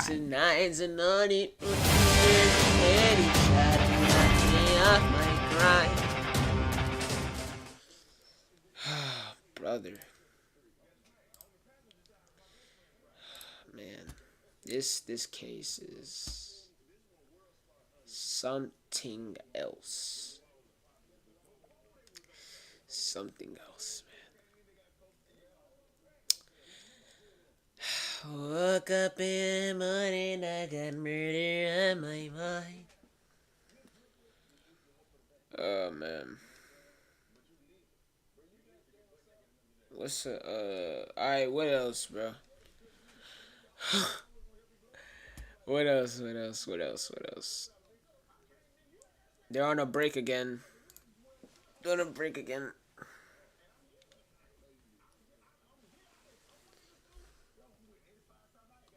Oh, I was watching this one video with Cuff Boys. He was like reacting to like a Reddit, and people were saying like, people were giving like their little explanations on like closing arguments for the YNW Melly murder trials happening as this video goes public. And I'd figure we go to YNW Melly's Reddit and see what people are talking about, even though Reddit isn't the most trustworthy place for information.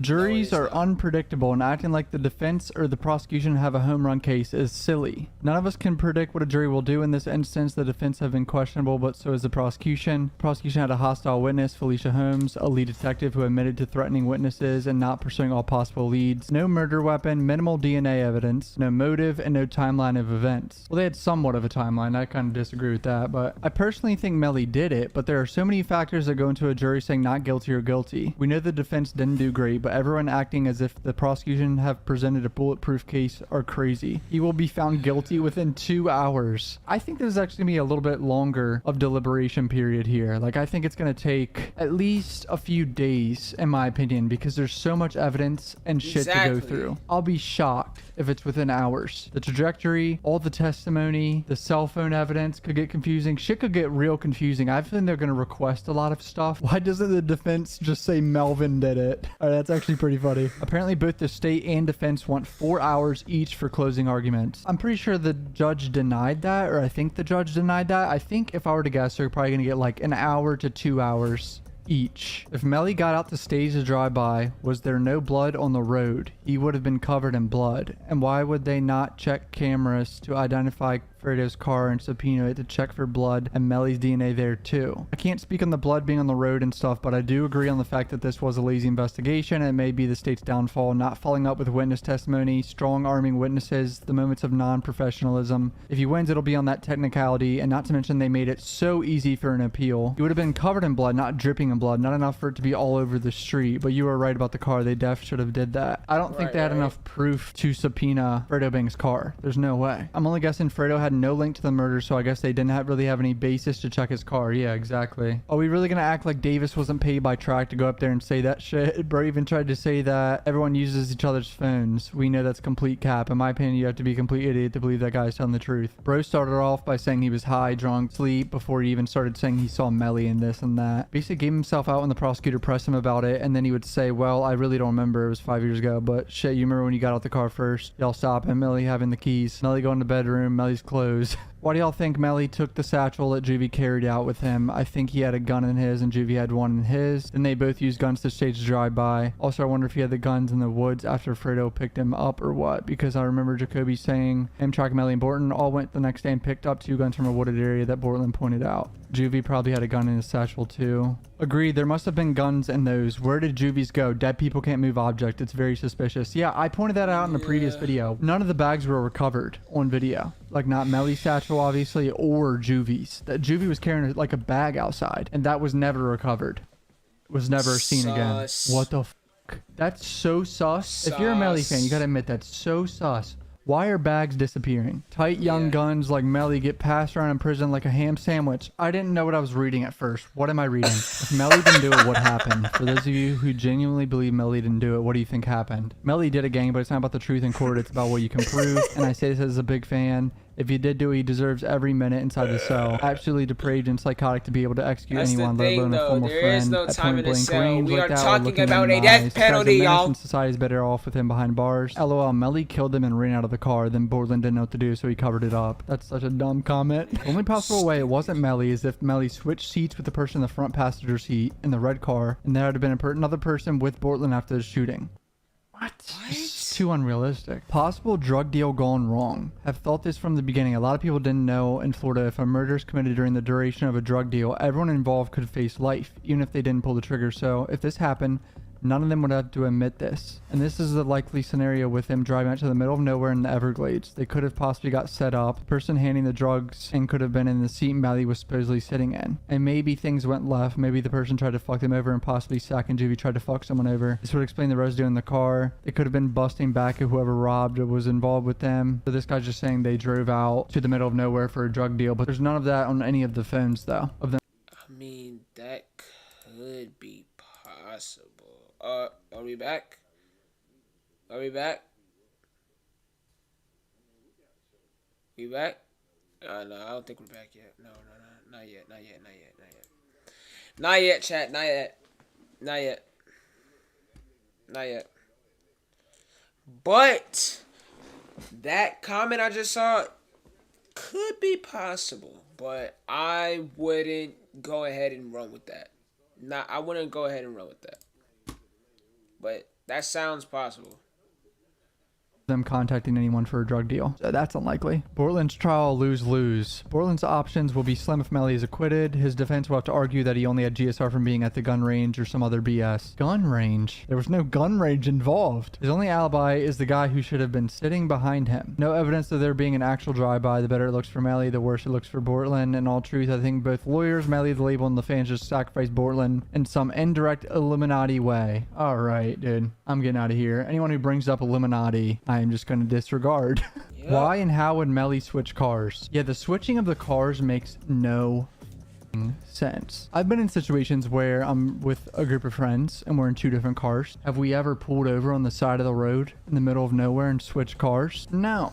Like, that just doesn't happen. We only do that. Think about it. If Melly wanted to ride in the other car, why didn't he jump in the other car at the beginning? Why did he ride the other car at first and switch? Secondly, how did he communicate that he wanted to switch? He's in a different car to others. He can't just mention he wants to switch only to his car. He's got to mention to the other car that he wants to get in the other car. There wasn't any text from Melly's phone to indicate that he wanted to switch cars. There's no evidence that anyone's phone and Melly's car communicated with the other car to switch to Melly. No calls or text, nothing. So how did the other car know Melly wanted to switch cars and join them? Hit the nail on the head right there. I was really surprised that Adrian Davis said that they pulled over and Melly got in their car, because that made no fucking sense to me. Hate to say it, but that just doesn't make sense. With Melly's pen drop at 4:46 in the morning, his phone being tracked walking a lot too. I know I showed that you can jiggle your phone and it does steps, but let's be honest, that phone was walking around, dude. Felisa Holmes, Melly's girlfriend's mother, said she saw him on FaceTime. God dang it. On FaceTime if he lost his phone.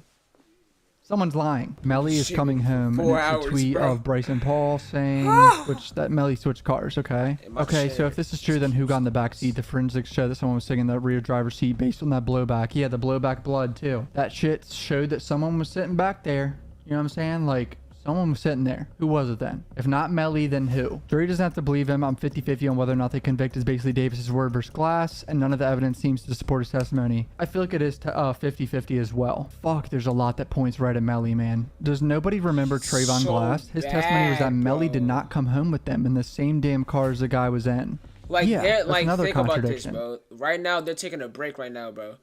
Right now, they're taking a lunch break.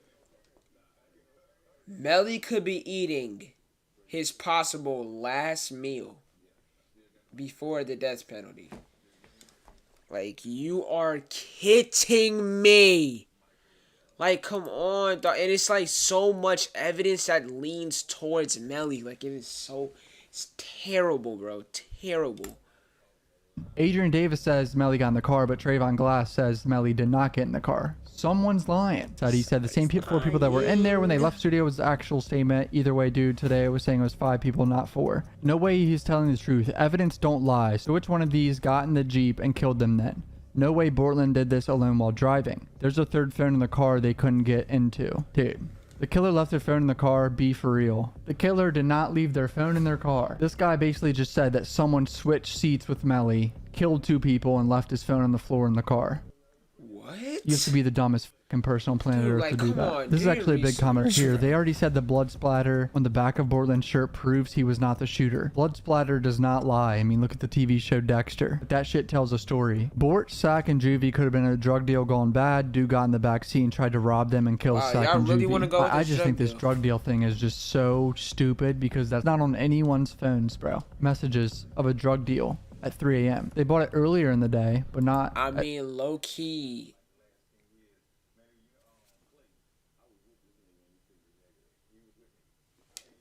I don't know. Like I said, a drug deal gone wrong probably could have happened. But I would not run with that. And it low-key could have possibly happened. I'm not gonna lie to you. It could have low-key happened.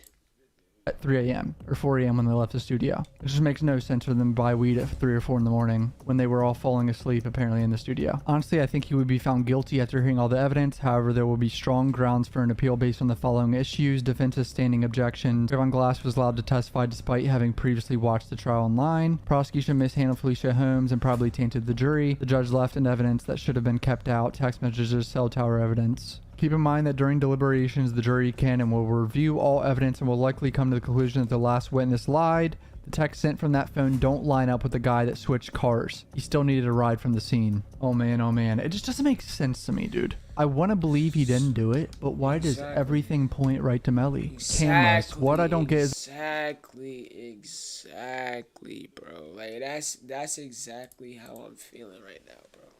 That is exactly how I'm feeling right now. That's exactly how I'm feeling. Like, I want to believe he didn't do this. Like, I want to believe that he is innocent. But it is just too much evidence pointing at him. It's too much evidence pointing at him that he did this, bro. For example, the markers. They're saying it came from the left back seat. Straight forward and straight like this. Like, dude, this is messed up, bro. It's too messed up.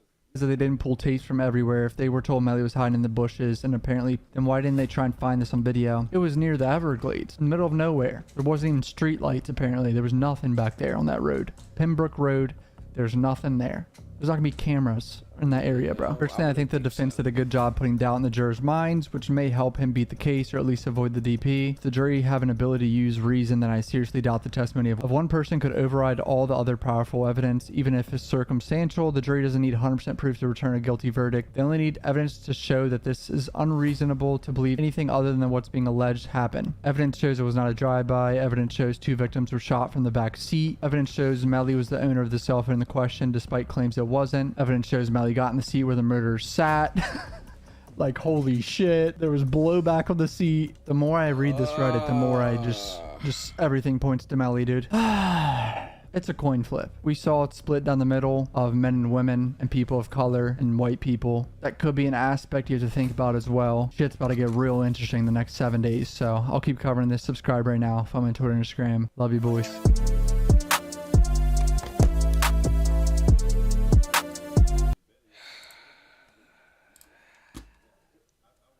First of all, those were dumb Reddit comments. Just straight up dumb. What are we talking about? Clothing and everything, and they seized the Jeep, so... Well, I think the timing is also really important because Cortland got to the hospital at, I believe, 4:35, and I think the pin came down, and correct me if I'm wrong, at 4:42. So to answer the question, you can't be 2 places at once. So by the time the pin was sent, Cortland was already in the hospital. Hey, and Jeanette, I have a question. I think you... I have a question. Yes, How of course, far Michael. are we really in the not too distant future from saying, you know, there were texts, there were phone calls, somebody dropping a pin. It was AI. You know, there were no texts by any people. There were no phone calls by any people. There were no pins dropped. AI did it. That's who you're looking for, AI. I don't think it's really that far off before we're going to hear those kind of weird arguments. I mean, I think you're probably right about that. AI terrifies me a little bit, especially when I hear about all these warnings from scientists who've been working with it. Yikes. So you may start hearing that sometime in the future. Who knows? Let's take a quick break. When we get back, we'll take more of your questions. Keep them coming in. I'm Anjanette Levy, and you're watching Law and Crime. Stay with us.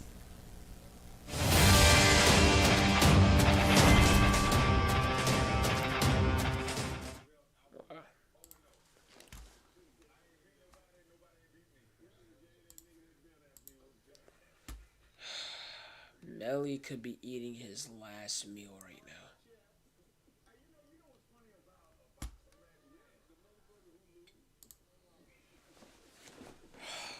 Man, this whole situation is pure craziness, bro. There's a lack of evidence, there is a conflict in the evidence, and the evidence itself, and the investigation We didn't finish this one from earlier. Stinks. Overall, went straight to about Adrian Davis. That assumes that Adrian Davis's testimony is consistent with every other sworn statement, deposition, and trial testimony in this case. If the witness is not credible and doesn't agree with any other piece of evidence in the case, Anthony Williams Is the back door unlocked? Yeah. What about this one, where Mr. Jennings is asking, oh, does Bort have the garage button? More than one way to get into a house. Well, she said more than one way to get in the house. That was kind of a big point for the defense, was saying that only Melly and Bortland had keys to the house. Adrian Davis had a key. There's no question based on these messages. Say that a man who spent 20 years in armed services, protection and furtherance of his country, cares about publicity? There's no impeachment. There was no articles or news things on that. No, Detective Moretti is here fighting on behalf of Christopher Thomas and Anthony Williams. Calling someone a kid, anything like that, is a play on your sympathy. And ladies and gentlemen, you agreed when we sat down for jury selection that sympathy would not come into play. And the only person who had the opportunity, the reason, and the means is this defendant. Once the evidence is there as to each element of the offense, there is no longer a presumption of innocence. There is no question as to what that picture shows. That this defendant committed 2 counts of first-degree murder. Not once did he mention anything about a key break. Never came up. Could have testified. Well, that's a good point. Adrian Davis never said anything about a pee break, but he did say he was asleep. Phones don't send messages and walk 1,300 steps by themselves. What the evidence does show, the defendant was consistently in that Jeep, and that Jeep never stopped during that whole course of travel. As you heard, ladies and gentlemen, that DNA was collected October 26th of 2018.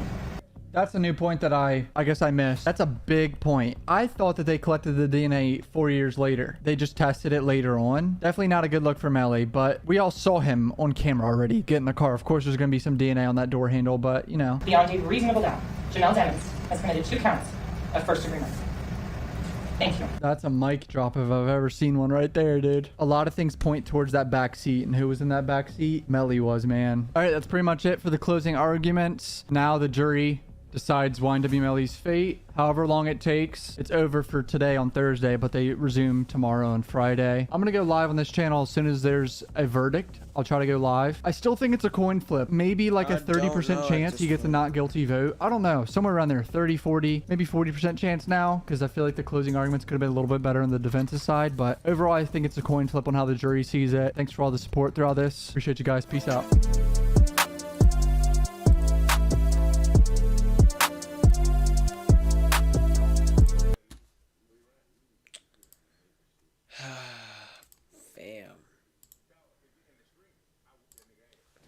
I ain't got no words, bro.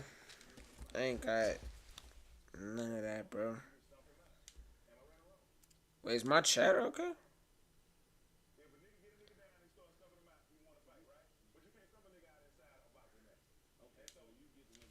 And this case is hectic. They're still on break right now. Oh, wait, they're back. Well, no, because the I did that text was sent after the shooting occurred, and it was messaging back and forth between someone and Melly, where he said, you know, I did that. I think Melly, it was Gibbons, Melly, who was the other individual who sent that message to him. And the message was, how are you? Are you okay? And this was after the shooting. And then theoretically, we see Melly saying, you know, I did that. But I don't see those messages as matching up. I don't see one as a response to the other. It seems a little bit out of context. The prosecution believes that that is an admission, but the messaging was not related at all to the actual shooting, and it wasn't tracked as far as where the cell phone was at the time that message occurred. The next one is Big Pook _ from Instagram. What do you think the jury is thinking, being that they asked for that testimony, Michael Bryant? This is again about the Travion Glass testimony. Yeah, I really just think it all gets down to the alibi, and I really am curious if they ask for Mr. Davis' testimony. That'll solidify that in my mind, that they are really focusing on whether or not Melly got out of that car, whether or not he was just at home when the phone rang and they learned about their friends' deaths. To me, that's it. That's the second part of that puzzle. So to ask for... It's found guilty. Will the alibi witness, Adrian Davis, be charged with anything for basically lying on the stand? So I'm not an attorney, but I know enough to know that if they wanted to, they could, but the likeliness I don't think it's going to be likely. But if the attorney, you know, if you guys want to correct me, but from what I've seen before, they can if they can prove it. But I think what they're trying to do here are get the murderers, right? And not so much the liars. Yeah, and you did a great job answering that question because they really don't do perjury very often. So good job with that one. Mrs. Navalta from YouTube, do you think that since the jury asked for the testimony of Mr. Glass and Mr. Kelly, that the jury could be leaning more toward a guilty verdict? Terry, do you have any feeling on that? Well, yes, at first I did think that because if you think about the testimony of both of those witnesses, one, Trevion Glass, he said Melly changed clothes and he did not see Melly get into another car. So that does favor the prosecution. And for Kelly, for Michael Kelly, you know, he was the crime scene investigator. He basically talked about the trajectory of the bullets. And he was actually not on the stand that long. But the jury, I think, wanted to reiterate what he said and see exactly what it was that he said. And so both those things do sort of favor the prosecution.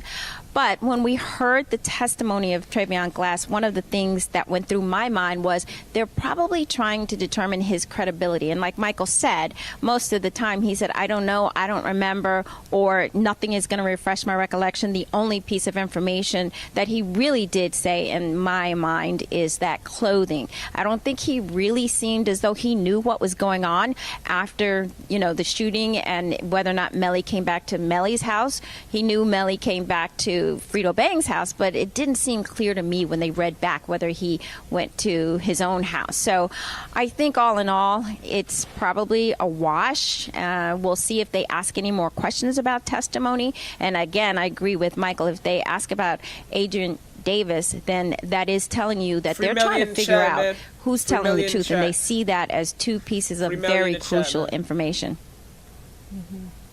Michael, really briefly, we have to hit this break here in about 30 seconds. Ebony Palmer from YouTube asked if Melly was found guilty, does he still have a chance for an appeal, even though earlier the judge asked him if he was satisfied with his lawyer's performance, and he said yes. Yeah, he'll have lots of appellate rights. And even the ineffective assistance of counsel, which is what that judge note alludes to, you can still make that argument, even though it was a weird thing to ask in open court there, I have to say. Won't affect him, though. He'll have plenty of opportunities. Things always come up on appeal. You know, they get new information or what have you. The appellate lawyers, if they are different, will find other information maybe that the defense attorneys at trial ignored. So you just never know. All right, guys, we're going to take your questions after the break for a little bit here. So stay with us. I'm Anjanette Levy. You're watching Law and Crime. We'll be right back after this break. All right. Free Melly, man. Free Melly, man. Free Melly, man. Free Melly, free Melly. Oh, man, this is so sad. This is so sad. It's just like so much evidence leaning towards him, too. Shoot, man. Alright, what else? What else? What else? It's just something. I need to cheer up again. I need to cheer up again.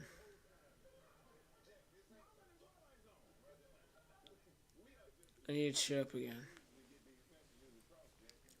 Is this something I can react to? Is this something I can react to, bro? Because I need something. I need something. I can't right now, bro.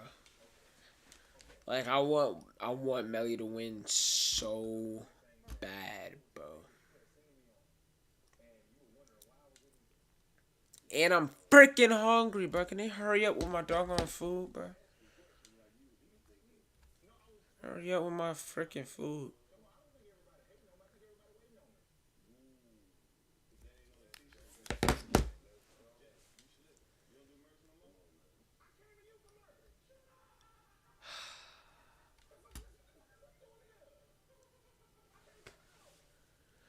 Oh, man.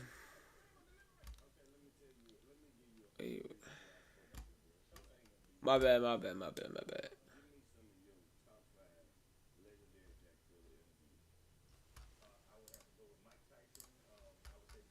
Like, I'm really just like sitting here thinking about that. Like, they're on a food break right now, and which comes eat. Thank you, my order's been picked up. Like, bro, Melly's eating right now, and little does he know he may be eating his final meal, bro. Because we are talking about the freaking death penalty, bro. YNW Melly was involved in a shooting back in 2015 outside of Vero Beach High School. The shot was fired at about 2:26 p.m. east of the high school. 3 people told the police that Jamel Demons had fired the shot towards them, but no one was struck. He was charged with 3 counts of aggravated assault with a deadly weapon, 1 count of discharging a firearm in public. Police said they recovered a semi-automatic weapon Monday evening after Demons told the officers where it could be found. The 3 people who Demons was aiming at are students at Vero Beach High School between the ages of 17 and 20. So this is about the 2015 shooting that I've covered in the past about Melly. But now suddenly the interrogation video they brought got this leaked. back up. Wouldn't surprise me if that was on purpose, to be honest, but now people are saying that he snitched a little. This little interrogation thing, like, they brought it back up. I swear to you, they only brought it up for the sake of it, because he's, like, in jail at the moment. Like, I don't understand, bro. Oh, wait. They asked for a final meal request. But, you know, that's oh. My bad. But I don't understand what they're doing by bringing up this 2015 interrogation thing. Like, I don't... Y'all are specifically just bringing this up because the man is in jail and all that, bro. This was like a separate case, bro. This has nothing to do with the double murders, bro. This is weird. Little bit in it, and I'm gonna watch it back and see if he actually snitched a little bit. So let's see. Keep in mind, this has nothing to do with the shooting he's on trial with now at all. Like, this is just something that happened in high school when he was 16 years old. He's basically a child. He is a child. So first off, I'm Detective Metz. This is Detective Kerensky. Obviously, no. I mean, we wouldn't be talking to you if we didn't know what happened. But I need you to tell me the honest truth. Detective 101 saying they already know everything that happened. I'm here to help you.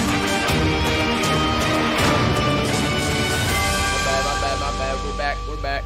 Welcome back and welcome to Law and Crime here on this Friday afternoon. We are on verdict watch in the trial of YNW Melly, whose legal name is Jamel Demons. The jury is deliberating and they're trying to determine whether or not the state proved its case against Demons for the murders of his 2 friends, Chris Thomas Jr. and Anthony Williams, back on the early morning hours of October 26th of 2018. If convicted of those first-degree murder counts, YNW Melly faces the possibility of the death penalty under a lower threshold that was signed into law by Governor Ron DeSantis earlier this year. So he really is one of the first people, if not the first, to face the possibility of the death penalty under this new 8-4 threshold. It used to be a unanimous vote necessary to impose the death penalty.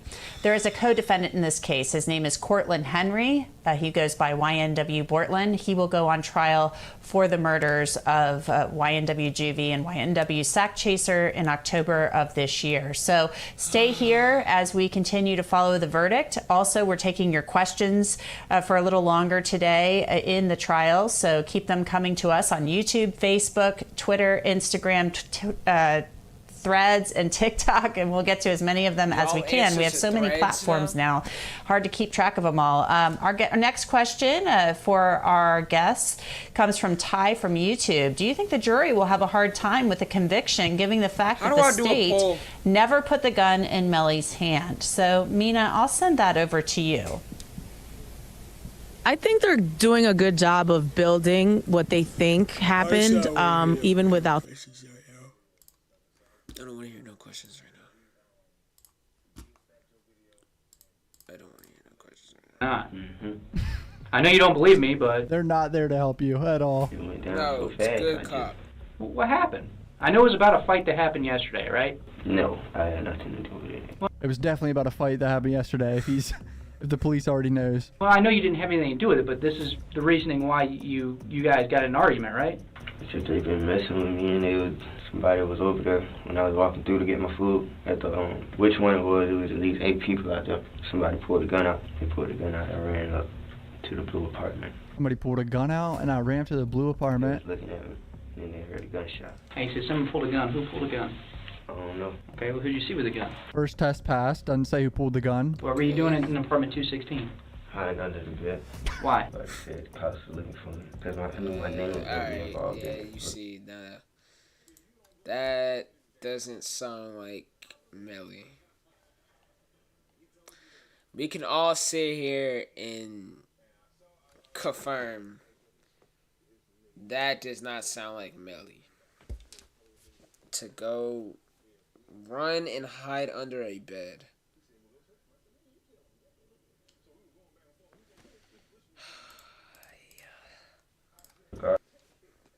That's what he said. Now, I know there's more to it. I mean, I have a pretty good grasp of what's going on. He's lying. He doesn't have all the grasp. He wants to see the perspective of each party involved. The detective's trying to make him feel more comfortable, obviously. See if you have any kind of gunshot residue on your hand. You want to be honest with me and tell me what's going on? That's all I know. Now's the time to be honest, okay?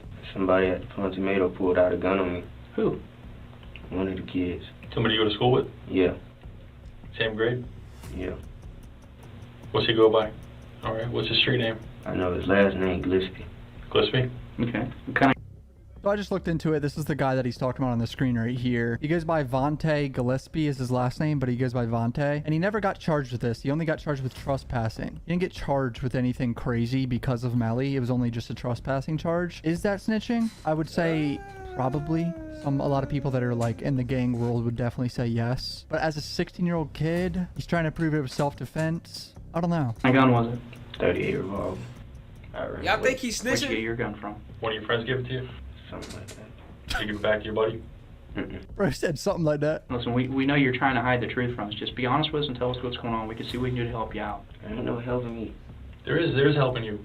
This isn't the final moment of your life, okay? Life continues past here, right? We make poor choices in life. Nobody's perfect. You didn't kill anybody. You're going along that path, but you haven't done it yet. All right, dude. Some major foreshadowing. It's not too late. Y'all think he's snitching right here? Up in the road. There's witnesses that saw you do it, Jamal. I mean, I'm not making this stuff up. Why would I have to make stuff up in order to talk to you? Why do they keep calling him Jamal? It's clearly spelled Jabel. Apparently, I say demons wrong, too. It's not actually demons, it's demons. I've been saying that for like 4 years reporting this. The case against you is very strong. I'm trying to help you out right now. Now, it's either you're going to help yourself out or you're not. I'm trying to help The detectives and the police are not trying to help you. Like, that is just a fact. Always ask for your lawyer. you help yourself out. One of the kids pulled out a gun on me at the Plum Tomato. Okay. Ran to the south of the blue apartment. Shit, kind of. Fired mine. Yeah. What happened when you fired yours? I wasn't aiming at nobody. I just fired it so they could recognize. How'd you? It was a warning shot. This is wild that he only got a year in juvie or whatever for this. He got lucky. Where'd you put the gun? Crazy. It's long gone. There's nowhere around here. Your parents seem like very good parents. The last thing I want to do is go to them one night and say that Jamal just got in a shooting and Jamal's dead. Jesus. You realize this is the life you're about to lead, right? He's killing me with Jamal. You've got to be honest with me. Where is that gun? Not the end of the world. Just tell us where it is so we can get it off the street. Somebody doesn't get else get hurt with it. I don't know. So you give it to your girlfriend? Sure. You gave it to your girlfriend? You want somebody else to get shot with that gun? Ain't nobody gonna get hurt with it. Is we can say that you were honest with us and you cooperated with us rather than us trying to do a manhunt basically for where the gun is. You just told us you fired the gun. You know what kind of gun it was. Come on. Did you have a revolver too? I don't know where the gun is though. He's clearly not going to tell him where the gun is at because he's not trying to get his friend in trouble that he gave it to or where he hid it or anything like that. Yes, you do. What does it have to do with you telling us where the gun is? It might make it worse. Yep. I'm telling you it's not. It's going to be the same charge no matter what. Woke up You'll in get a the gun charge. morning, I What do you got mean? murdered In the river. on my mind. Off the bridge?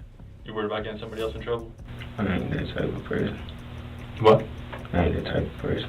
I can't tell nobody else. Somebody else? Did somebody else? Oh, God. He might have low-key snitched a little bit, but he didn't even do it on purpose. Like, we've seen grown men lately literally, like, get, like, 10 people arrested in one interrogation. Melly didn't even get this guy arrested for this. And he's not even doing it on purpose. He's not even aware that he might have done it on... And he's only 16 in this clip, bro. When I was 16, I was jerking off and playing Call of Duty, dude. Throw the gun in the river for you? You can throw the gun in the river? You going to help us find the gun or are you just going to kind of not say anything? I don't say anything about the gun. You at least going to tell me what kind of gun it was? He said he was jerking. You don't know other than you just shot it. That's what you're going with. Myself and Detective Kransky are sitting here trying to help you. No, you're not. And the best you got is, I don't know, I just shot the gun. That's as honest as you're going to be with both of us. After we're sitting here trying to help you, have you gotten in a lot of trouble Yeah, you're still getting arrested. We can't control that. There ain't no gun to find. Bro, hit that shit. Find it. Yeah, I'm being honest. I'm telling you the truth. I don't know where the gun is. Okay, who'd you give it to? Tell me the truth on that. I don't remember who I gave it to. I needed to reach for it. When I snatched it, they all started running towards me, so I took it. He snatched the other person's gun? Is that what the story he's going with? Took the cut, because I knew they had more guns. I took the cut all the way to the top of the blue apartments to see what was going on. They had one aimed, so I shot one back. You took his gun from him, so you got your gun and you got his gun. Oh, this is a lie. 100% a lie. He did not take no gun from someone. I mean, I doubt it, but... I don't have no gun. My gun was his gun. You took his gun. So you took his gun and you shot at him with his gun. What did you do with the gun after that? Threw it back over there. One of them went and picked it up. He say he threw it back over there? That makes no sense. No one would ever do that. That's definitely not the true story. Everyone had guns of their own. Is the true story. Back over where, Jamal? To where they was at. Would you throw it at him? Yeah. That Come doesn't on. make any sense. I doubt that. Now you're being foolish. One of them had to pick it up, though. They got it. How you know they have it? Because they went and picked it up. You know those guys. Which one of them picked it up? I don't know the one, Gillespie. He's the one that picked it up? Are you sure? So you stole the gun from Gillespie and then he got it back? That's the story you want me to believe? What's the maximum time I can get? No clue. I'm so worried about the maximum sentence already. You don't know nothing about nothing. Yeah, this is weird. None of that street beef, none of that. I just got into this incident with you. There's got to be a reason why you guys got an argument. Either way, you guys got to fight, man, and it's not going to end well. Terrible. I'm not in no young paper soldier. Okay, maybe you're not. Some soldier or something. He's talking about some gang. I got nothing to do with Well, you hang around the same people that are, right? Nope. There's some people are going to say he snitched for this, for sure, yeah. But the guy didn't even get a charge for it. But he did say his name. People are going to say that he shouldn't have said anyone's name whatsoever. Yep. He's 16 years old, probably a little scared because he fucking shot a gun right by a high school and then had to hide in some random apartment or a friend's apartment or something. Alright. So he actually did pretty good about... First of all, I do not believe that that Melly shot... No. I don't believe that he ran somewhere and hid under a bed, bro. I refuse to believe that. What's good, Shakir? I just refuse to believe that. The gun situation, basically telling him more information about the gun. Bring up the guy's name is definitely going to get people Unless this man caps in his raps, I don't believe that he ran somewhere and hid under a bed. I'm a goddamn civilian. I don't know if that's snitching or not. I had to make a video on this because so many people were talking about this today, even though it's unrelated to the trial that starts up tomorrow. If there isn't a mistrial, I'll be covering that. If you're new to my channel, subscribe, comment, Twitter, Instagram. This makes no sense. This has nothing to do with it. Legit nothing to do with the current case. Oh God, we're back. Oh God, we're back. We're back. We're back. We're back in the courtroom, dog. Back in the courtroom. Get them lunch or something like that. Bring them a lunch. He received. On God, it is, bro. On God, bro. Short note. It was folded up. That's good. Too crazy. Too crazy. Asked to him, and it says, "Are we allowed to have Apple watches?" Someone has. I got murder on my mind. What the heck is that? The message that was passed to me, and that's why when we got the message, I try to get everybody to come back to just talk about it. Was that another jury? Oh, sure. Yes. We're going to wait for 1 second. This is by far my longest stream. Just want to respond to it. I've been here since 9.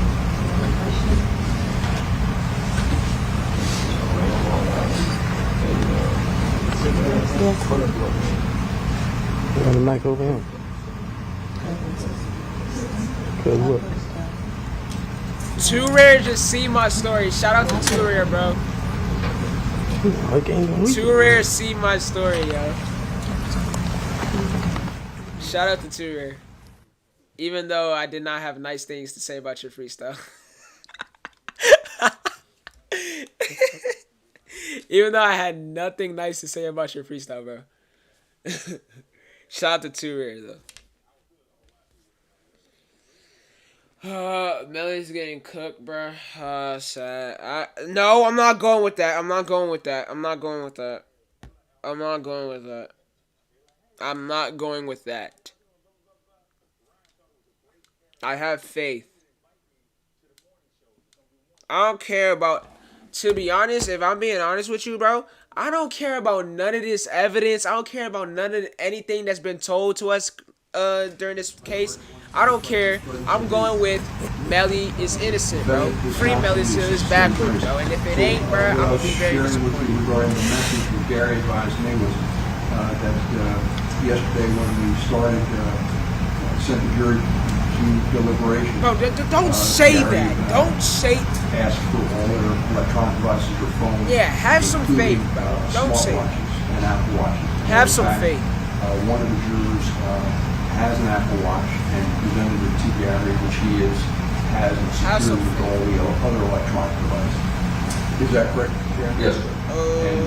Secondly, My food's here, chat. When he viewed various jurors, he was unable or did not observe anybody wearing a smartwatch. Is that correct? Correct. So I don't know how you want me to handle this, and I guess that's one of the things you could talk about for a second amongst yourselves. I got murder on my mind. AK-47, smack a big box and And it says, what if you can't come to a decision, question mark, everyone is stuck on which side they've chosen. Signed by the foreperson. So, is everybody back in here? I think we're prepared to, back in the courtroom? to the extent that the court is, I think we're prepared to offer our responses. That's fine. If you're ready, Madam, are you ready? Yes, sir. All right, go ahead. I know the court's not going to want to hear this, but with respect I have no idea. The first of the notes. Excuse me, when we talk about the notes, we're talking about the one. Okay, the first would be the Apple Watch. Okay. The individual juror. Individual juror Apple. As far as that is concerned, my understanding of how Apple Watch works, at least how mine works, is that there has to be some proximity to a phone for it to provide access to the internet. I don't know if I'm wrong. There are versions that selling and cellular capabilities outside of the phone. All right, so I guess we need to inquire with respect to who that might be that has it. And it would just be, we would suggest that we identify who it is, we just retrieve it and keep it moving. So I think on that, remember, pass the note to your deputy, bring that potential particular juror out, and ask who has it, so we actually know. No, I wouldn't want to isolate them. I'd want to bring up the whole panel and have the court inquire as to whether or not anybody has any remaining electronic devices. But as part of the court's instructions in 3.13 indicate that if anyone becomes aware of a violation of these rules, which includes not having an electronic device, they must inform the court. I think for record purposes, we need to identify the person who has the Apple Watch and needs to be removed from the room. We don't know whether there have been any other violations. Perhaps someone looking up something online. My food's here, chat. I'll be back. I'll be right back now. Thank you. You all done anything? Well, I'll be right. One, the person in passing up that note did abide by the court's instruction that Ms. Smith just referred to, but it doesn't say necessarily bring them out and single them out and expose them as a snitch. and I think we're jumping the gun by suggesting that if we find that somebody had an Apple Watch, they need to be removed from the room. The Apple Watch needs to be removed from the room. Is that what you're saying? Okay, so we concur in that respect as far as this one. This is my thought, respectfully. I just bring the jury in as a group, just let them know I have a message. This is, are we allowed to have an Apple Watch if someone has one? I don't know if this, when they're talking about this, one of the jurors does have an Apple Watch, but it was taken away, or not taken away, but they presented to Gary when he asked for it the other day before the jury went into deliberations. He goes in and just retrieves all the phones and electronic devices, and they presented it to him. So maybe that.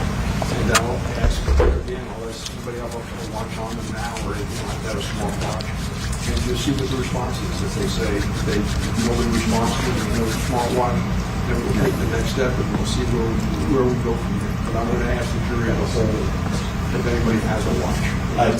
Your Honor, with respect to that, the only suggestion that I would make would be for the court to inquire if anybody does have an Apple Watch. When they go back to the room, please give it to Gary, as opposed to them feeling castigated in front of the public. I still need to know, though, if somebody has a watch and they give it to Gary, I need to know, make sure they haven't used it. Because he's specifically, I instructed him they can't have it back. What we saying? I don't know that I ever talked about smart watches or Apple Watches per se, but I know in the standard instruction, which I read to him, I told him they can't have electronic devices, phones, cell phones, any electronic device have to be left here in the courtroom. Gary goes in and does it again, and when they go in, make sure he Got can't that say- burrito. Know what you know Let me about just that take it one step at a burrito. time and see what they say. And then if we need They're to arguing inquire about further, Apple we'll Watches? talk. What the heck? Okay, all right. So just ask the jury to come in for a second. Yes, sir. Oh, wait a second. I'm sorry. Did I mention this to you? The third? I got another one. Another question. Your Honor, at that point, I think it's appropriate to read the Allen charge based on that specific comment. I can print copies for the court and counsel. Well, it says here, what if we can't come to a decision? Doesn't mean they're at an impasse now. Everyone is stuck on which side they've chosen. So if they say they can't reach a decision, that's one thing. But this doesn't really say they can't reach a decision. It says, what if we can't come to a decision? I think they're saying they have not. And what if meaning what is the procedure that we follow now that we are in that place, as opposed to what if that eventually happens. So we interpret it a little bit differently, Your Honor. As to what we should do about it, I'd like to confer with co-counsel. As to the other note, this is the part that I know the court's not going to like too much. We have made taken a position that the statements that were requested at the same time and should be read back at the same time. Now we've received a situation, or now we've come to a situation where testimony that by a state witness was put on, and I know we're reading tea leaves, but because we're in that position, we need to account for every eventuality and possible scenario. I would hate for it to be that the jury that has now rescinded its request for the other testimony has done so because they have now been either browbeaten or convinced of a certain position because they lacked the ammo in terms of Kevin's testimony to retort. So I know that forcing the jury now to read a transcript which they have said they don't need might not be optimal. And so in order to preserve our objection, I would not propose that, but I would move for mistrial on that basis. Thank you. Thank you, sir. So there's a motion for mistrial and the state which we heard. I want to make sure I understand. The motion for mistrial is based on the jurors rescinding their request? That's the way I understand. Well, it's based on the fact that we did not provide them the two statements at the same time, and now a request has been made to rescind. The request to see one of them has been rescinded. So it's not the fact that they have rescinded; it's the fact that the court denied our motion to read them at the same time, and now that has resulted in them rescinding the request for one. So that's the basis to be complete. My question, state which to respond. No, Your Honor, not manifest necessity. Thank you. Motion denied. All right, so what I'm going to do then is, and what do you want to do about the Allen charge? Is the state agree? Print it out so we can look at the Allen charge, if they could, and then we need a few moments to discuss it with the court's permission. I'm sorry. I'll print it now if that's okay. I just don't feel like it. That's all fine, well and good. That's fine. Go ahead. We'll be in recess. Thank you. Thank you.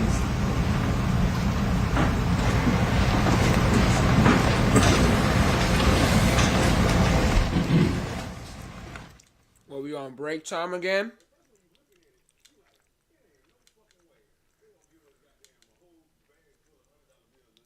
You on break time again? You on break time again?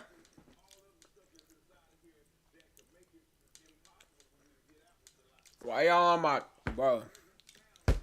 Why y'all on my... Bro.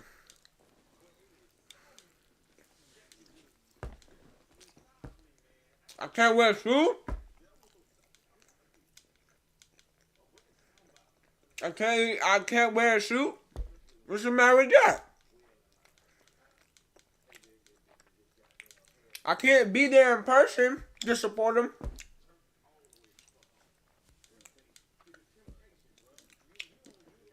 Yo, y'all on my tip, bro.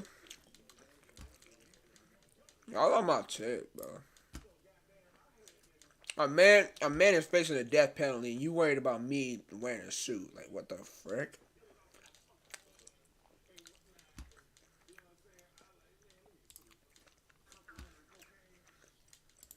Man's facing a death penalty. The closing arguments about me wearing a suit.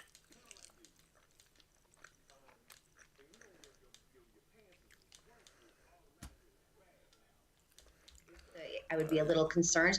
And I don't think the prosecution made their case, so I'm actually not surprised. So, Miguel, with so much evidence to go over, we know they asked for the readback of Trevion Glass, very important character who was there that night in one car, doesn't remember anybody switching cars. That is critical for the defense analysis. They focused on a couple of other minor things, but does that tell you anything when you put that together with this latest question about, hey, what if we can't come to a decision? Look, I think it seems like it's premature, right? Because we're only about 6 hours and change into the deliberations, and they're already asking a question like that. And they had testimony read back to them, and I'm so looking very presentable. I think today it's getting real federal. You are. They need to go back and deliberate more. I think this is premature. And I think there's something to be said about this being Friday and they're sequestered, right? They're not looking forward to not being at home, not having their own life on the weekends. And so they may be trying to see if they can wrap it up quickly, but I definitely think this is premature. Yeah, I'm confident they're doing their job. Anybody else who's asking me why I got a suit on, bro, mind your freaking business, bro. It is a man facing a death penalty and you worried about me wearing a suit. I can't be there in person to support him. So, what the heck? Particular question from a jury member was asked. Defendant, this counsel, the assistant state attorneys. So what I was sharing with you regarding the message that Gary advised me was that yesterday when we started sent the jury to deliberations, Gary asked for all their electronic devices or phones, including smartwatches and Apple Watches. And in fact, one of the jurors has an Apple Watch and presented it to Gary, which he has securely with all the other electronic devices. Is that correct, Gary? Yes, sir. And secondly, he's also indicated that we're okay with that in total. We are all, second paragraph, we are all aware that it is legally permissible for a jury to... And if it makes you feel any better, this is the only time I'm freaking doing this, okay? If it makes you feel any better, bro, this is the only time I'm freaking doing this, bro. As soon as this whole case and whatever it goes down happens, I'm never wearing a suit ever again on this channel. That's probably cap, but I'm not wearing no suit like this anymore, bro. I'm not doing this no more. I'm not doing this no more, bro. This is my only time wearing a suit on this type of stuff, bro. Are you getting out? Okay, thank you. It's my only time doing this. The fourth paragraph reads, if you disagree over what you believe the evidence showed, then only you can resolve the conflict if it is to be resolved. We would prefer that it says only you can resolve the conflict if in fact it can be resolved. The words, if it is to be resolved, that phrase has a certain sense of inevitability, which seems like it's urging them to resolve it. And so we would ask that to be changed to if in fact it can be resolved. The next paragraph we would like eliminated completely. And it says, I have only one request of you by law. I cannot demand this of you, but I want you to go back in the jury room then taking turns, tell each of the other jurors about any weaknesses of your own position. You should not interrupt each other or comment on each other's view until each of you has had a chance to talk. After you have done that, if you simply cannot reach a verdict, then return to the courtroom and I will declare this case mistrial and will discharge you with my sincere appreciation for your service. I don't think we should be telling the jury how to go about the function of deliberation and suggesting to them that they each get up in turn and give a dissertation as to what they think the weaknesses of their own position are. I think is an unconstitutional intrusion on the function of a jury and its deliberation, and we would object to that. The final line says you may now retire to continue with your deliberations, and we're okay with that. Excuse me one second. Your Honor, I have a vague recollection of any modifications to that being a problem. I'm trying to read, I believe it's out of this circuit, 2015 Alameda v. State. I haven't had a chance to read it in full, but I have. But you're objecting to the change? Yes, I'm trying to read through. Yeah, steak and shrimp later? Oh, nice. I had that last night.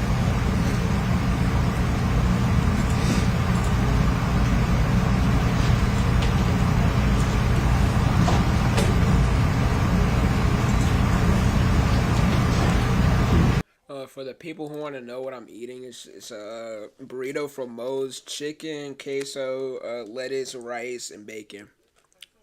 It's good.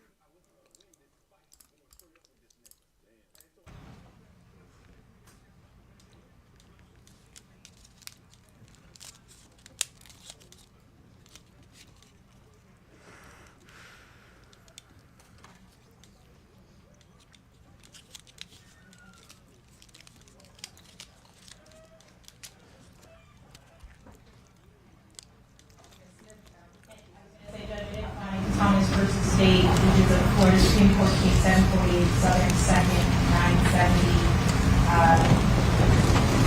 pinpoint or citation point 978, and it says in part a somewhat similar situation arose in Young versus State, and it cites Young versus State where the court I dropped 2 new videos yesterday, man. If y'all want to go check that out. I know that there's a lot of case law on just disapproving a modification of the Allen charge. If you're doing a chat, man, hit the sub button, like button, to the jury has to not comment on what portions or not. I think to isolate certain paragraphs. Spare free Melly in the chat, bro. Truly suggested and have a negative impact on whatever Your Honor, I'd like to know if that case that you read concerns jury instructions at large or an Allen charge? Allen charge. It is an Allen charge. Who asked for the modification, the state or the defense? Probably the defense. Yes, Thomas, the defendant, asked for the Allen charge for the standard jury instruction after the jury deliberated. The standard Allen charge is not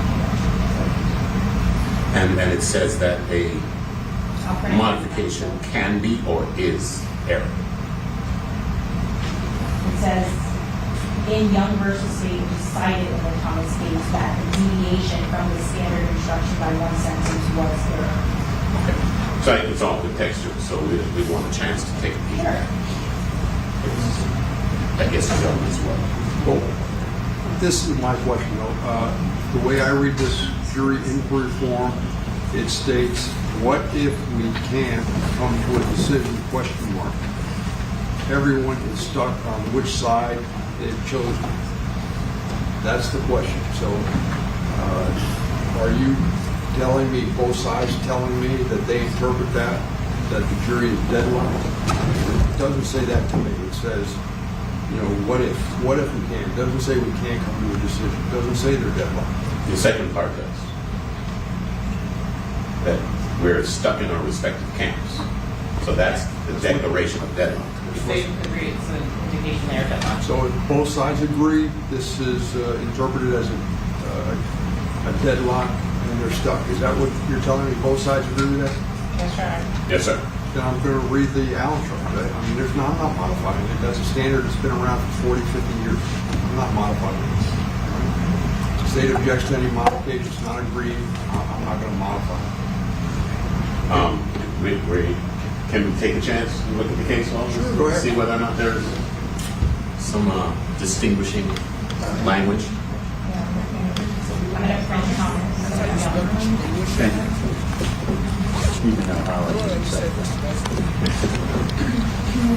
I apologize for this. That's no problem. We're happy to look at whatever case you want. Thank you. I don't have anything.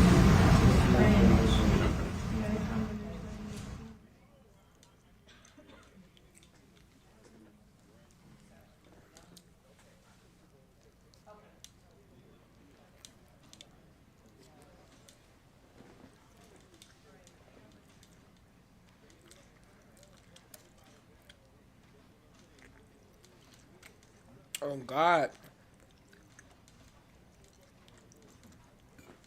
I thought they said they had the verdict ready. That's why they pushed it this early. Instead of don't want to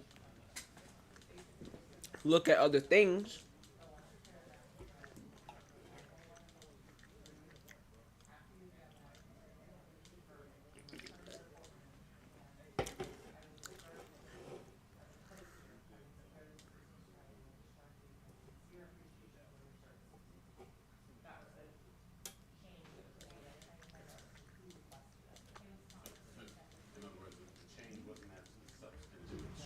To the jury, it was as to whether or not the effect of their further deliberations. So in other words, it's giving them an Allen charge and then telling them, and even if you were deadlocked, I'm going to send you home, which is completely different from the substance of the charge itself.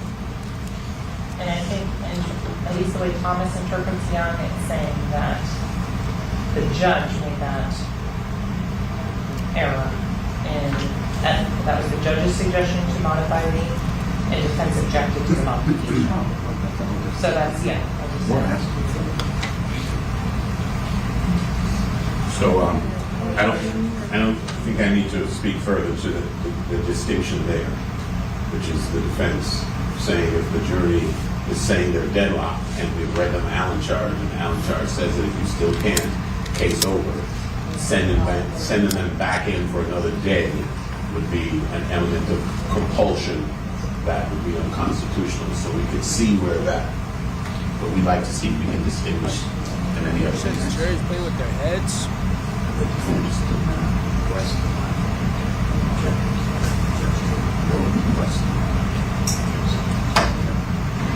My headphones about to die.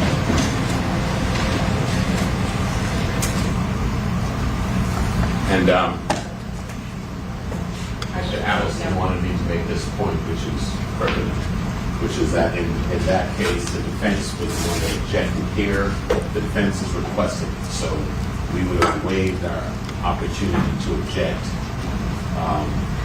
should the court grant our request.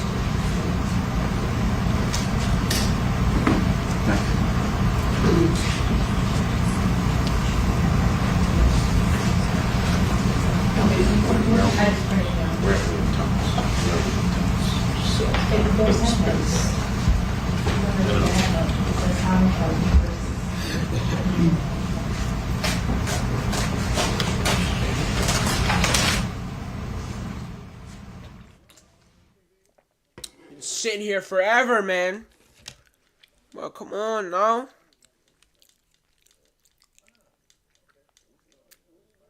Need to come on with this verdict, man. Bro.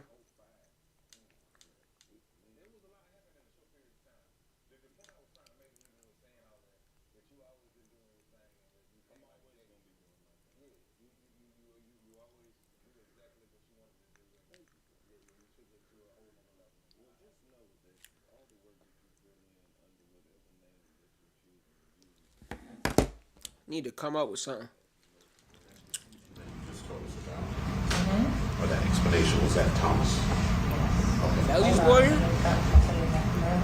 No, I see it in Thomas. I mean, I see it in Young. That's in Thomas as well. It's the same issue. Okay. So yes, Your Honor, the Thomas case that the state cited was Thomas v. State, 748 Southern 2nd, 970. It's a 1999 case, Supreme Court of Florida. And that also cites to a State, Young v. State, which is 711 Southern 2nd, 1379, a 1998 case out of the 2nd District Court of Appeals. And the state has represented the issue that Thomas addressed. I'd like to just read some language here from Young that indicates that Young was treating the same issue. In the very second paragraph of the opinion, it says, the jury began its deliberations in this case near 5 p.m. on the second day of trial. At or near 9 p.m., it informed the court, quote, as a group, we cannot agree on a verdict, end quote. The trial judge made the decision to give the jury an Allen charge. It is proper for a trial judge in a criminal case to give the standard Allen charge where it appears the jury is deadlocked. The trial judge also decided, however, that he did not want a mistrial that night and would bring the jury back the next morning. So it's the same issue, which is we're going to give you an Allen charge, but it's not going to be effective because if you still can't reach a verdict, we're going to bring you back tomorrow. So it's the same issue in Thomas, and we think that's different from the notion that a Allen charge cannot be modified at all to suit the circumstances of a particular case. Here, I don't think there is any need to tell them about the law because nothing they've said implies the law.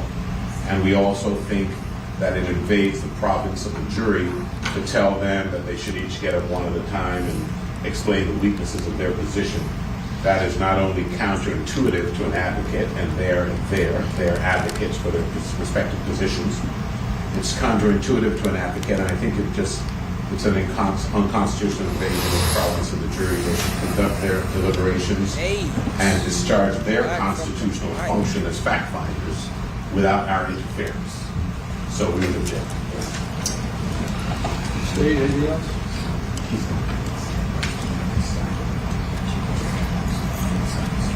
So let me ask you this: how do you want me to? My thought is I'm going to handle this question first about who's got a cell phone, if anyone.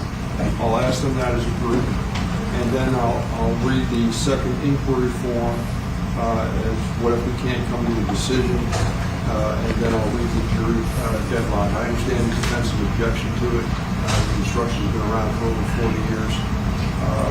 Stood the test of time.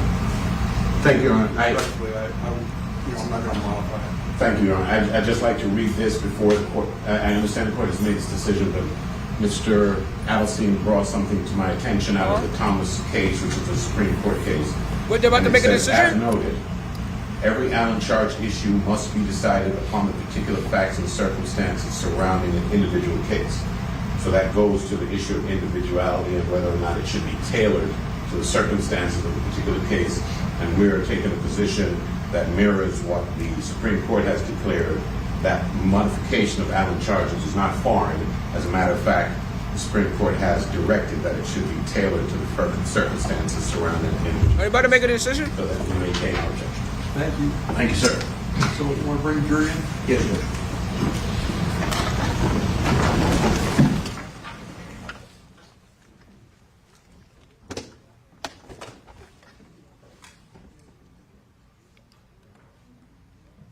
Wait, what's going on?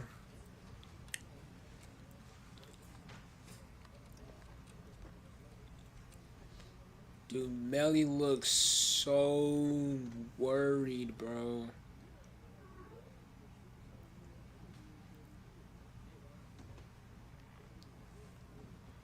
Jury on the way. No, stop, bro. My heart is... Oh, shoot. My heart's going. I swear to God, Chad, my heart is going. What's going on? Jurors entering.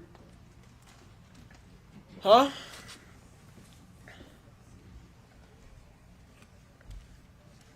Chad, my heart is going.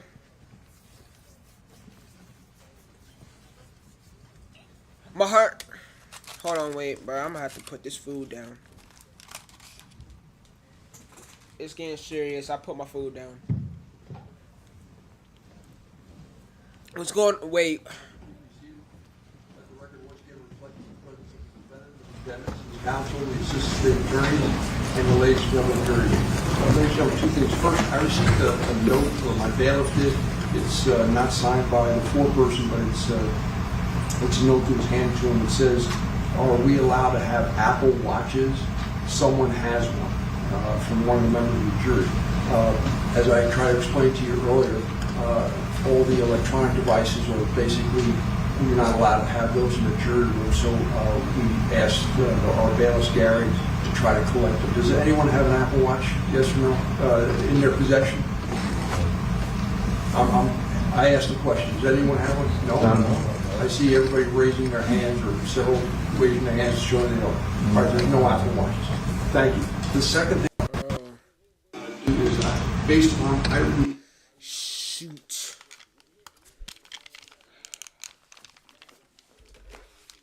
I have to use my backup.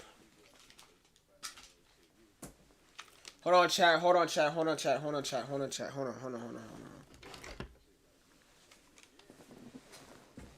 Hold on. Hold on.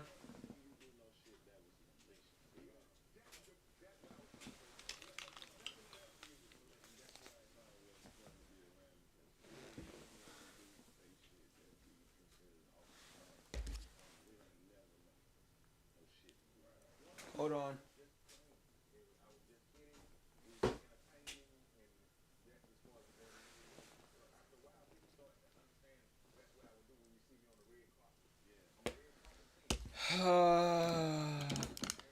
I think it might be Gigi. I don't know.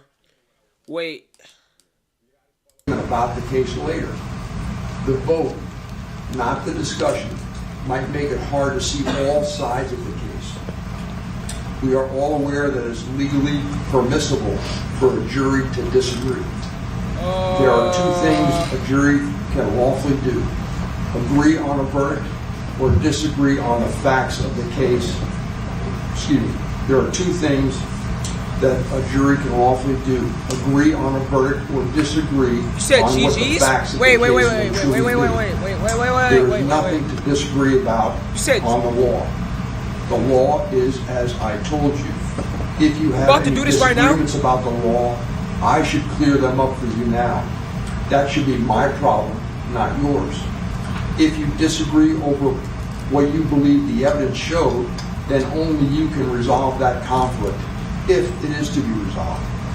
I have only one request of you. By law, I cannot demand this of you, but I want you to go back to the jury room, then taking turns, tell each of the other jurors about any weaknesses of your own position. You should not interrupt each other or comment on each other's views until each of you have had a chance to talk. After you have done that, if you simply cannot reach a verdict, then return to the courtroom and I will declare this case mistried and will discharge you with my sincere appreciation for your services.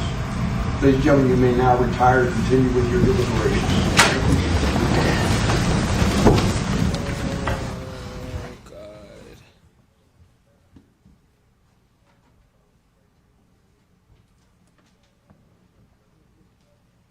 I'm confused. Like, do I stand up too? Like, what is going on? No.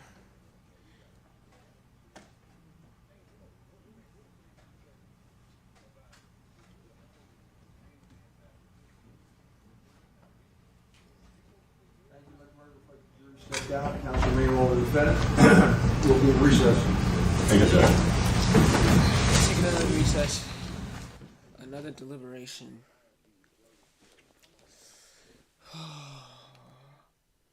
He said we're taking another recess. Said we're taking another recess, chat. I was in the middle of eating a great burrito, and then stuff just got real.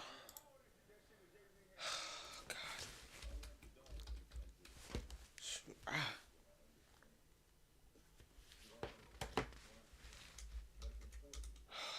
God, man.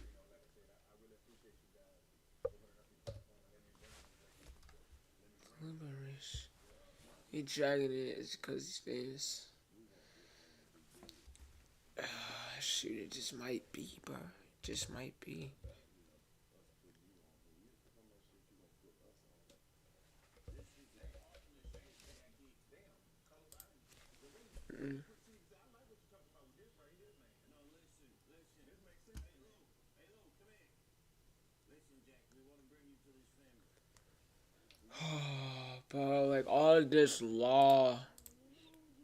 all this law stuff, I just don't know what the heck is going on, bro. It's getting real. It's getting way too real. Man. It's getting too real. It's getting too real. It's getting too real. It's getting too real. It's getting too real, man. Like, my heart is going again. Like, I was at one point, I was chilling. At one point, I was just chilling, bro. Vibing with the chat, bro. And now my heart's going again, bro. Oh, God, bro. Wait. I'm confused. So, are we about to... I'm confused. Are we about to choose his fate? Are we about to choose his fate? God, bro. Are we about to choose his fate? W stream. By the way, yeah. W stream.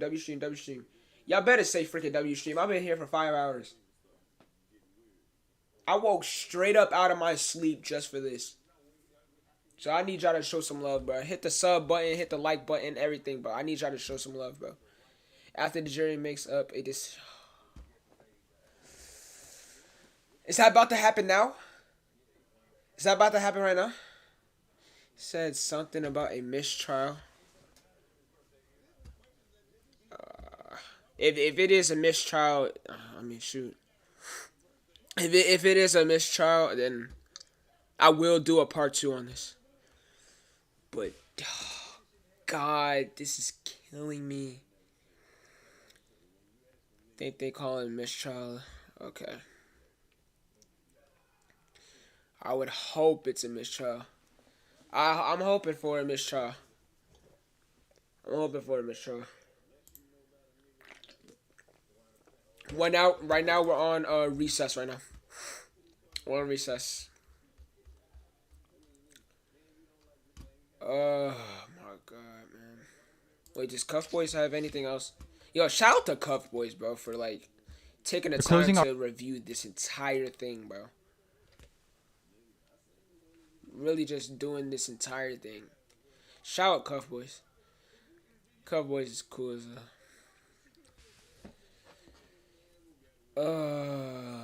shoot. Said it's being sabotaged. YNW Melly's trial is scheduled to start on June 5th, and there hasn't been much of an update over the past 30 days. But I saw something pop up in the court database today that is very concerning. Motion to request and force discovery cutoff. This motion was sent in by Melly's lawyer, and it says, on or about April 10th, 2023, the jury selection on this matter commenced, so they started picking a jury. In April, the state of Florida filed an 18-page supplemental report pertaining to forensic testing on the vehicle subject matter to this case. On May 12th, a month later, the state of Florida filed supplemental discovery adding 3 new witnesses, the 3 new witnesses and forensic testing being added Sunday to this case. And what that means is it's blindsiding Melly's lawyer and their team because they're adding new shit to the case suddenly out of nowhere. No matter what you think, if you think Melly actually did this, we all know it's kind of sketchy with the amount of evidence against them. They have a right to see what the prosecution is going to use against them and also cross-examine these people. On May 12th, the state of Florida filed a 68-page report on the crash date retrieval system in the vehicle, where the deceased are believed to have been shot in, along with 2 additional supplemental reports authored by Detective Christopher Williams. The state attorney has throughout this case used the exact same delay tactics to prevent and delay this matter from proceeding to trial. This matter has been scheduled to commence trial on March 7th, 2022. So over 15 months ago, this trial was supposed to start, and it's been delayed that long. However, the state attorney engaged Detective Christopher Williams to conduct a second crime scene reenactment because in accordance with Detective Williams, the crime scene reenactment created by Miramar Police was wrong. What? The state attorney has a detective recreating the crime scene because the initial one was wrong. Bring him down. I don't know about you. Yeah, that sounds like a red flag to me. If I was a lawyer and my defendant was facing life like Melly is, and I saw that they're redoing a big part of the case, which is the fucking vehicle, like, what does that even mean? The state attorney did not turn over the report until February 17, 2022 and would not present Detective Christopher Williams for deposition selection until February 22nd, 2022. Again, the state of Florida is filing evidence during the middle of jury selection. So they did this a year ago as well, and now they're doing it again. I don't care what anyone says, this is intentional. I don't know much about other cases in the past. This doesn't surprise me, but I think it's because of who Melly is that they're doing this to him. I think they're just trying to make it harder for him to defend himself and delay it even more, and they're trying to get an even better case than they already have against him. And I think it's kind of fucked up because he's already been in jail for 4 or 5 years. Like, at the end of the day, if he really did this, then obviously he deserves to be in there, but who knows? I don't think the state should have the power to add shit last minute while jury selection is already starting. Adding insult to injury, the court was in recess. The undersigned specifically asked to depose the 3 new witnesses. However, the state attorney offered only 2 dates to conduct these depositions, and when informed the dates were not convenient for the defense, communication ceased. Upon recollection and belief, Judge Siegel announced in April 2022, so 15 months ago, that no more discovery would be allowed and all reports had to be provided. It is bizarre that not only during jury selection, but almost 5 years later, that the state of Florida is just issuing a warrant to search the crash data retrieval system and conduct additional GSR testing of a vehicle that has been evident. Are we back yet? No, they're still on recess. Dude, this chat, bro, is like killing me. I mean, oh no. Some of them are saying mistrial. Some of them are saying mistrial. Some of them are saying mistrial. Say Italy, young boy. Fredo was in. Oh, they were in the chat. I thought you were saying they were in the room. I wouldn't be surprised if he was in the room. But you saying they were in the chat. Oh. Yo, this is getting hectic, bro. It's getting crazy. They need to do something, bro. Hurry up and do something, bro. I've been streaming for 5 hours in this hot suit. Let's get that clear too. Oh my god, we are about to hit 370. Oh my yo, chat, we're already about to hit 370. Yo, if you're new in the chat, man, hit the sub button, bro. We're about to hit 370. Hype me up, man. Let's get it. Let's go, man. Let's get it, man. You don't waste all of our time. Yep. Yes, sir. But I appreciate everybody for pulling up in the stream, man. I appreciate all the subs, man. Thank y'all so much. We are almost at 400 subscribers. You know, and if you're new to the channel, every milestone I hit, I do a special stream. For me, last one I did an ice bath. What did I do for 200? I think I did a 24-hour for 200, and of course my infamous 100. I did the hot chip, and I nearly died on stream. So yeah, man, let's hit 400, and we'll be doing a 400 special. You know what I'm saying, bro? And bro, I want to thank y'all so much for the love on these ones, bro. On the pink tape. Y'all loved that stream, bro. I appreciate that. Yeah, the infamous one chip.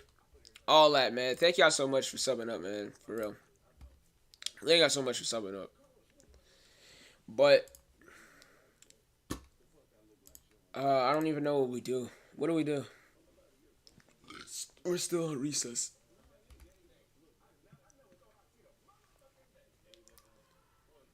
Still on recess. We still on recess. They're tampering with evidence.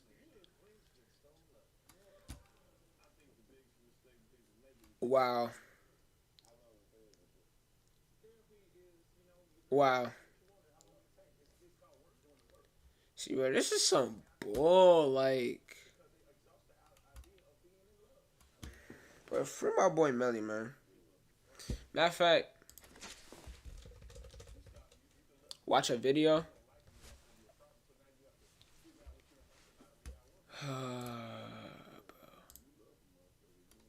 Still not back. Watch a video. I watch Patrick. I'm trying to watch, even though I want to react to like some stuff because I know it's a lot of stuff that came out today.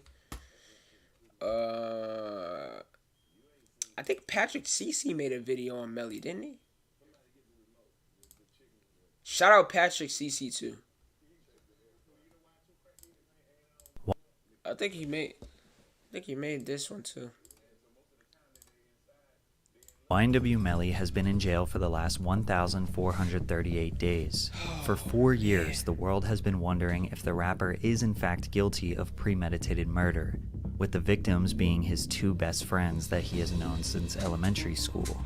As of right now, the death penalty is a potential fate for him. But just before he got arrested, he released his collaboration with Kanye West that skyrocketed his fame. He had multiple songs generating millions of views and streams, and was on his way to being the next SoundCloud superstar. When the news broke that he was being investigated, people started to scrutinize him. His lyrics were shockingly descriptive.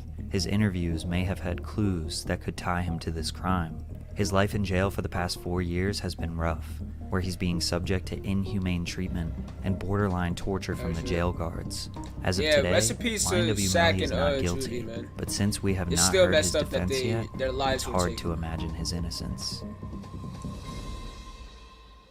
Jamel Demons, yes, that's his real name, was It's born to Demons. mother Jamie Demons King when she was just 14 years old. The teenager and her mother raised the boy at the Orangewood Park when she was just...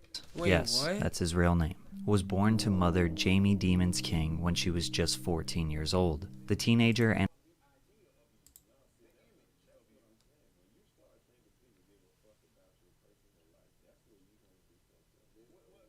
14?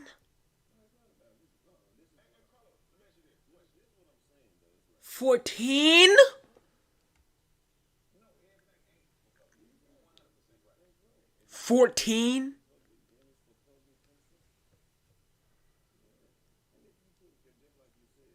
Oh my god. and her mother raised the boy at the Tell Orangewood Park me not. Apartments in Gifford, Florida. In kindergarten, Jamel met his first friend, Christopher Thomas, who we now know as YNW Juvie. So then when I walk in the kindergarten room, I see him, then he just started smiling and dancing, so it just made me happy. Now I want to be here. Since his mother was so young, they moved around to various projects up and down East. See, when you put it like see, man, when I hear that, it's just like, why would you assume this? Jamel met his first friend, Christopher Thomas, who we now know as YNW Juvie. So then when I walk in the kindergarten room, I see him, then he just started smiling and dancing, so it just made me happy. Now I want to be here. Since his mother was so young, See, bro, like when I hear that right there, it's just like, bro, like why? Like why? How could this happen? they moved around to various projects up and down eastern Florida. He still doesn't know who his father is. Jamie says her son was a great kid, quiet, smiley, loved to sing and dance, but Melly admits he had a dark side to him, one that he discovered when he was just 9 years old. He had a little couch with a whole bunch of Yeah. toys and shit under it, and like I seen a toy gun. I was just playing with that bitch, like pew pew. Then Melly discovers his uncle's real gun. When I rolled, I hit my head under the couch. When I hit my head under the couch, I stayed up for a little bit. I seen some shit shining. It was a 22 revolver, a real gun. What? I'm a kid though, so I just walk out the house and I shot that bitch. And I couldn't hear out my ear for like a week. But then I was like, damn, this a real gun, you know what I'm saying? If you up that bitch at a nigga and bust his ass, that's his soul in that. Like, it's death in this motherfucker, you know what I'm saying? All I gotta do is up this motherfucker in your ass, just you disappear, bitch. Real shit, bro. Alright. Now you see, it's no excuse for that.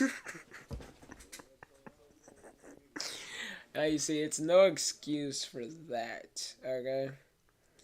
It's no excuse for that. Hold on. See, now you see, it's no excuse for the way he just put that, bro. Neither the way he be acting too,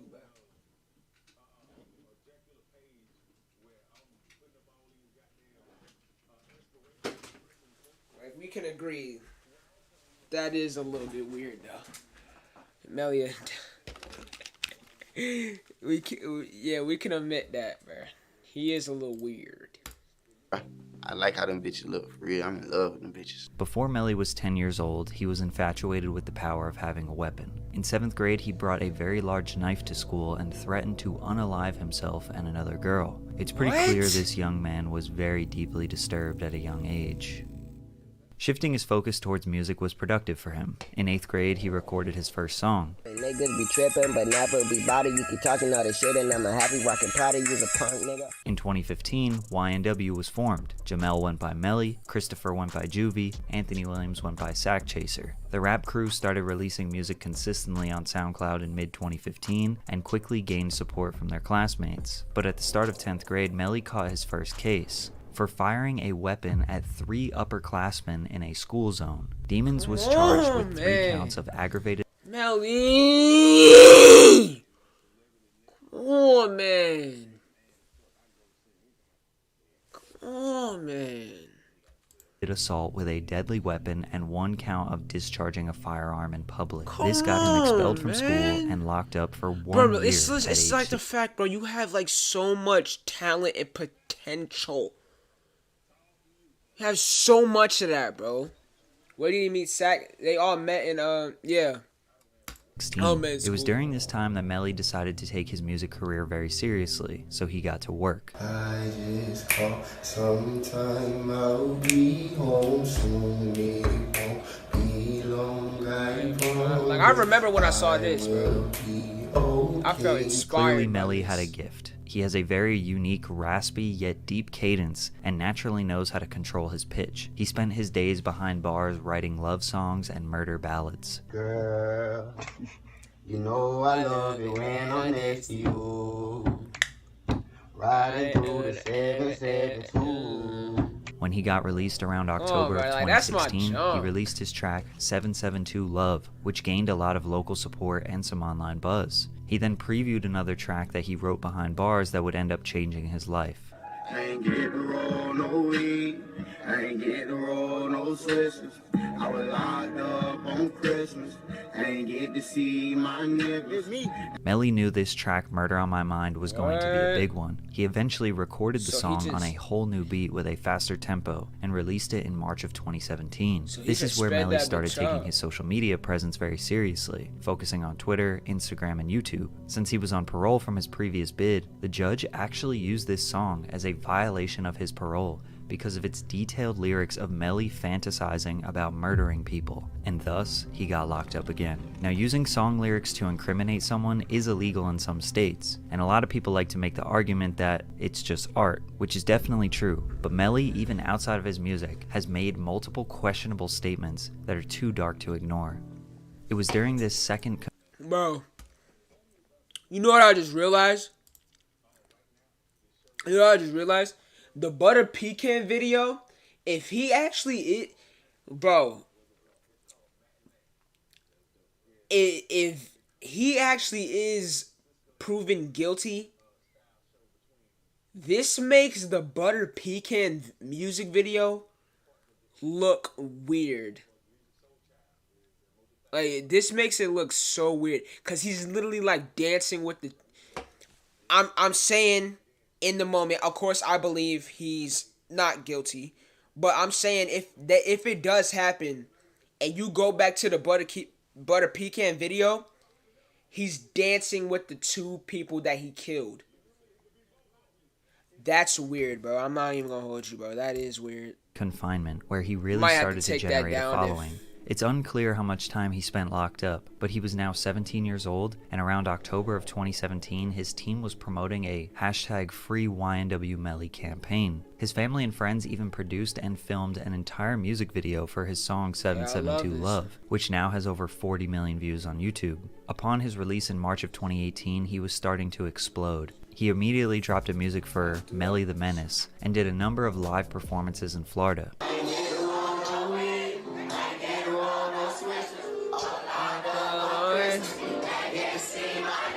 His fame was leveling up. He released Blue Balenciagas, which would go on Blue to do 70 Balenciagas might be million my favorite views. song by Released a him. track called Butter Pecan. Chad, what's and your he was favorite traveling song by around the Melly, country though? and enjoying his freedom. All the while, Murder on My Mind was generating millions of views, and rap fans around the world were catching on to the Y&W Melly wave. In fact, a lot of artists like Young Thug, Lil Durk, T Grizzly, and Uzi were big fans of Melly before most other normal fans caught on. He was a lot of artists' favorite artist. See that? Right after his 18th birthday, he got arrested again for possession of marijuana, possession of weapon or ammunition by a convicted felon, and drug paraphernalia. Cortland Henry, aka Y&W Bortland, Melly's longtime friend, was also arrested for possession of a weapon or ammunition by a convicted felon. They both posted bonds and were released the following day. With Murder on My Mind exploding, it was time for him to record a music video, and it's too graphic for me to even show. But he visually depicts the aftermath of a crime scene where he shot a friend and the friend slowly dies in his arms. These lyrics have been psychoanalyzed, and even though he wrote this song many years ago, the song may have shockingly foreshadowed real events. I didn't even mean to shoot him, he just caught me by surprise. I reloaded my pistol, cocked it back, and shot him twice. His body dropped down to the floor and he got teardrops. Now, watch this. How does that translate? How does those lyrics right there translate to the murder? He said, I reloaded my pistol and cocked it back and shot him twice. His body dropped down to the floor. They were in a freaking car. You freaking idiots, bro. This has nothing to do with the freaking, bro. And most importantly, bro, this happened before anything. Like, come on, bro. This happened before this case was even brought up, bro. In his eyes. He grabbed me by my hands and said he was afraid Melly didn't even have dreads when he made this song. To die. I told him, it's too late, my friend. It's time to say goodbye. And he died inside my arms. In his first interview with No Jumper, his whole demeanor was strange, but he revealed something very interesting. So what you got tattooed on your face? Tell me about it a little bit. What? On my face? Yeah. We got the heart on this side. All right. What's that say above your eyebrow on that side? Which side? Oh, either one. What's it? No, I got Sat Chase right here. That's my brother. That's my twin. Okay. And I got Juvie. Juvie? Yeah, my brother. Just allow your... Alright, yeah, see. I mean, look at that right there, though. He's got... What's it called? He's got both of them tatted on his name. Dude, if he actually did do this just proves, like, he's actually, like, crazy. Like... The music video and the so the music video would be weird and this would be weird, that the fact that he has both of them tatted on him.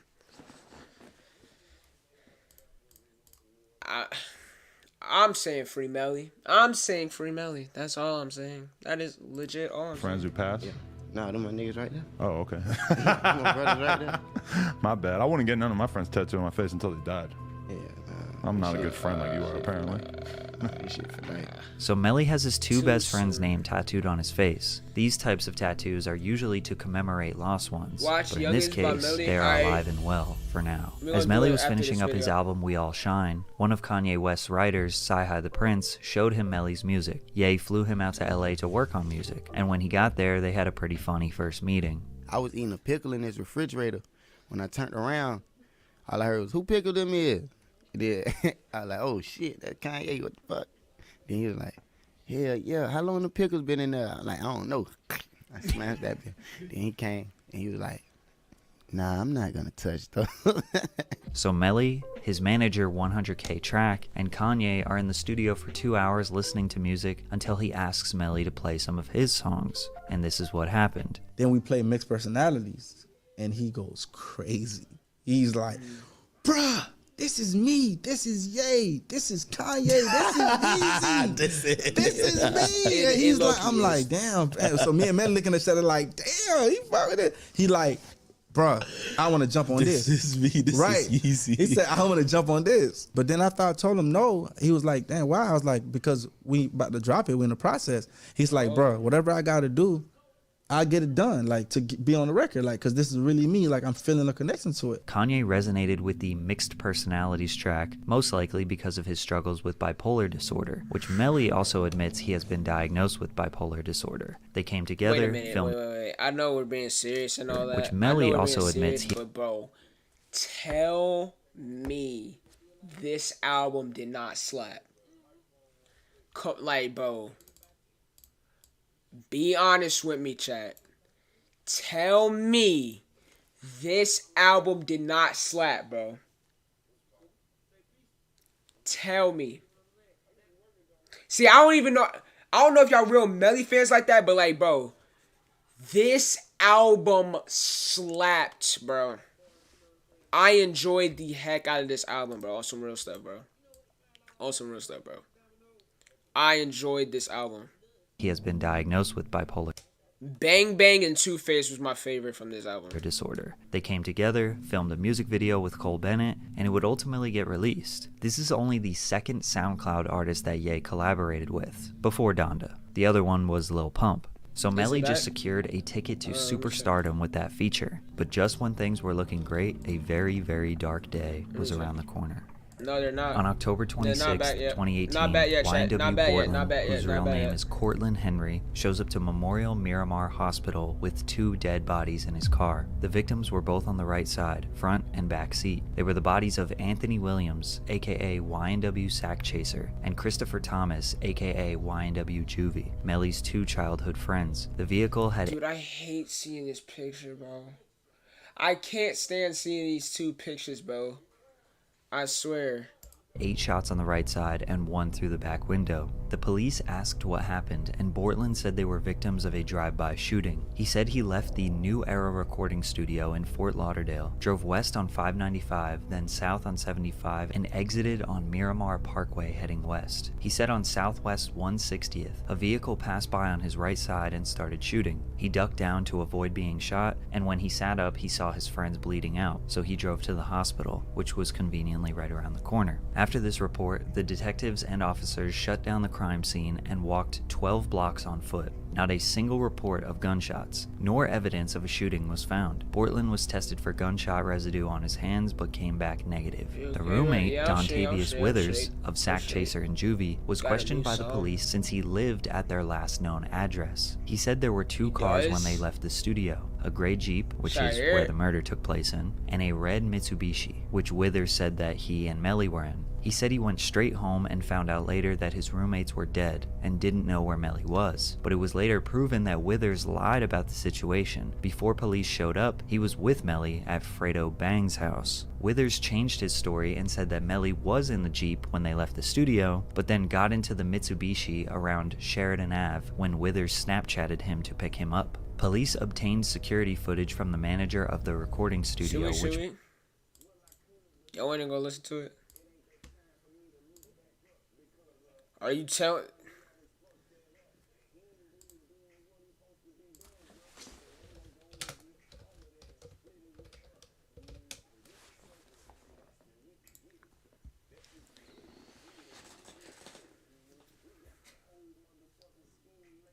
Alright.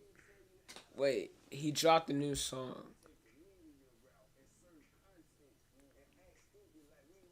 What is it called?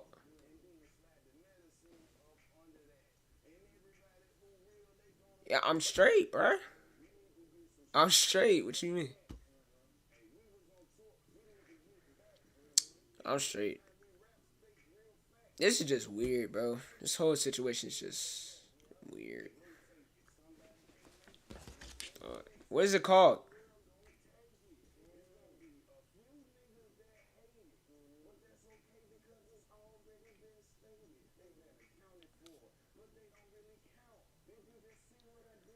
Says 4 days ago.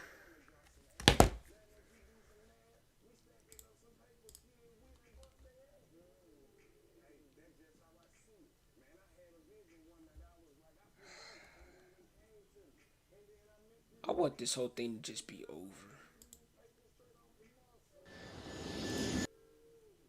want this whole thing to be over, bro. I look tired. Tired of this case, I'll tell you that.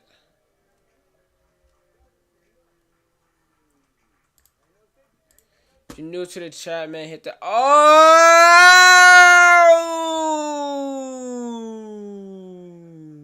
wait.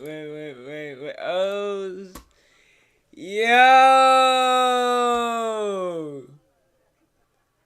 yo.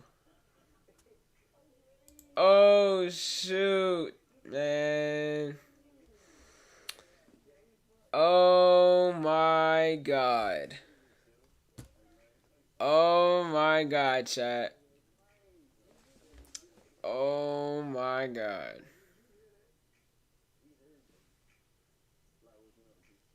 Oh my god. Oh my.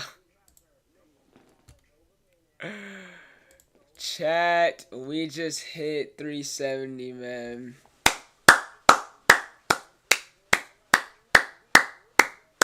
Chat, we just hit 370, bro.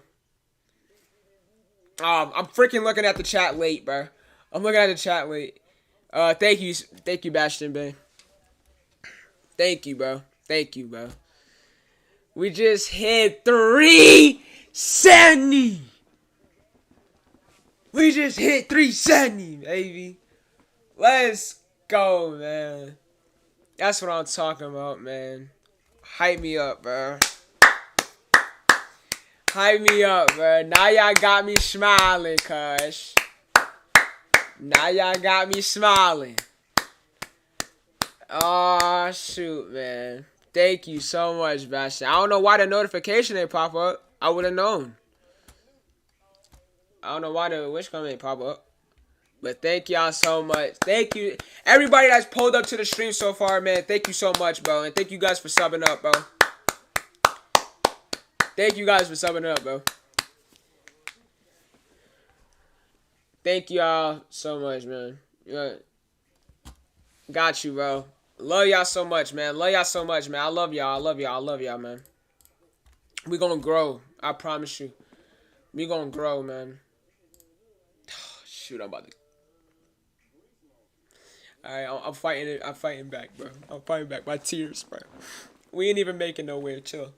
We ain't going nowhere. Alright, man. What is taking him so long to come back? Thank y'all so much, though. On some real stuff, bro. Thank y'all so much, man. 370. 370, bro. We're almost at 400 subscribers, bro. We're almost at 400, man.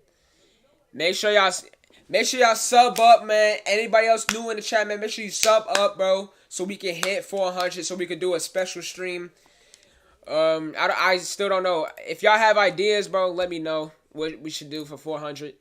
But thank y'all so much for getting us to 370, bro. At one point, I was stuck at 340, and we were going nowhere. So thank y'all so much, man. Thank you, everybody that's tuning into the stream right now, man. I love y'all so much. And they're still not back yet. But you said young. Okay. Thank y'all so much, man. Again, I can't. Yeah, man. Said youngins. Dude. This whole thing is still crazy, bro.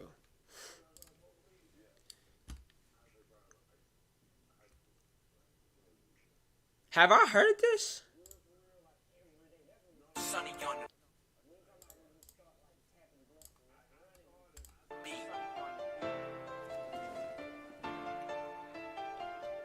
Funny, I think I've seen this, but I just never heard it. I've seen this thumbnail like so many times.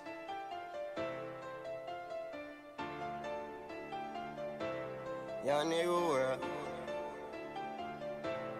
Young nigga world.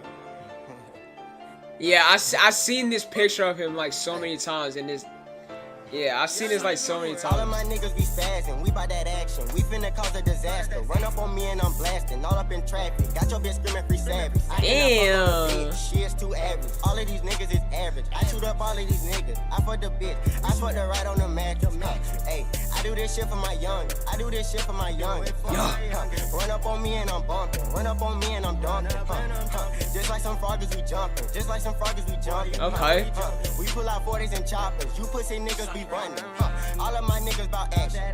We do not come to assumptions. There we go. You pussy niggas want one-on-ones, but all of my niggas be jumping. Yeah. All of my niggas be bumping. I don't care. What she say, I tell that bitch pull out for underwear. Yeah. It's a young nigga where it's a young nigga where we do young nigga things. Oh. Got the 40 with a beam run up on us and you know we gon' bang. Gon' let the Rico sing. Like a church choir, I let it sing. Hey. Start hearing phones, flooding that's out your cat, then we start snapping chains. Hey, I've actually never heard him before. Hey, you saying shots at your brain. Lil' Trelly got the tool, he a fool with it. Free Swift, my nigga, always kept the tool with him. Okay. Lil' Melly, he so cool, he in school with it. We just want the cash, we not trying to fight. Okay. If it ends in Glock 40, boy, we take your life. We in the streets all day and all night. I remember my brother had that 40 with a flashlight. We about to cause a disaster. My chopper preaching real fast like a pastor. Damn. Calling them cast, but like a book, we on the net chat. Damn. You lost your adapter. Like the Urkel, it's only family matter. Damn. Go faster. Smoking on loud, my ears about to blow. Look at your diamonds, them bitches don't go. Got fast for the low, but now that you know, just hit up my phone. Cause my cologne, spin real fast, cause I'm in my own zone. Let go, let go. So lower your tone. They want me to fall, but I ain't gon' trip. You talking real crazy, get shot in your lip. You wanted a lesson, but here's a tip. Be up in this bitch. You cannot hang cause I heard you a snitch. Army gang, yeah, that's my motherfucking clip. Fort of that nigga, that's my motherfucking slit. Y'all young thug, I done got me a check. She wanted the sex, but I want nothing but neck. Falling real hard, and I don't bring the stress. Got the or the one who caused the death. It's that simple. Where is the fire? Was the message. They say it refers to guns. We're not back. We're not back. We're not back. We're not back. We're not back. We're not back. We're not back. It's just some old. It's just some old stuff, bro. It's just old stuff. It's just old stuff.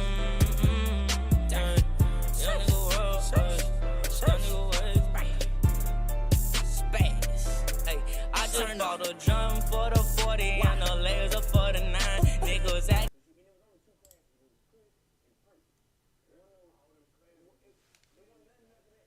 Did you just call me Lennar, bro?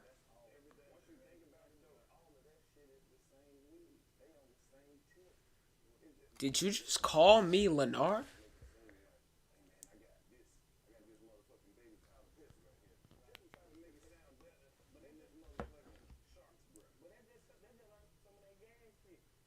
No disrespect to Lennar.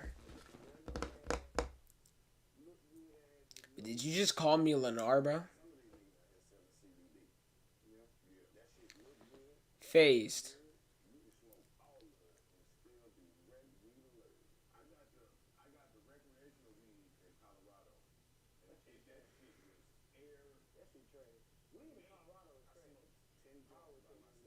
I don't look like Lennar, bro.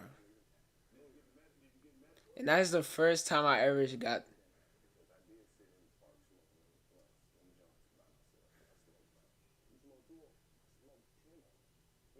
Really, bro?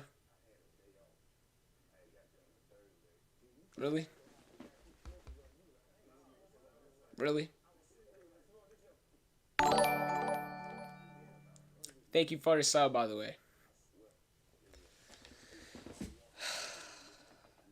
I don't look like Zach. I don't look like Lennar, bro. Where do you get that from? You said look up back end? Appreciate the sub though, Face. On some real stuff. But you got me messed up talking about something I look like Lennar. What? By who? Sack?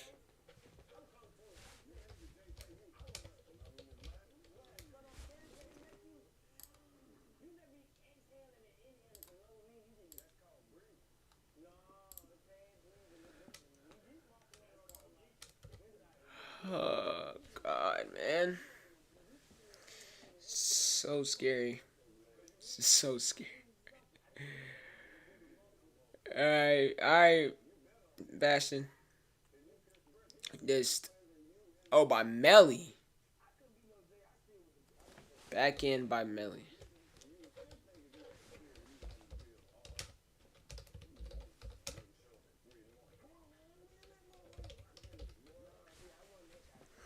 Melly guilty? They haven't said yet, but I'm not counting on it. I'm not depending on that. Back end. If Drew didn't film it, then it ain't filmed right. Alright. Okay. It's the king. Oh yeah. Okay. Alright. Okay. My bad if I'm like low energied, bro. It's just like the fact that if he is guilty, all of this is weird. Like, all of this is, like, really weird. He's chilling in the music video with 2 people he murdered. He has their names tatted on his face, bro. Like, all of this is, like, really weird if he is convicted. But, like I said, I'm not believing that, though. We had to ride. I remember days we don't shine. Shine. Ride. Remember them days, baby, behave. Bang, put a dick in the grave. Turn it, baby. Nigga fake. Turn that to a flame. Rest in peace to both of them, though. Roll, ride with them heaters. Hey, whoa, what he saying, we don't need him. And chop the layers ass down, what you think? And beat her back in, I'ma have to beat her. Hey, give me some head, right on the bed, grabbing the leg. She looking scared, so what is he saying? Hit it, rock, push it, pop, boot it, flop, alright, I'm on the chip. I'm bouncing like two. He don't want no issue, I got YG with a mission. YG's on the mission, and they all buy them dollars. You run on, you be dead. I put it on your daughter, it's on your daughter. Deep turd shit. Every round, my nigga deserve it. Nigga be working. Nigga be cash. Nigga be working. Remember them days? Baby, behave. Block, bang him. Put a dick in the grave. Hey, your nigga fake. Turn that to a slave. Beat it up, beat him. Roll, ride with them heaters. Bruh, it's a lot of talent being wasted. Chop the layers ass down, what you think? And beat her back in, I'ma have to beat her. It's a lot of talent being wasted. I don't really know why niggas wonder. 6 feet under, yeah, just like Stevie Wonder. Full of art, yeah, she gon' drop her under. Yeah, rain just like thunder. She fucking with me, I'm fucking with you. Playing games with my mind just like peekaboo. Yeah, she fuck with me, she fuck with you too. Yeah, she fucking with me cause I am on YouTube. I'm big on YouTube. Yeah, I don't know my name, but she fuck with me, my chain. I'm gonna fuck with my diamond VVS is my ring. Ring, tone. I'ma drop her panties, I'ma drop her thong. She gon' listen to my song. Hey, we the big Hong Kong. Okay, I'ma be honest, I'm not feeling it.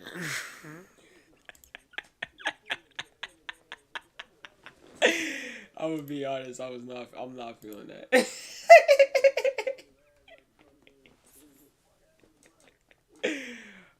The most respectful way possible, I was not feeling that. In the most respectable way possible, I'm not feeling that. I'm so sorry. Yo, shout out my boy Perk, man. What's he doing? I got that album, but can I help you? Shout out my boy Perk, man. But now, FWB, my nigga. Okay. Shout out Perk. All right.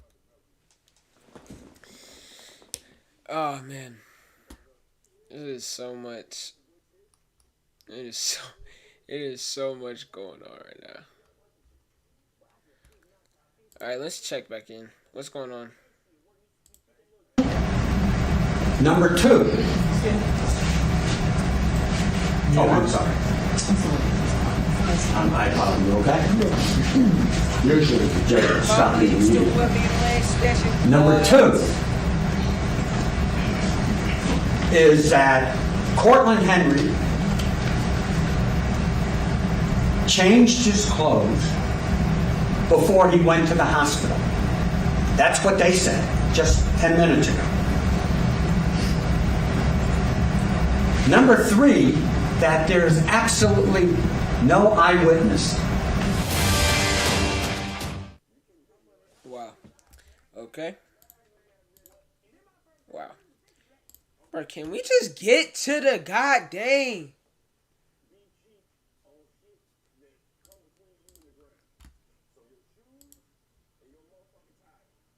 A lot of people going with not guilty. So I'm not the only one here. A lot of people going with not guilty. So, oh God, but what else? What else did we watch? What else? I'll let y'all request it and everything. Y'all want me to react to other music? Cause today I know some people dropped today.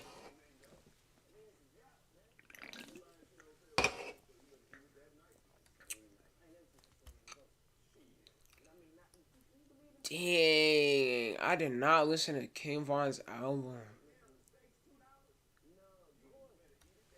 I forgot about that.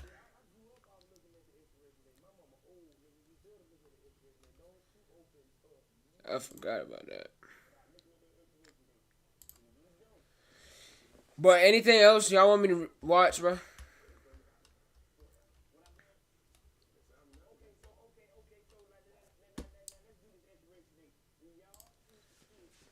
If not, I'm about to finish that Patrick CC video.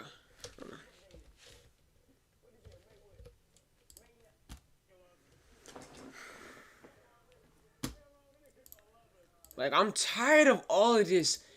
Like, bro. Tired of all of this recap. Like, bro, let's just get on with it, dog. Studio, which proved Melly left in the gray Jeep. He got into the back left seat. Remember, victims were in the front right and back right seats. Cell phone records show that Withers went straight home without stopping, so Melly never entered the Mitsubishi. When police investigated the Jeep, they found one .40 caliber shell casing on the floorboards where Melly was sitting. It was inside a white plastic bag. If this was a drive-by, there would not be shell casings inside of the car. This supports evidence that shots occurred from inside of the car. Police were able to obtain T-Mobile cell phone records that track their locations minute by minute. These records show that Melly, Bortland, Sack, and Juvie were all in the car together at the time of the murder. They did confirm that the Jeep exited on Miramar Parkway, but turned north on Southwest 184th and then west on Pines Boulevard at 353, and then turned back east at 406. This is enough time to make it all the way to the outskirts of the city where nothing is around, and back. The cell phone records also show that they were driving around the area west of I-75 before arriving to the hospital at 4:35.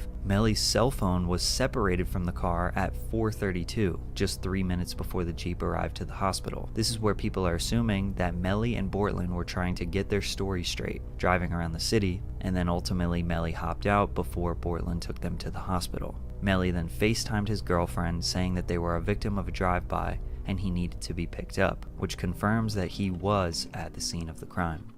So police knew that there were a lot of conflicting statements from witnesses, and even some straight up lies. They needed to conduct this investigation immediately. The next day when the news broke, YNW Melly took to Instagram and Facebook to grieve publicly, claiming that they took my brothers from me over jealousy. Melly proceeded with his career as usual. He released a documentary on his YouTube channel on December 4th, which featured Sack Chaser and Juvie, and a little bit about how close they were growing up. It also featured a section about how obsessed with guns Melly was. At the end of the documentary, it stated that 4 days after the completion of this film, YNW Melly and his friends were a target of a drive-by shooting. Then the Genius video dropped of Melly explaining the lyrics.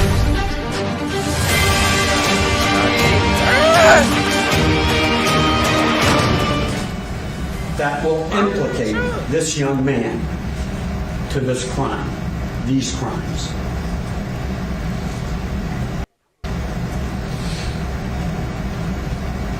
Number 4, they talk about premeditation. I suggest to you there is absolutely no evidence whatsoever to show premeditation. And the last one that we absolutely agree with, and they admit it, the Miramar Police Department lacks the training. Those aren't my words.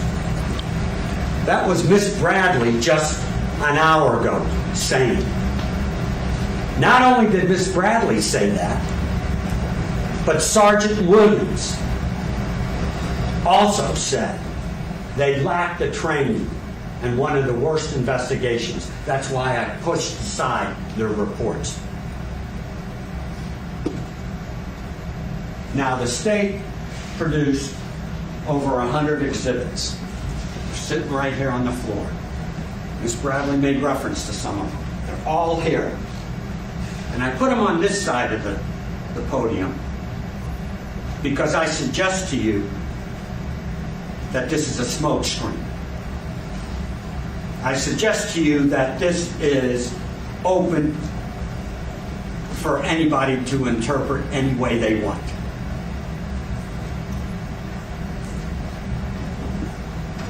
When I say something sarcastic, you don't know if I'm serious or not. I can tell my colleague, I hate your guts. Been said. All right, so this has just been announced. The judge says he'll declare a mistrial if the jury can't reach a decision. Oh, prayers up, bro. Prayers up, prayers up, prayers up, prayers up. And that is prayers up. The video leaving the studio, showing the 2 cars and the 8 individuals that left. Sitting on this side of the table is a broken cell phone that Moretti could not tell you whose it was, and the 9807 phone that Melly uses, as other people do too. These are the 2 key pieces of evidence. These are what I suggest you focus in on, because you can take any one of these items, any one of these text messages, any one of these pinging on maps, and you still don't know what was said, what was meant, and more importantly, who said it. I leave my phone, and I'm sure you all, in the house, and my wife picks it up and sends a message. And it looks like it's coming from me. And sometimes she sends messages that I'm kind of shocked about. But you don't know. So let's put the 100+ exhibits to the side for a moment. The state called 26 witnesses. I think I counted. And I suggest to you that you should look at 11 witnesses very carefully. And why do I say that? Because when you look at these 11 witnesses, you will find out that there's a conflict in the testimony, that there is a lack of testimony, and the third way is from the testimony itself. The first one that I would like to talk about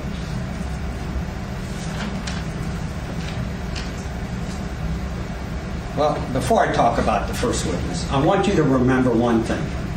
On October 26th, that day of the shooting, we learned immediately that Jeep was taken to a secure area. So they're just reviewing over some. I'm just killing time because I don't know what the frick they're doing in the court, bro. But They're just killing time.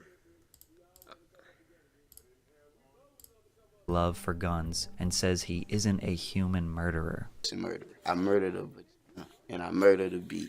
I am not no human murderer. But on January 3rd, 2019, he was arrested in Florida on weed charges. His sinister smiling mugshot went viral. Just 3 weeks later, while he was still locked up, Mixed Personalities dropped with a Lyrical Lemonade video. This was a huge moment for Melly and Cole Bennett, as Kanye was the first veteran superstar rapper he had worked with at that point. The song went mega viral, and Melly's fame exploded. This was the first time a lot of people have heard of him. He was about to become a mainstream artist, but on February 13th, just less than a month later, the investigation concluded, and a warrant for his arrest for the murder of his 2 friends was now official. He immediately turned himself in despite claiming his innocence. 2 weeks later, the evidence against Melly was released. Police discovered that YNW Bortland lied about where the crime actually took place. The police used a canine to investigate the crime scene on Southwest 160th Street, which is where he reported the drive-by happened, but the dog found nothing. Officers then investigated a more rural area that they thought maybe was the crime scene, and the canine found some evidence. The dog discovered 8 .40 caliber shell casings and 2 types of glass that matched the front passenger and rear passenger window of the Jeep. So now they know the crime scene is not even close to where it was reported. This prompted them to investigate the vehicle again,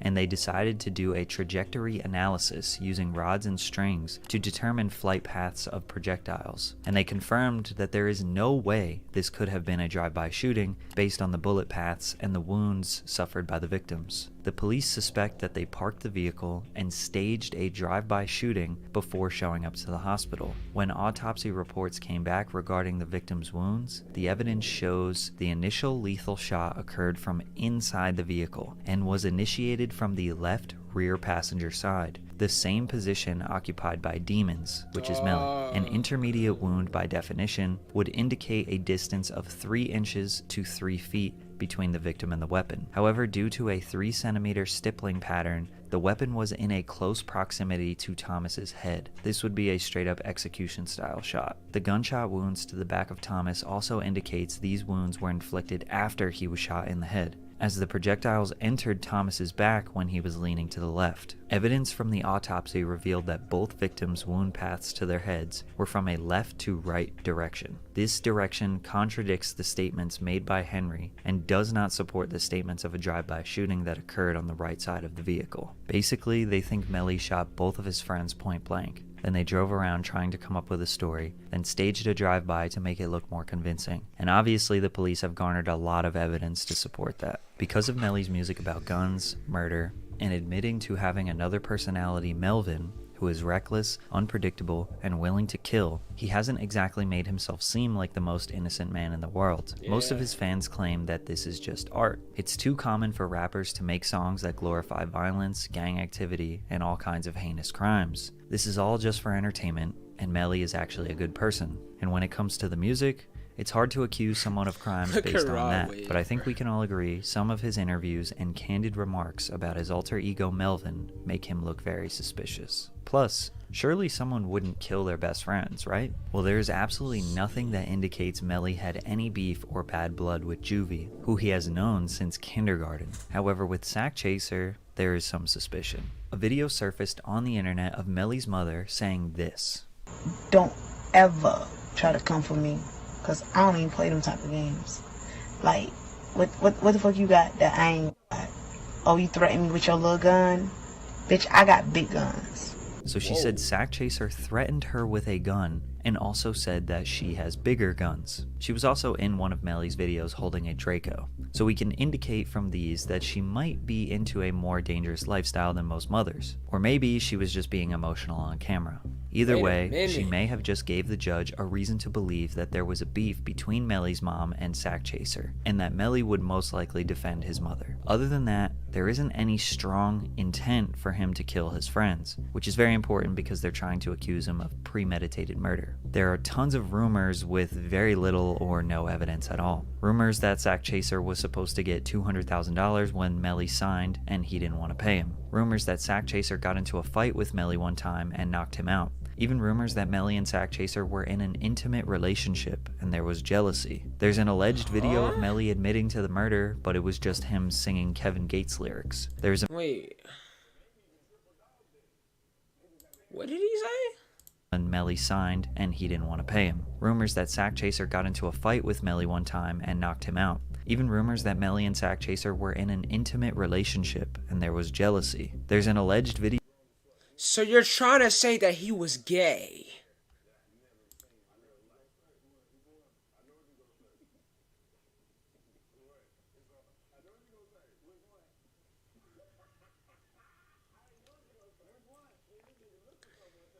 So you're trying to say that they were gay? Alright, man. Hurry up with this case, man. Because... video of Melly admitting to I the can't murder, do but it was just him singing Kevin Gates lyrics. There's a message he sent to a random Instagram account the night of the murder that says, "I did that," but with no context provided. But again, all rumors and very low evidence. It seems like the prosecutors have an extremely weak case. There is no confirmed murder weapon, and there is no intent. So to charge someone for first-degree premeditated murder and seeking the death penalty, they need a very strong case. Also, keep in mind we have no idea what Melly's defense is going to be. 4 years later, and we still have only heard one side of the story. And since Melly has been locked up, his life has been rough. He pled not guilty in March of 2019. The next month, they announced that they were seeking the death penalty. He announced in June that he would be home soon, and was seen in court smiling. Melly vs. Melvin was his third studio album released while he was locked up, which eventually goes gold, and it spent 31 weeks on the Billboard 200 albums chart. Then in March of 2020, he's seen smiling in court again. In April, he tested positive for COVID-19. He'll be filing a motion for restricted release in hopes of better care due to any jails not being prepared to treat this new virus. He hopes for your support and to recover soon. Pray for Melly, send positive energy to him please. Despite his health, he was allegedly involved in several fights with inmates, guards, alongside inmates, etc., causing him to lose his privileges and send him to solitary confinement for 70 days. Then YNW Bortland was granted house arrest, which is extremely uncommon for someone to get released facing the severity of these charges. His team released another project in 2021,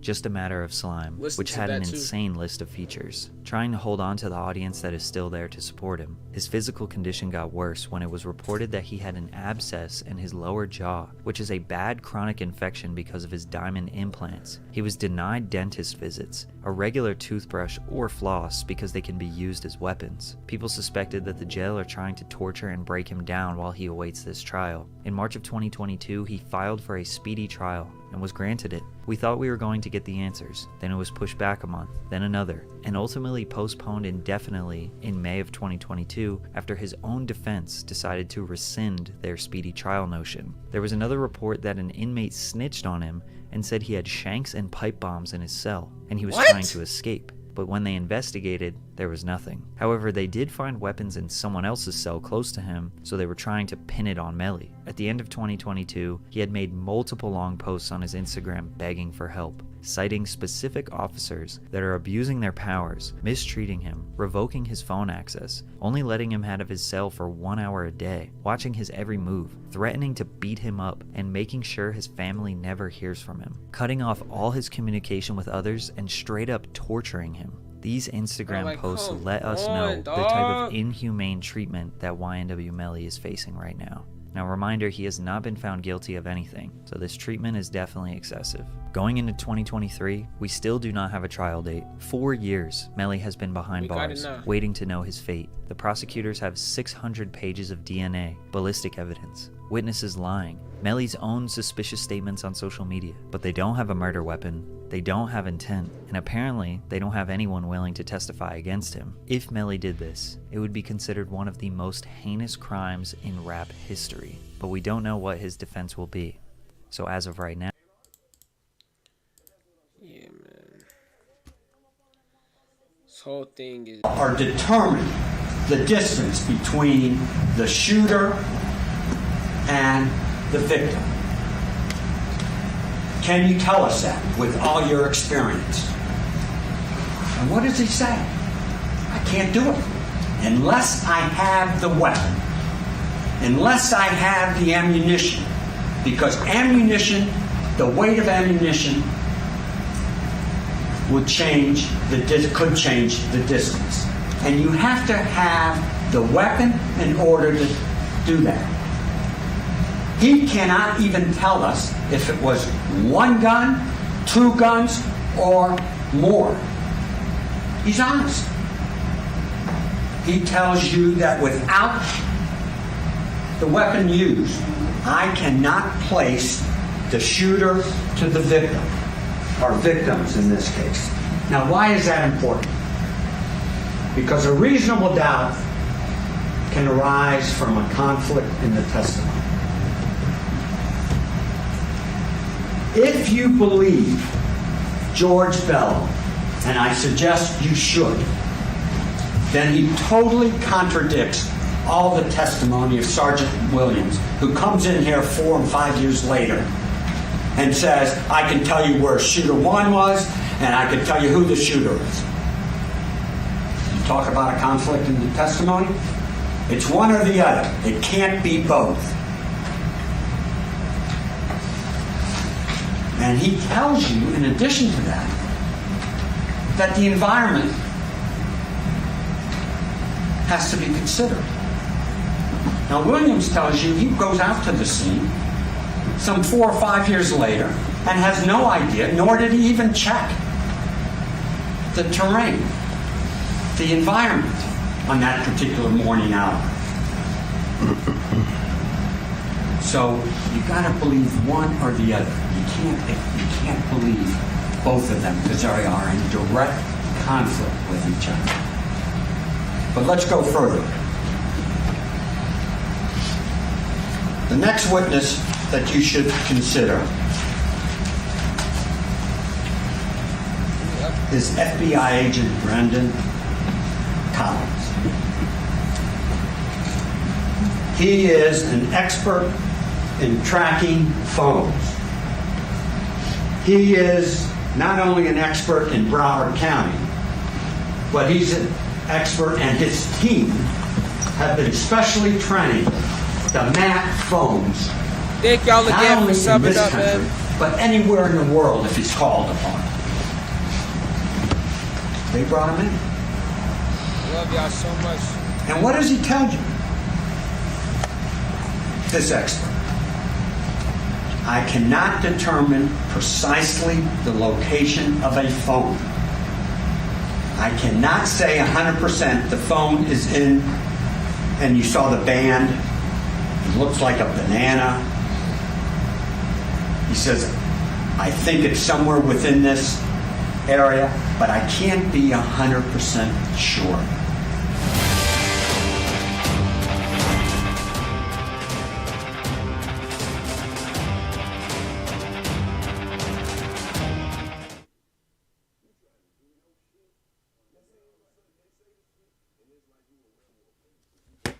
The heck happened?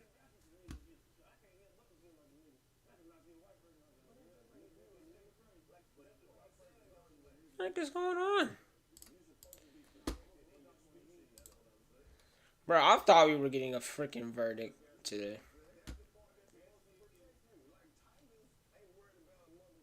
So where the heck is it at?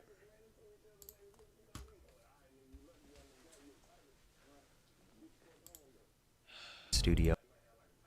As we all know, YNW Melly is accused of staging a drive-by and shooting and killing his two best friends. This happened back in 2018, and he was arrested in February of 2019. Therefore, he's been locked up for over 1,500 days. He's been delayed multiple times from motions on both sides of the defense and the prosecution, mainly over whether or not the death penalty will be on the table. And now... Bro, can they please do something, bro? It's hot as frick in the suit. Bro, it's hot as frick in the suit, bro. Bro, it is hot as frick in this suit, dog. Best believe this is the only time I'm doing this, dude. Unless, like, I got, like, some special thing, like, special occasion and I have to wear a suit. Alright, then. But, bro, I'm never wearing this again, bro. This suit is hot. Alright, they're back in... Okay. They reach a verdict. All right, just push for a mistrial then at this point, bro. Just go with a mistrial. But they're back in the room. Just nothing is happening yet. So, just gonna watch this video in the meantime. Hopefully it's good time kill. Take the jacket off. That would be a better idea, wouldn't it? I believe it's still on the table. Over the years, we've seen the police's version of events. They talk about phone records that allegedly confirm that Melly was at the crime scene, because originally Melly said he wasn't even there. And then they also talk about the DNA and ballistics of the bullets that were shot. The police argue that the drive-by bullets on the outside of the car were staged in an effort to misdirect law enforcement investigation. So they say that Melly got out of the car and shot the car after killing his two best friends to make it look like a drive-by happened. But for the past 1,500 days, we've never really heard the defense's version of events. Melly's manager talked about it a little bit in interviews, but he didn't really go into detail. Forensic reports. Right. We're hearing about ballistics. Right. We're hearing about GPS. Right. How do you argue against things that are pretty much scientific? Because it's perspective. You got to convince these juries. And, bro, be real, bro. Like, y'all know Melly didn't kill his two best friends. Like, come on. And boys, we finally have a date. That's what June I'm 5th going will be with. the date of the trial. Today, the jury selection began, where they summon and question and select jurors based on if they are fit to do the job or not. And they only ended up picking 12 who would decide the fate of YNW Melly. I have a few key points on both sides on the screen right here: prosecution and defense. The prosecution is going to have to prove that these ballistics are accurate and there's no bullshit and this is really what happened. And I believe what the ballistics said was that the gun was fired within like a foot or two of the victim's head. So how could that be a drive-by shooting if it's like a point-blank gunshot? Like the stippling, I believe it was called, on the skin of the victims indicates that they were shot execution style. That's what these ballistics prove, and angles of the bullet. The jury is in the jury. I have another question or juror inquiry form that says, ask the following question.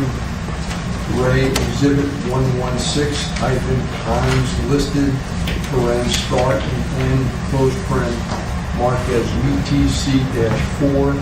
Does UTC-4 reflect that 4 hours have been subtracted already, or Back in the courtroom, does Chad. Back in the 4 courtroom. hours from start and end times need to be calculated? Signed by the former.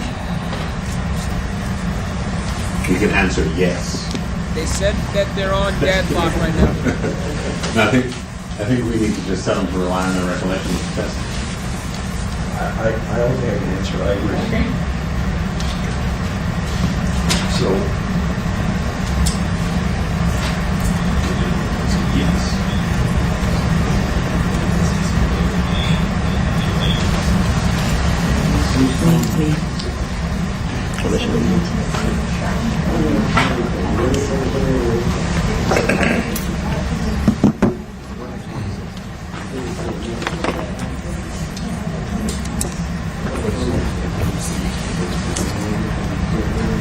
Honestly, I think we should just go with a mistrial.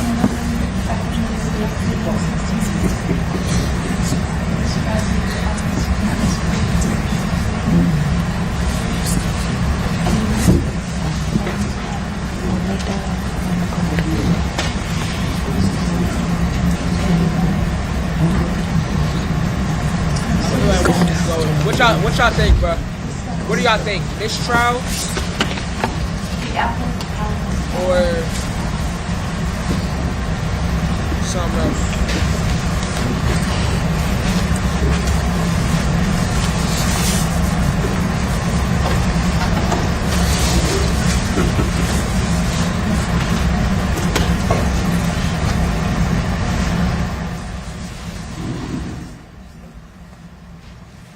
I think it should just be a mistrial.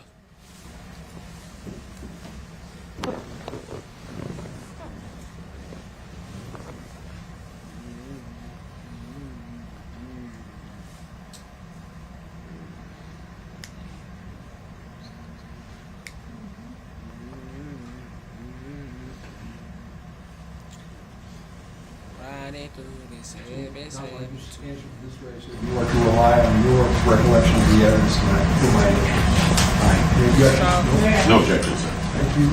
Thank you. We're in recess.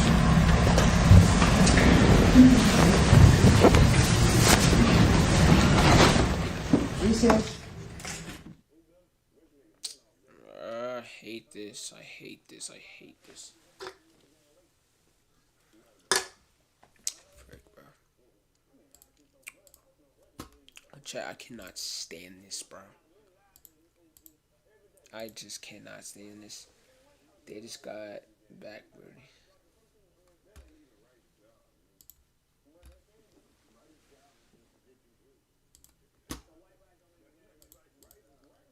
I don't like this at all, man.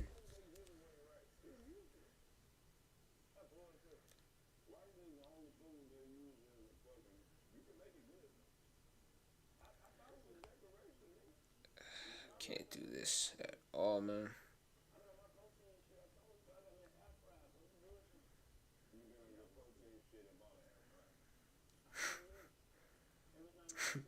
Going band for band in court.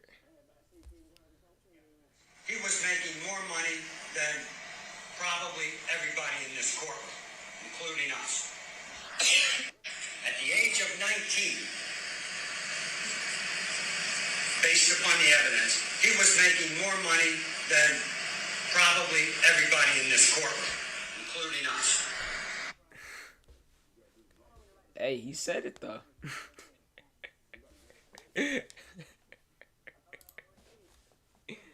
He said it though. Going band for band in the courtroom. Based upon the evidence, he was making more money than probably everybody in this courtroom, including us. At the age of 19. Is he lying? No. I don't know, bro. Like, Jesus. Just got back.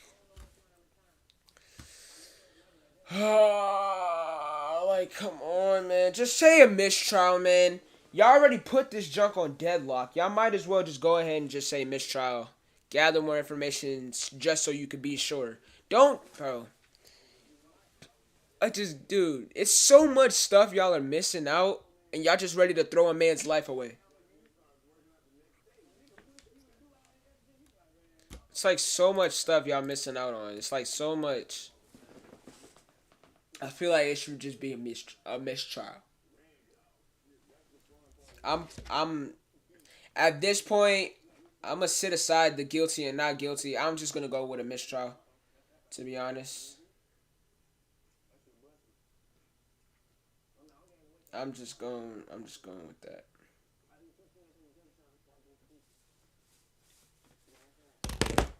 What do y'all think?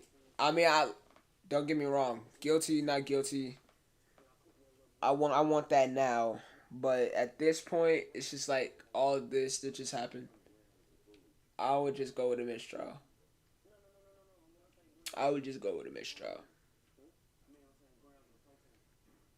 This is ridiculous, dog.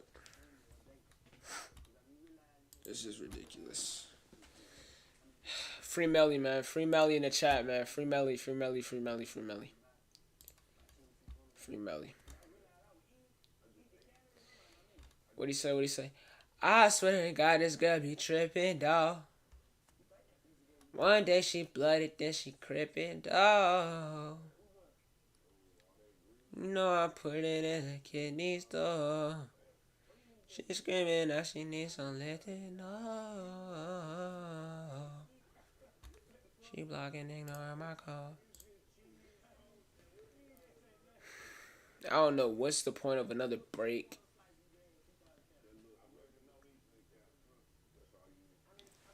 Hold on.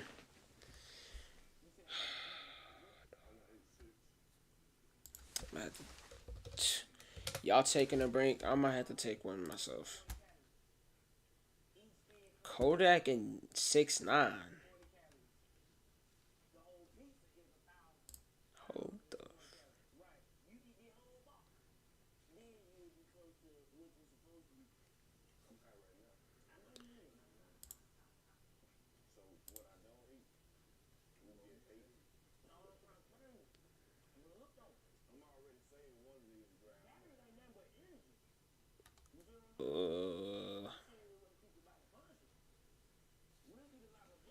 Kodak Black and 6ix9ine.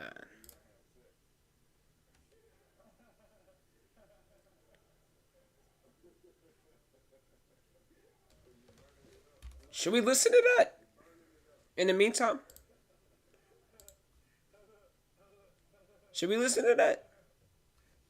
Or no? Wiz made a video about that.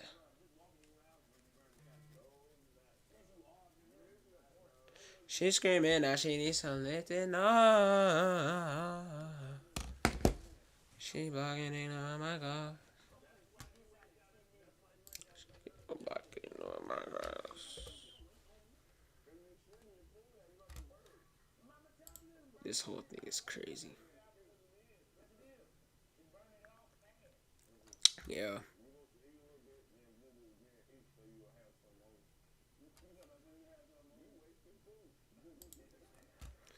She keep on vlogging, ignore my call.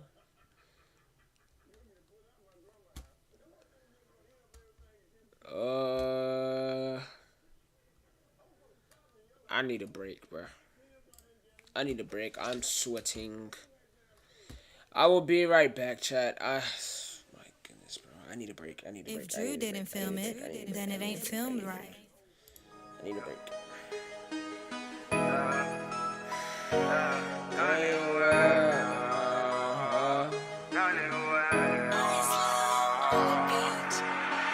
We gon' pull up with them sticks and hop out with them choppers. Walking out the 10 in blue Balenciagas. I called her out, now I got blood on blue Balenciagas. I'll be right back, chat. I'll be right back. Let that pistol single melody. Fuck all of that talking, we can go to war. Need a brain marinating on the boulevard. I got something that'll put you out your misery. 7.62, 5.56, 223. With that K, broad day, we hop out the spray. Young nigga way until my dying day. You ain't bout that action, boy, let's not pretend. Caught you lacking after school and shot at all your friends. It go like 1, 2, 3, 4, 5, 6, 7, 8, 9, 10. Unload the clip, reload the clip, and then you spin again. And if they out when you come back, then bitch, you spin again. Congratulations, I just taught you how to spin a Benz. We gon' pull up with them sticks and hop out with them choppers. Walking out the 10 in blue Balenciagas. I called her out, now I got blood on blue Balenciaga. All that 40, let that pistol single melody. Fuck all of that talking, we can go to war. Brain marinating on the boulevard. I got something that'll put you out your misery. 7.62, 5.56, 223. 223, AR-15, carbon 9. They all on me. Fuck with me, you get murdered. It ain't shit to put a pussy nigga on the shirt. Fuck all that talking, we all about that action. We pullin' with pistol, you know that we blast. These niggas ain't really on it, they push, I swear they got all these niggas just mad. Hold up, action, I wanna fuck her. Push it, run up, we gon' put them on a t-shirt. With it, yeah, with it. Pull up on them with a tech, run up on me, you get wet. No, fuck with me, that's your regret. I got some niggas who really be with it. You nigga pussy, you pussy friendly. You nigga pussy, you don't want no ass. How that my nigga gon' turn the back? We got Glock with 100 rounds. Catch a op, kill a op, lay him down. Fuck with us, you get murked facts, nigga. Big B, 002010 90 black, nigga. We gon' pull up with them sticks and hop out with them choppers. Walking out the 10 in blue Balenciagas. I called her out, now I got blood on blue Balenciagas. Up that 40, let that pistol single melody. Fuck all of that talking, we can go to war. Brain marinating on the boulevard. I got something that'll put you out your misery. 7.62, 5.56, 223. Yeah. Melly, baby. And I'm back. Yeah. I'm on a whole nother fucking wave, bro. Can't even swim with this shit I'm spitting. Young nigga word, baby. Young nigga word, baby. Young nigga way, yeah.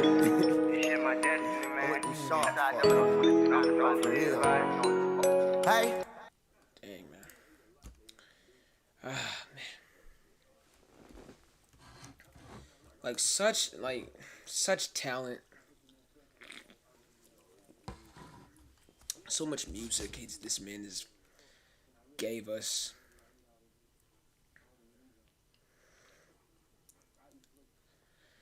Judge in YNW Melly's trial says he'll declare a mistrial if the jury can't reach decision. The jury, bro, you might as well just call a mistrial, bro. I'm not going to lie, bro. You might as well just call a mistrial, bro.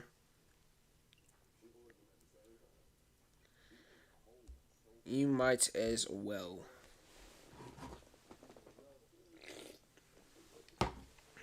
Shoot. Our boy, not guilty. And I'm just going to leave it at that. And my chair keeps freaking messing with me, bro. Y'all ain't gonna worry, baby. Y'all ain't gonna worry, baby. Y'all ain't gonna worry, yeah.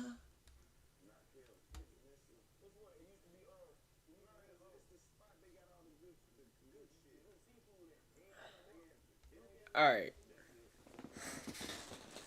What do we watch? What do we watch? What do we watch? What do we watch? What do we watch? What do we watch? What do we watch? What do we watch?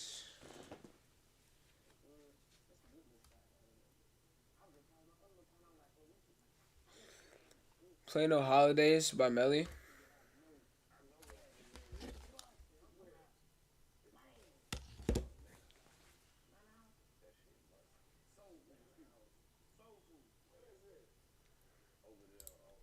Said No Holidays.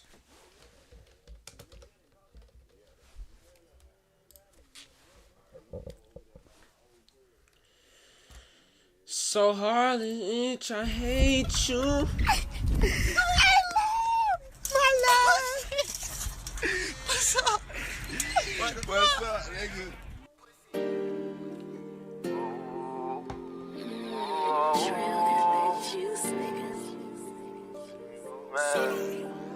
What he had? What he had? 4x4 and I just run around here looking in the mirror and shit. No Christmases, no Thanksgiving, this shit here get sad. No 4th of July, man, I swear your ass be mad. Just thinking about what you need to do and turning up with your game. And how you miss them and they miss you too, but you cannot hang. Don't talk about them holidays. No holidays, I would lie down for them holidays. No holidays, no holidays. Hey, no holiday, no holiday. Oh, imagine being locked up for all of your holidays. Thanksgiving. Wait, damn, bro, Christmas? Yeah. I woke up in the same damn mat, and this food ain't delicious. Yo. I know if I was out, though, my dog mama be whipping. She be cooking that good food. All in that kitchen. Bitch, I'm in the can. Hey, looking in the mirror like, where? Find yourself. Maybe you really need to find yourself. Don't need to depend on no one else. And they tryna tell me line up for lunch. I wanna eat that shit right there. That shit ain't really brunch. They putting all the shit in that food. Oh, damn you. Don't let them crackers lock you up and then program you. Dang, program you. The government is really dirty, ayy. They locking all of them young niggas who thugging in the trenches, start with them 30s, huh? But them niggas just gotta get it, cause that's how they living and that's how it go, huh? Them niggas just trying to get it, they trying to get money, don't fuck on these hoes. No Christmases, no Thanksgiving, this shit here get sad. No 4th of July, man, I swear your ass be mad. Just thinking about what you need to do and turning up with your game. Like, bro, this makes no sense to me, man. But you cannot hang. Don't talk about them holidays. No holidays, I would lie down for them holidays. No holidays, no holidays. You might have put me on to something, though. TTV, you might have put me on to something. Oh, imagine being locked up for all of your holidays. This turkey dry as fuck, don't wanna eat it. Don't eat it. Ain't no pussy in this cell, I had to beat it. Had to masturbate. I'm in a science class, learning about a baby. Straight guilty. Jordan, Bond, Barker, no Adidas, no design. My young niggas still out there with them heaters, them 40 Glock. No Juvie still out here training them eaters. Telling them ratchet hoes, can't sleep at night, can't sleep at night, can't sleep at night. Can't sleep at night. Don't wanna see a nigga make it out this cell like you see it in their eyes. Are you surprised? That we made it this far, we made it this far. They don't wanna see you make it, wanna see you make it. Boy, they know that you a star. Told you man, the back wanna fade it. You could be afraid of what nigga I'm chasing. All the rest of young nigga chasing. Say you got a feeling, nigga better face it, yeah, yeah. They don't make guns in jail. You better learn how to take it, yeah. I pray to God I prevail. Fuck it, the judge wish me well. It's gonna look hard though. Holiday when you in this cell. And then know that they gon' save you. No Christmases, no Thanksgiving, this shit here get sad. Damn. 4th of July, man, I swear your ass be mad. Yo. Thinking about what you need to do and turning up with your game. Okay. And how you miss them and they miss you too, but you cannot hang. Don't talk about them holidays. No holidays. No for them holidays. No holidays. No holidays. Yeah. No holidays. No holiday. No, imagine being locked up for all of your holidays.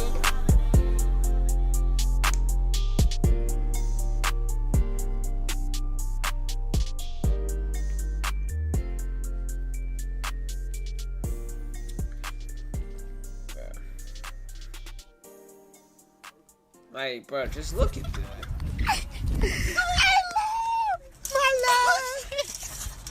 What's up?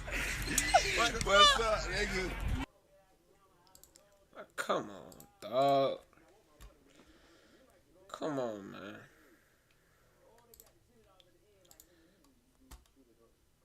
Come on, man.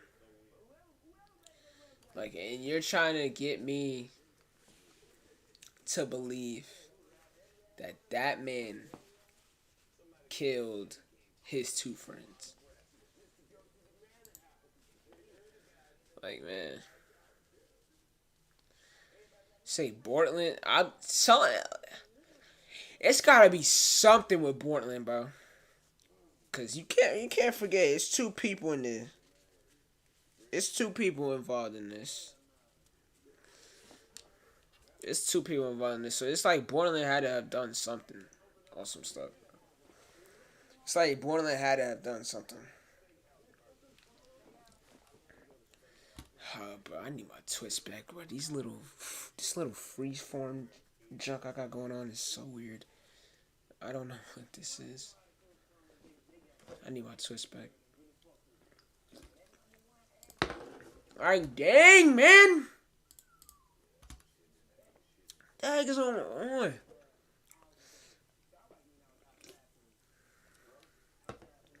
Really was in Melly's chat. They want you to rely upon and say it's proof beyond and to the exclusion of every reasonable doubt? I guess so, according to them.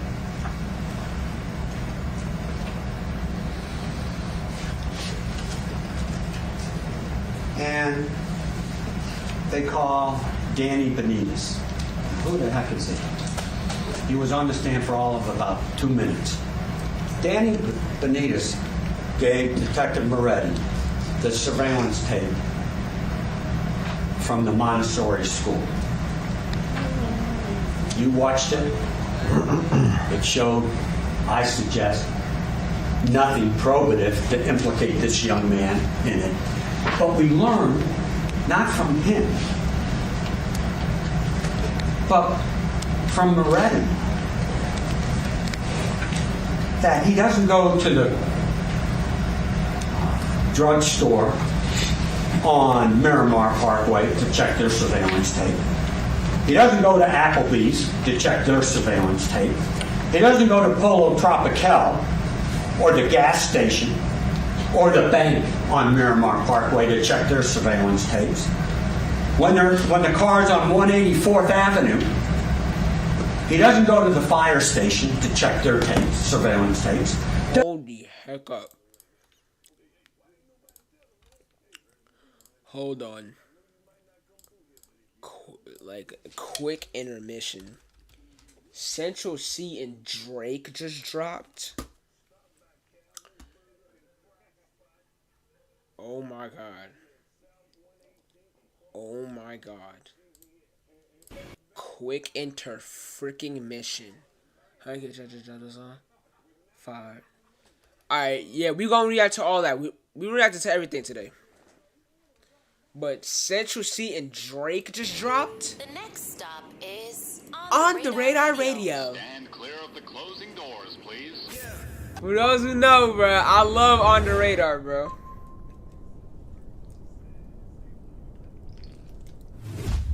Yes, sir, baby. On the Radar Radio freestyles. Yo, Drake and Central C in the building. I'ma step out. They both gonna step in and body this. All right? Let's go. Let's go.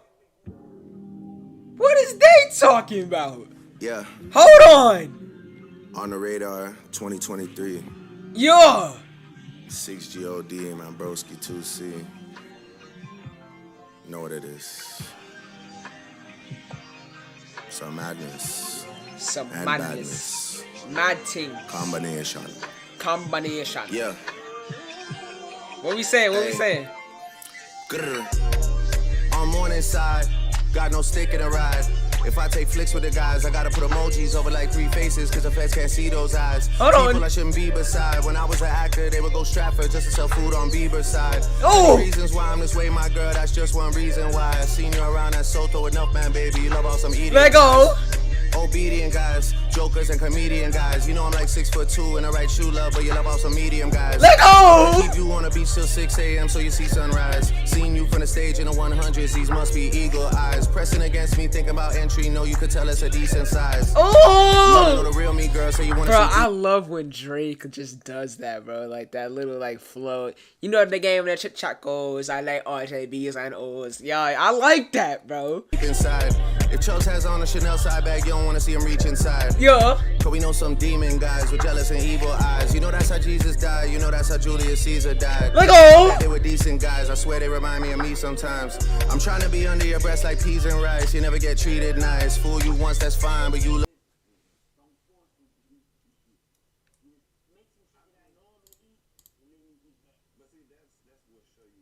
He said, I'm trying to be under your breast like peas and rice.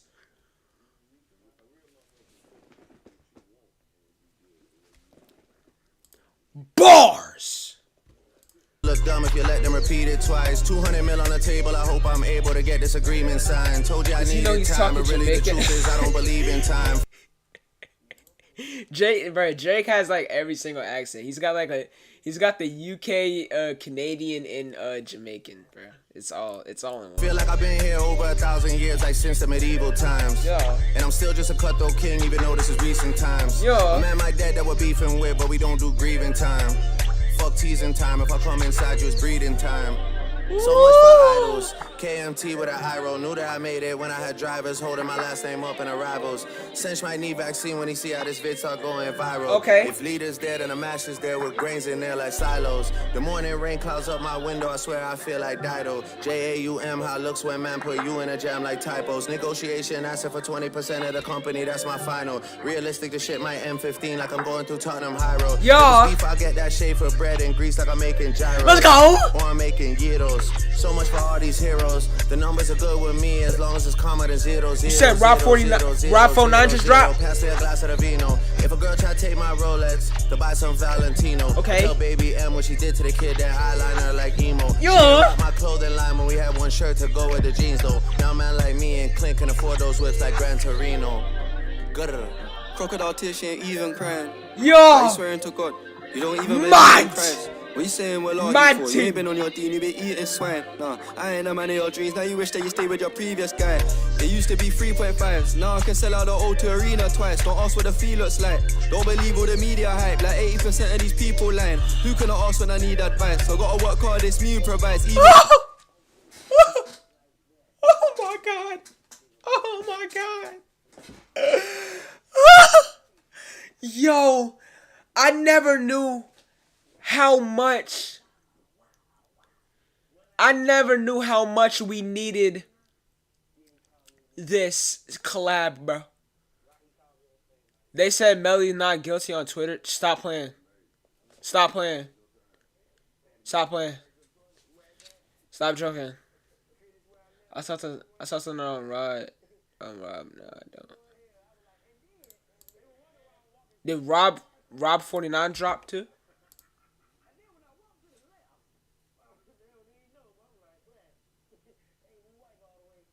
Wait.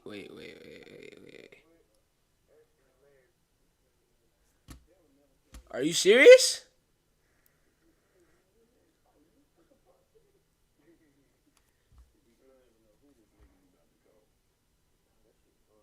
Wait, the chat on the witch comes buzzing. Doesn't go back to the 2 elementary schools, Sunset Lakes and West Broward Elementary. Hold on.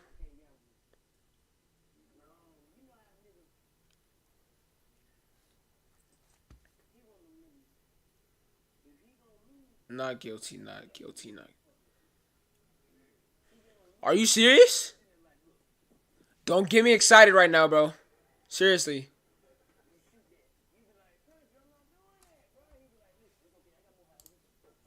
Stop.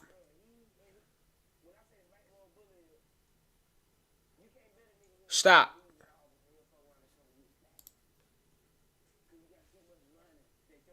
It might be, yeah, bro. There's no way Twitter gets a hold of it before the actual court does. Yeah, I don't know about that. No white beast to the feature. Look, what goes up must come down. So when you're in the air, prepare for the landing. But I never knew how much we actually needed this collab. Care for the man. Crib so big, I might get out of breath if I walk too quick up the stairs in a mansion. They weren't there for the action. Tryna round up 300 Spartans. We're going to war, but we ain't in Athens. Everything won't go to plan. That's not how it goes. I'm afraid shit happens. Rap boy on a footballer's wage. I'm on the same pay as the players at Dallas. What's making the haters jealous? I think of the AP's 18 carats. They call me my government name in Harris. This one ratchet, don't even know who her baby dad is. If I come inside, then I won't leave till I see I take the tablet. No, he mentioned my name because he wanted some fame and he ain't established. Alright, you know the verse won't hit when you hear that ad-lib. Come a long way, I was selling them opium on my lonely, but I'm not Ken Carson. I'm a hood red, hot red dot on my head and my hood on my target. So drive or stay in a whip while I jump out quick, don't park it. I can lean out the window and horn it. I'm on the same pay as the players at Charlotte. Big fish in this ting, no armbands. Like a backstroke, I'm swimming a shot. Drop me in a jungle, tree to tree, start swinging like Tarzan. 24-inch on the rims on the Benz, I'm doing donuts and skidding on tarmac. Yeah. Sick of these high-rise buildings, flip the script, now I'm living on farmland. Mad. Sure we're all the same place. Mad ting. Yes, sir. Yes, we're all good? Yes, sir. All right. So, can I bring you back in now then? Yes, Joe. Yes? Yes, sir. What's happening? Yeah, I forget whether we did your trial, do you need a light gift or not? Yes? All right. So, you want to bring the jury back in? Yes, bring it back up.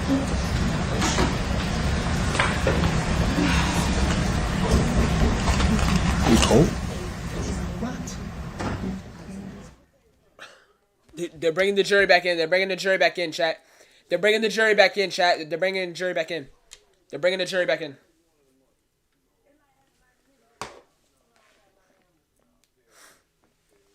They're bringing the jury back in. They're bringing the jury back in. They're bringing the jury back in.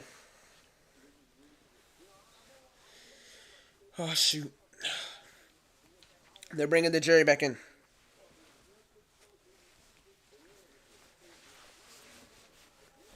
They're bringing the jury back in.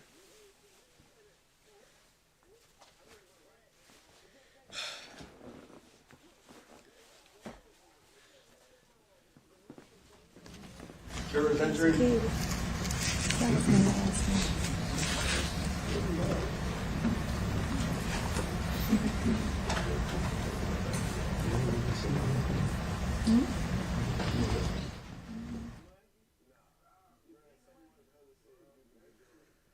I'm standing up too. I'm full support of my boy. Right. Ladies and gentlemen, thank you. Please be seated. Let the record once again reflect the presence of the defendant, his counsel, the assistant state's attorney, ladies and gentlemen, the jury. Ladies and gentlemen, I have a request of evidence here. It says you requested the traffic video from 595 to see what time the Jeep and Mitsubishi past the express lane cameras. We intended to pull up the footage on a laptop, but it would not play. I've asked counsel to secure that portion of the evidence for you, and it will be replayed for you now. You ready, counsel? 334:53. Let's take another break, watch.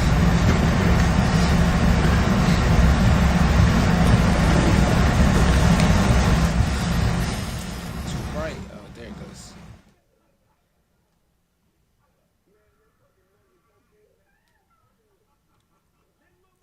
So they're saying this is footage of when the Jeep and the red car passed. I forgot what it's called, the Mitsubishi or something. I don't know.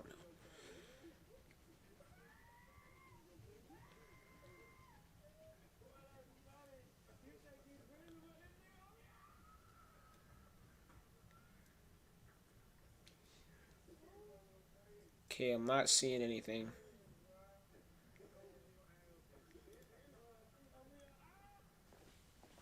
What is the point of this?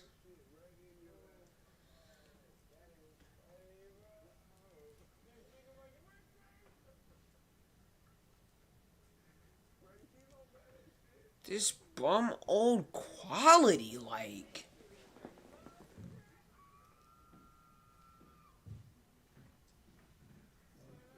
Shake your hand. Yes. Waste of time, bro. Defense, yes. Was that complete publication? I believe so. Thank you. Thank you. Thank you, ladies and gentlemen. You can go back to the jury room. Continue with your deliberation. They're not even. I've been shooting for 7 hours.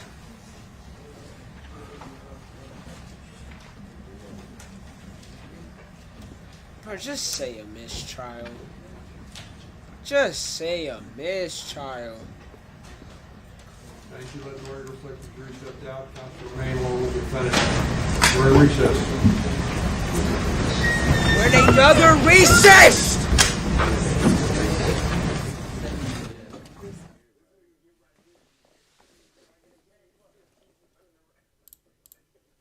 I'm honestly, bro. Jury is deliberating. Okay. Alright.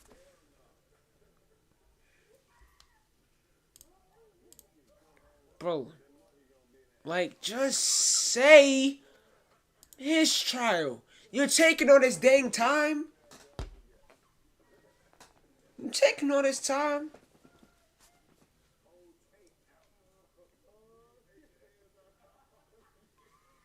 Like, bro. 100K track.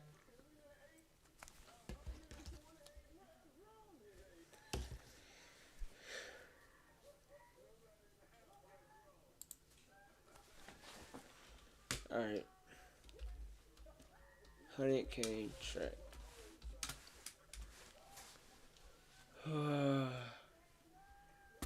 You don't even hear a little buddy. Till somebody murder little buddy. Now I'm gonna follow such a little buddy name.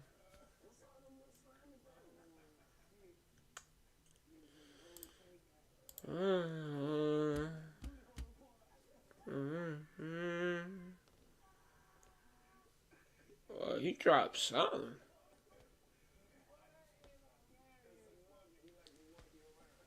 He dropped something. He dropped a little project or something.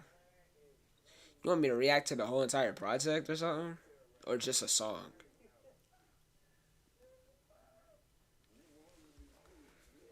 You want me to react to the project or just a specific song? Narcissist looks crazy. That one has a... You said 5 hours ago, right? It's called Narcissist? Okay. Alright, let's see what this is talking about. Hey, Trent, you ran off with this one. Young Shot, you killed this track. If I lie to you, I fuck with you, can't tell the truth. Every time I see you crying, I don't know what to do. God, I can't stop fucking these hoes, I don't know what to do. See, every time I give a dick, think of you. No, I don't tell none of these bitches that a nigga love 'em. Cause I be fucking you, baby, I be loving you. And lately, baby, I been feeling all on your man loving. You got me super bad, I be stuck in you like glue. Yeah, fuck with a nigga like me, babe, let me take you close. Bad no bougie bitch, all she drink is mimosas. And she wanna ride in the fast lane. I just wanna give her my last name. I don't give a fuck about your last name. I don't wanna. Chat, I thought he was I thought he was a producer. Am I tripping?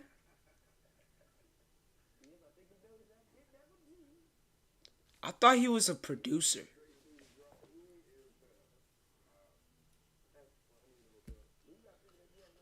Am I tripping? I thought he produced like Melly's music. Or something. I don't know. I thought he did. I be a liar, but I lie to protect your mind. I don't wanna waste your time. Guilty of the crime. Girl, what you implying? Please don't break my heart, don't put no tears up in my eye. I can't take it, but I dish it, baby. Please don't even try. If I could press restart, I promise I would just rewind. My life ain't VCR, it's Instagram and hearts. I gave you my heart, but now you trying to take my soul. He owns YNW. If I lie to you, I fuck with you, can't tell the truth. Every time I see you crying, I don't know what to do. God, I can't stop fucking these hoes, I don't know what to do. See, every time I give a dick, I swear I think of you. No, I don't tell none of these bitches that a nigga love 'em. Cause I be fucking you, baby, I be loving you. And lately, baby, I been feeling all on your man loving. You got me super bad, I be stuck in you like glue. Yeah, she outside with her friends getting lit. I'm on Instagram looking through all the pics. Oh, she won't reply to my text and she ain't shit. Bitch, you just my ex, you ain't nothing but a trick. I can't believe I fell for this shit. Somebody should've woke me up. Now I'm sitting down this bitch. It's cool for him. Bad talk, like oh wow. Did I fall in love? I just lit my wrist. There goes the blood. Baby, let's make love to me, your melody. Shit lately, I ain't been feeling your energy. No more kisses, no more hugs, feel like enemies. And someone got it done, I need surgery. If I lie to you, I fuck with you, can't tell the truth. Every time I see you crying, I don't know what to do. God, I can't stop fucking these hoes, I don't know what to do. See, every time I give a dick, I swear I think of you. No, I don't tell none of these bitches that a nigga love 'em. Cause I be fucking you, baby, I be loving you. And lately, baby, I been feeling all on your man loving. You got me super bad, I be stuck in you like glue.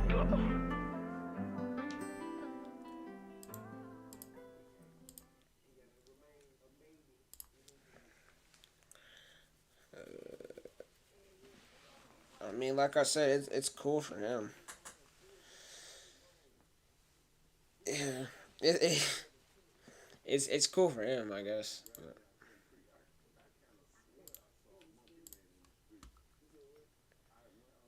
But yeah.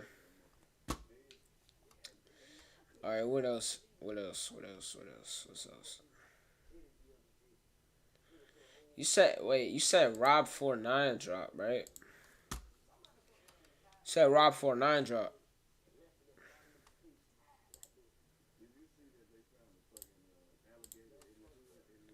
Should know about my boy Rob 49.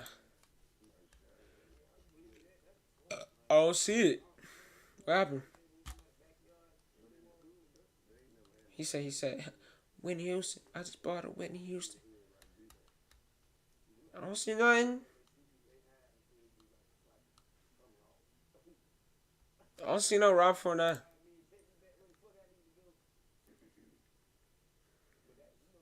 Verdict. But like, y'all didn't have me put on this hot jacket again, bro.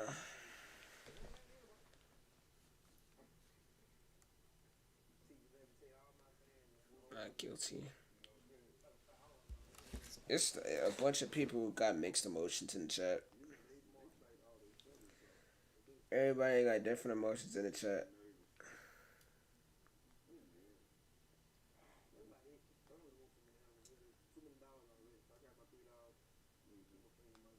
Ice Spice dropped her new song. Hold on. I can't. I'm getting too comfortable. I can't react to a lot of music because I don't want this stream to be like taken down and stuff. I don't want this to. Deli. Oh, she dropped the. Oh shoot. Uh-oh. Alright, y'all. Ice Spice Deli. Does Ice Spice have another hit, y'all?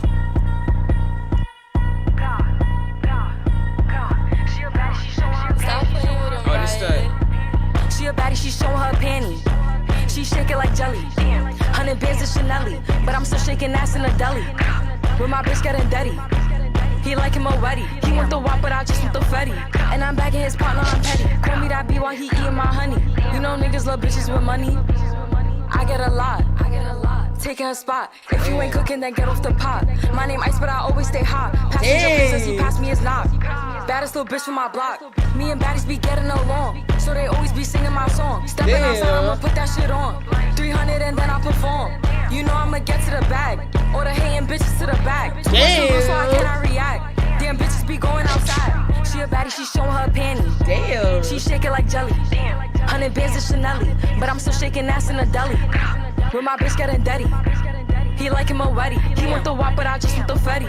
And I'm bagging his partner, I'm petty. Feeling a smooch and I'm showing my coochie. PJs to Emilio Pucci. I love white bitches like shout out to Lucy. If she bad, then I let her seduce me. I'm the shit, I'm that bitch, I'm his poopy. Juice in my cup got me feeling real loopy.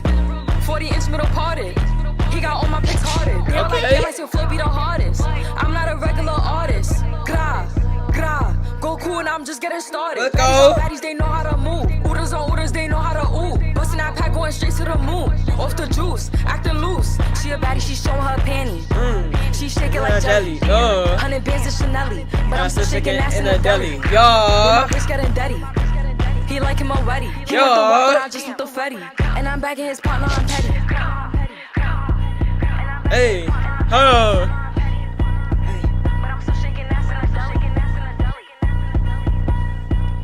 I ain't gonna lie, this hard. I ain't gonna lie, this hard. I don't care. Y'all gonna stop playing with Ice Spice like she can't make music or something. I ain't gonna hold you. Y'all gonna stop playing with Ice Spice like she can't make music. Y'all gonna stop playing with her like she can't make music. So. Nah, that was alright. Yeah, that was cool. That was cool. That was cool. Still nothing. Nobody's back. Chat. We been streaming for 7 hours, bro. 7 hours. I'm up, bro. It's looking like door just open.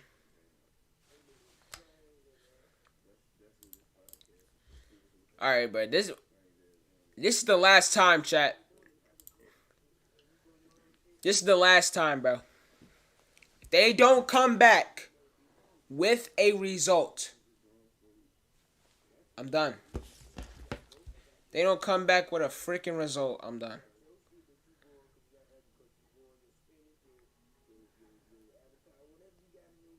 I need something, bro. Cause y'all, they're just stalling, bro. She said 100 bands. I said Melly. Dang.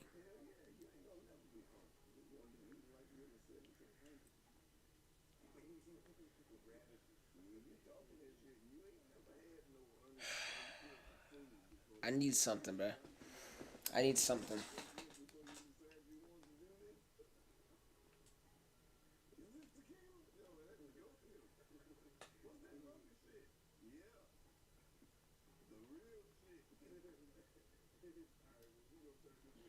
I need something.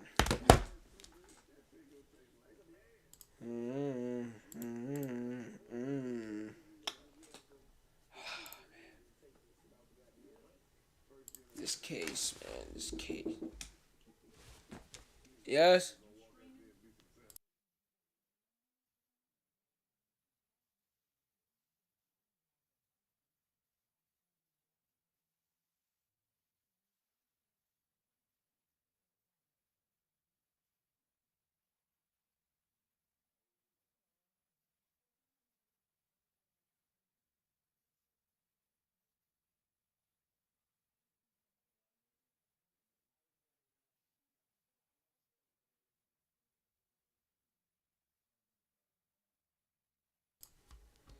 Yeah, Chad. I don't think they're gonna do any work, bro.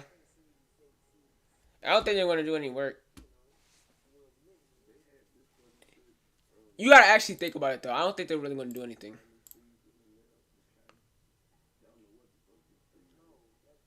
Honestly, it's just honestly, this is gonna be a mistrial. If you really think about it, this is gonna be a mistrial. Because if they really like just wanted to, they could have been said not guilty by now. Like they might be actually like looking at deeper evidence.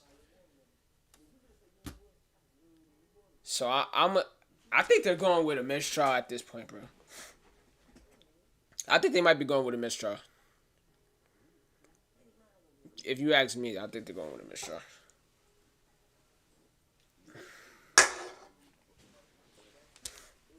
I'll stick around for this one time.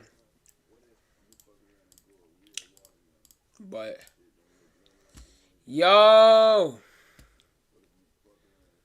sub just went up. Sub count just went up. I just saw my sub count go up. Appreciate the sub. Oh Lord, man.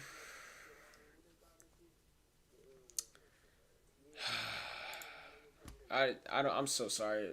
If this stream is seeming so boring, it is not my fault. It is clearly their fault.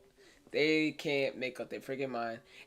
And really think about it though. If they really wanted to, they should have been said not guilty, guilty. Well, honestly, they're all really everybody's going against Melly.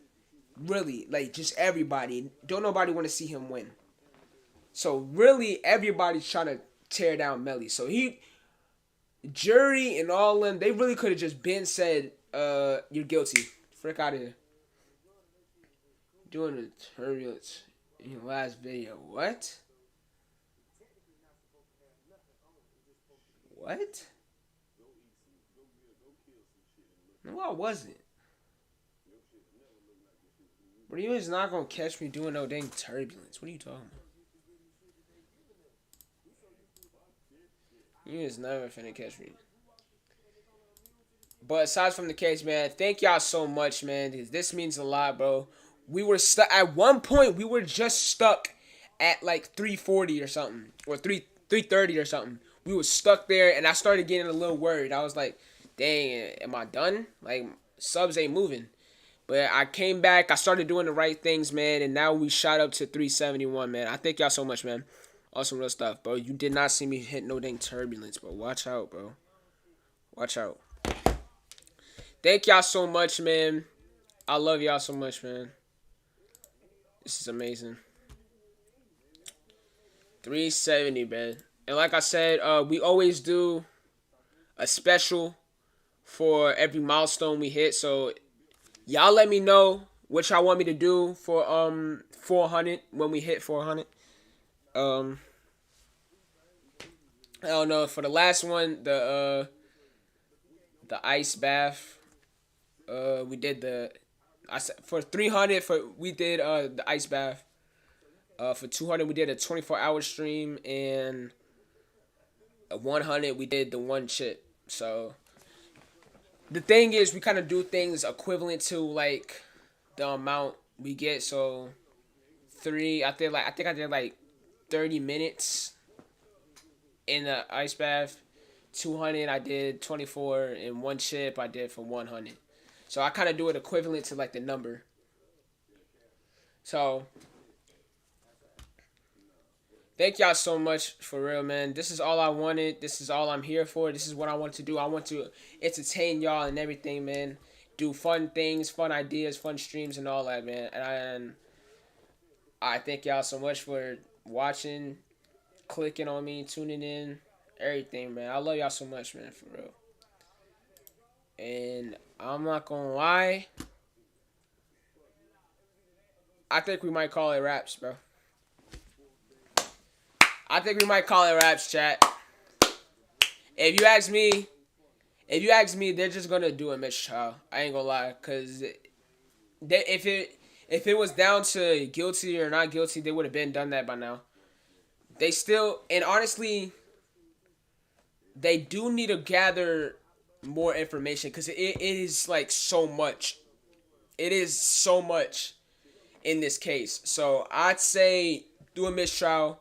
It's still, you don't have evidence on the gun. You don't have no eyewitnesses. So it's like, it's kind of hard. And like, it's other stuff too.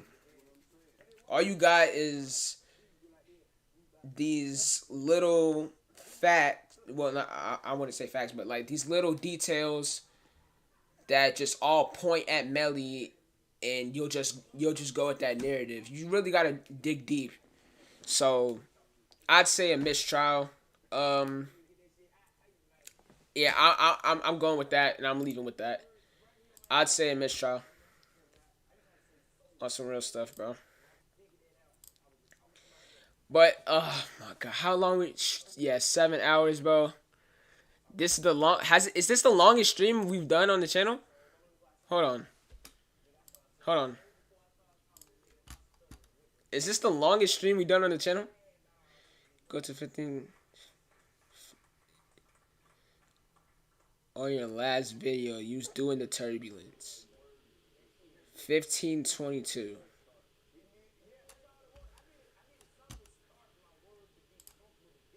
Wait a second. Is this the longest stream?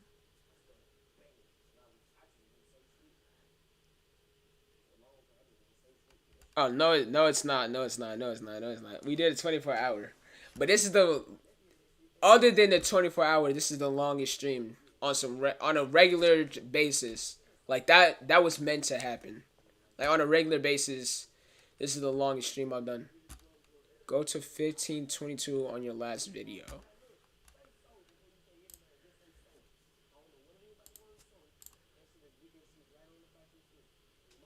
What?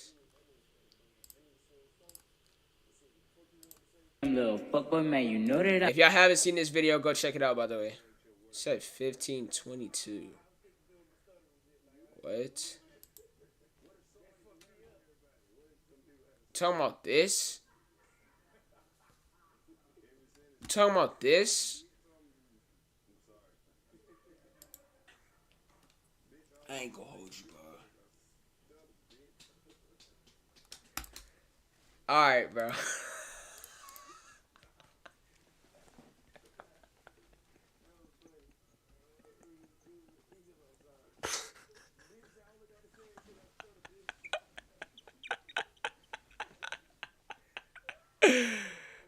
Bro.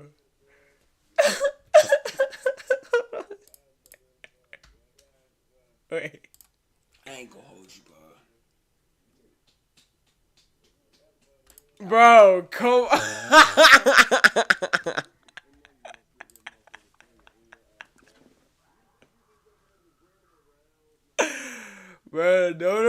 No, I didn't, bro. No, I didn't, bro. That wasn't it, cuz.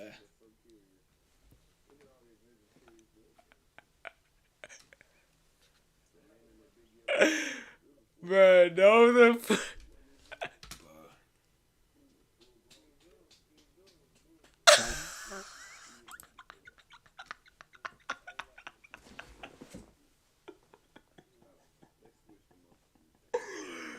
Bro, no I didn't, bro. That was my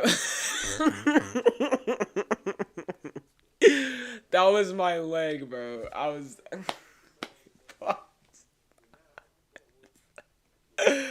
but that was my leg, bro. Come on, bro.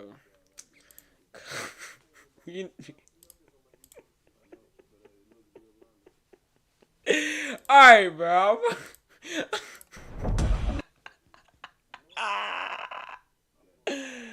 I'm out of here, bro. I'm out of here, y'all. I'm out of here, man. I love y'all so much. Thank y'all for pulling up, man. Love y'all so much, man. Thank everybody for pulling up to today's stream, man. I love y'all so much, man. Thank you for all the subs. Thank you for all the support, man. Love y'all so much, man, with all my heart, man. I'm gonna end it off right here. I say mistrial, man. I love y'all so much, man. Big 16, and I'm out. Peace. Free Melly!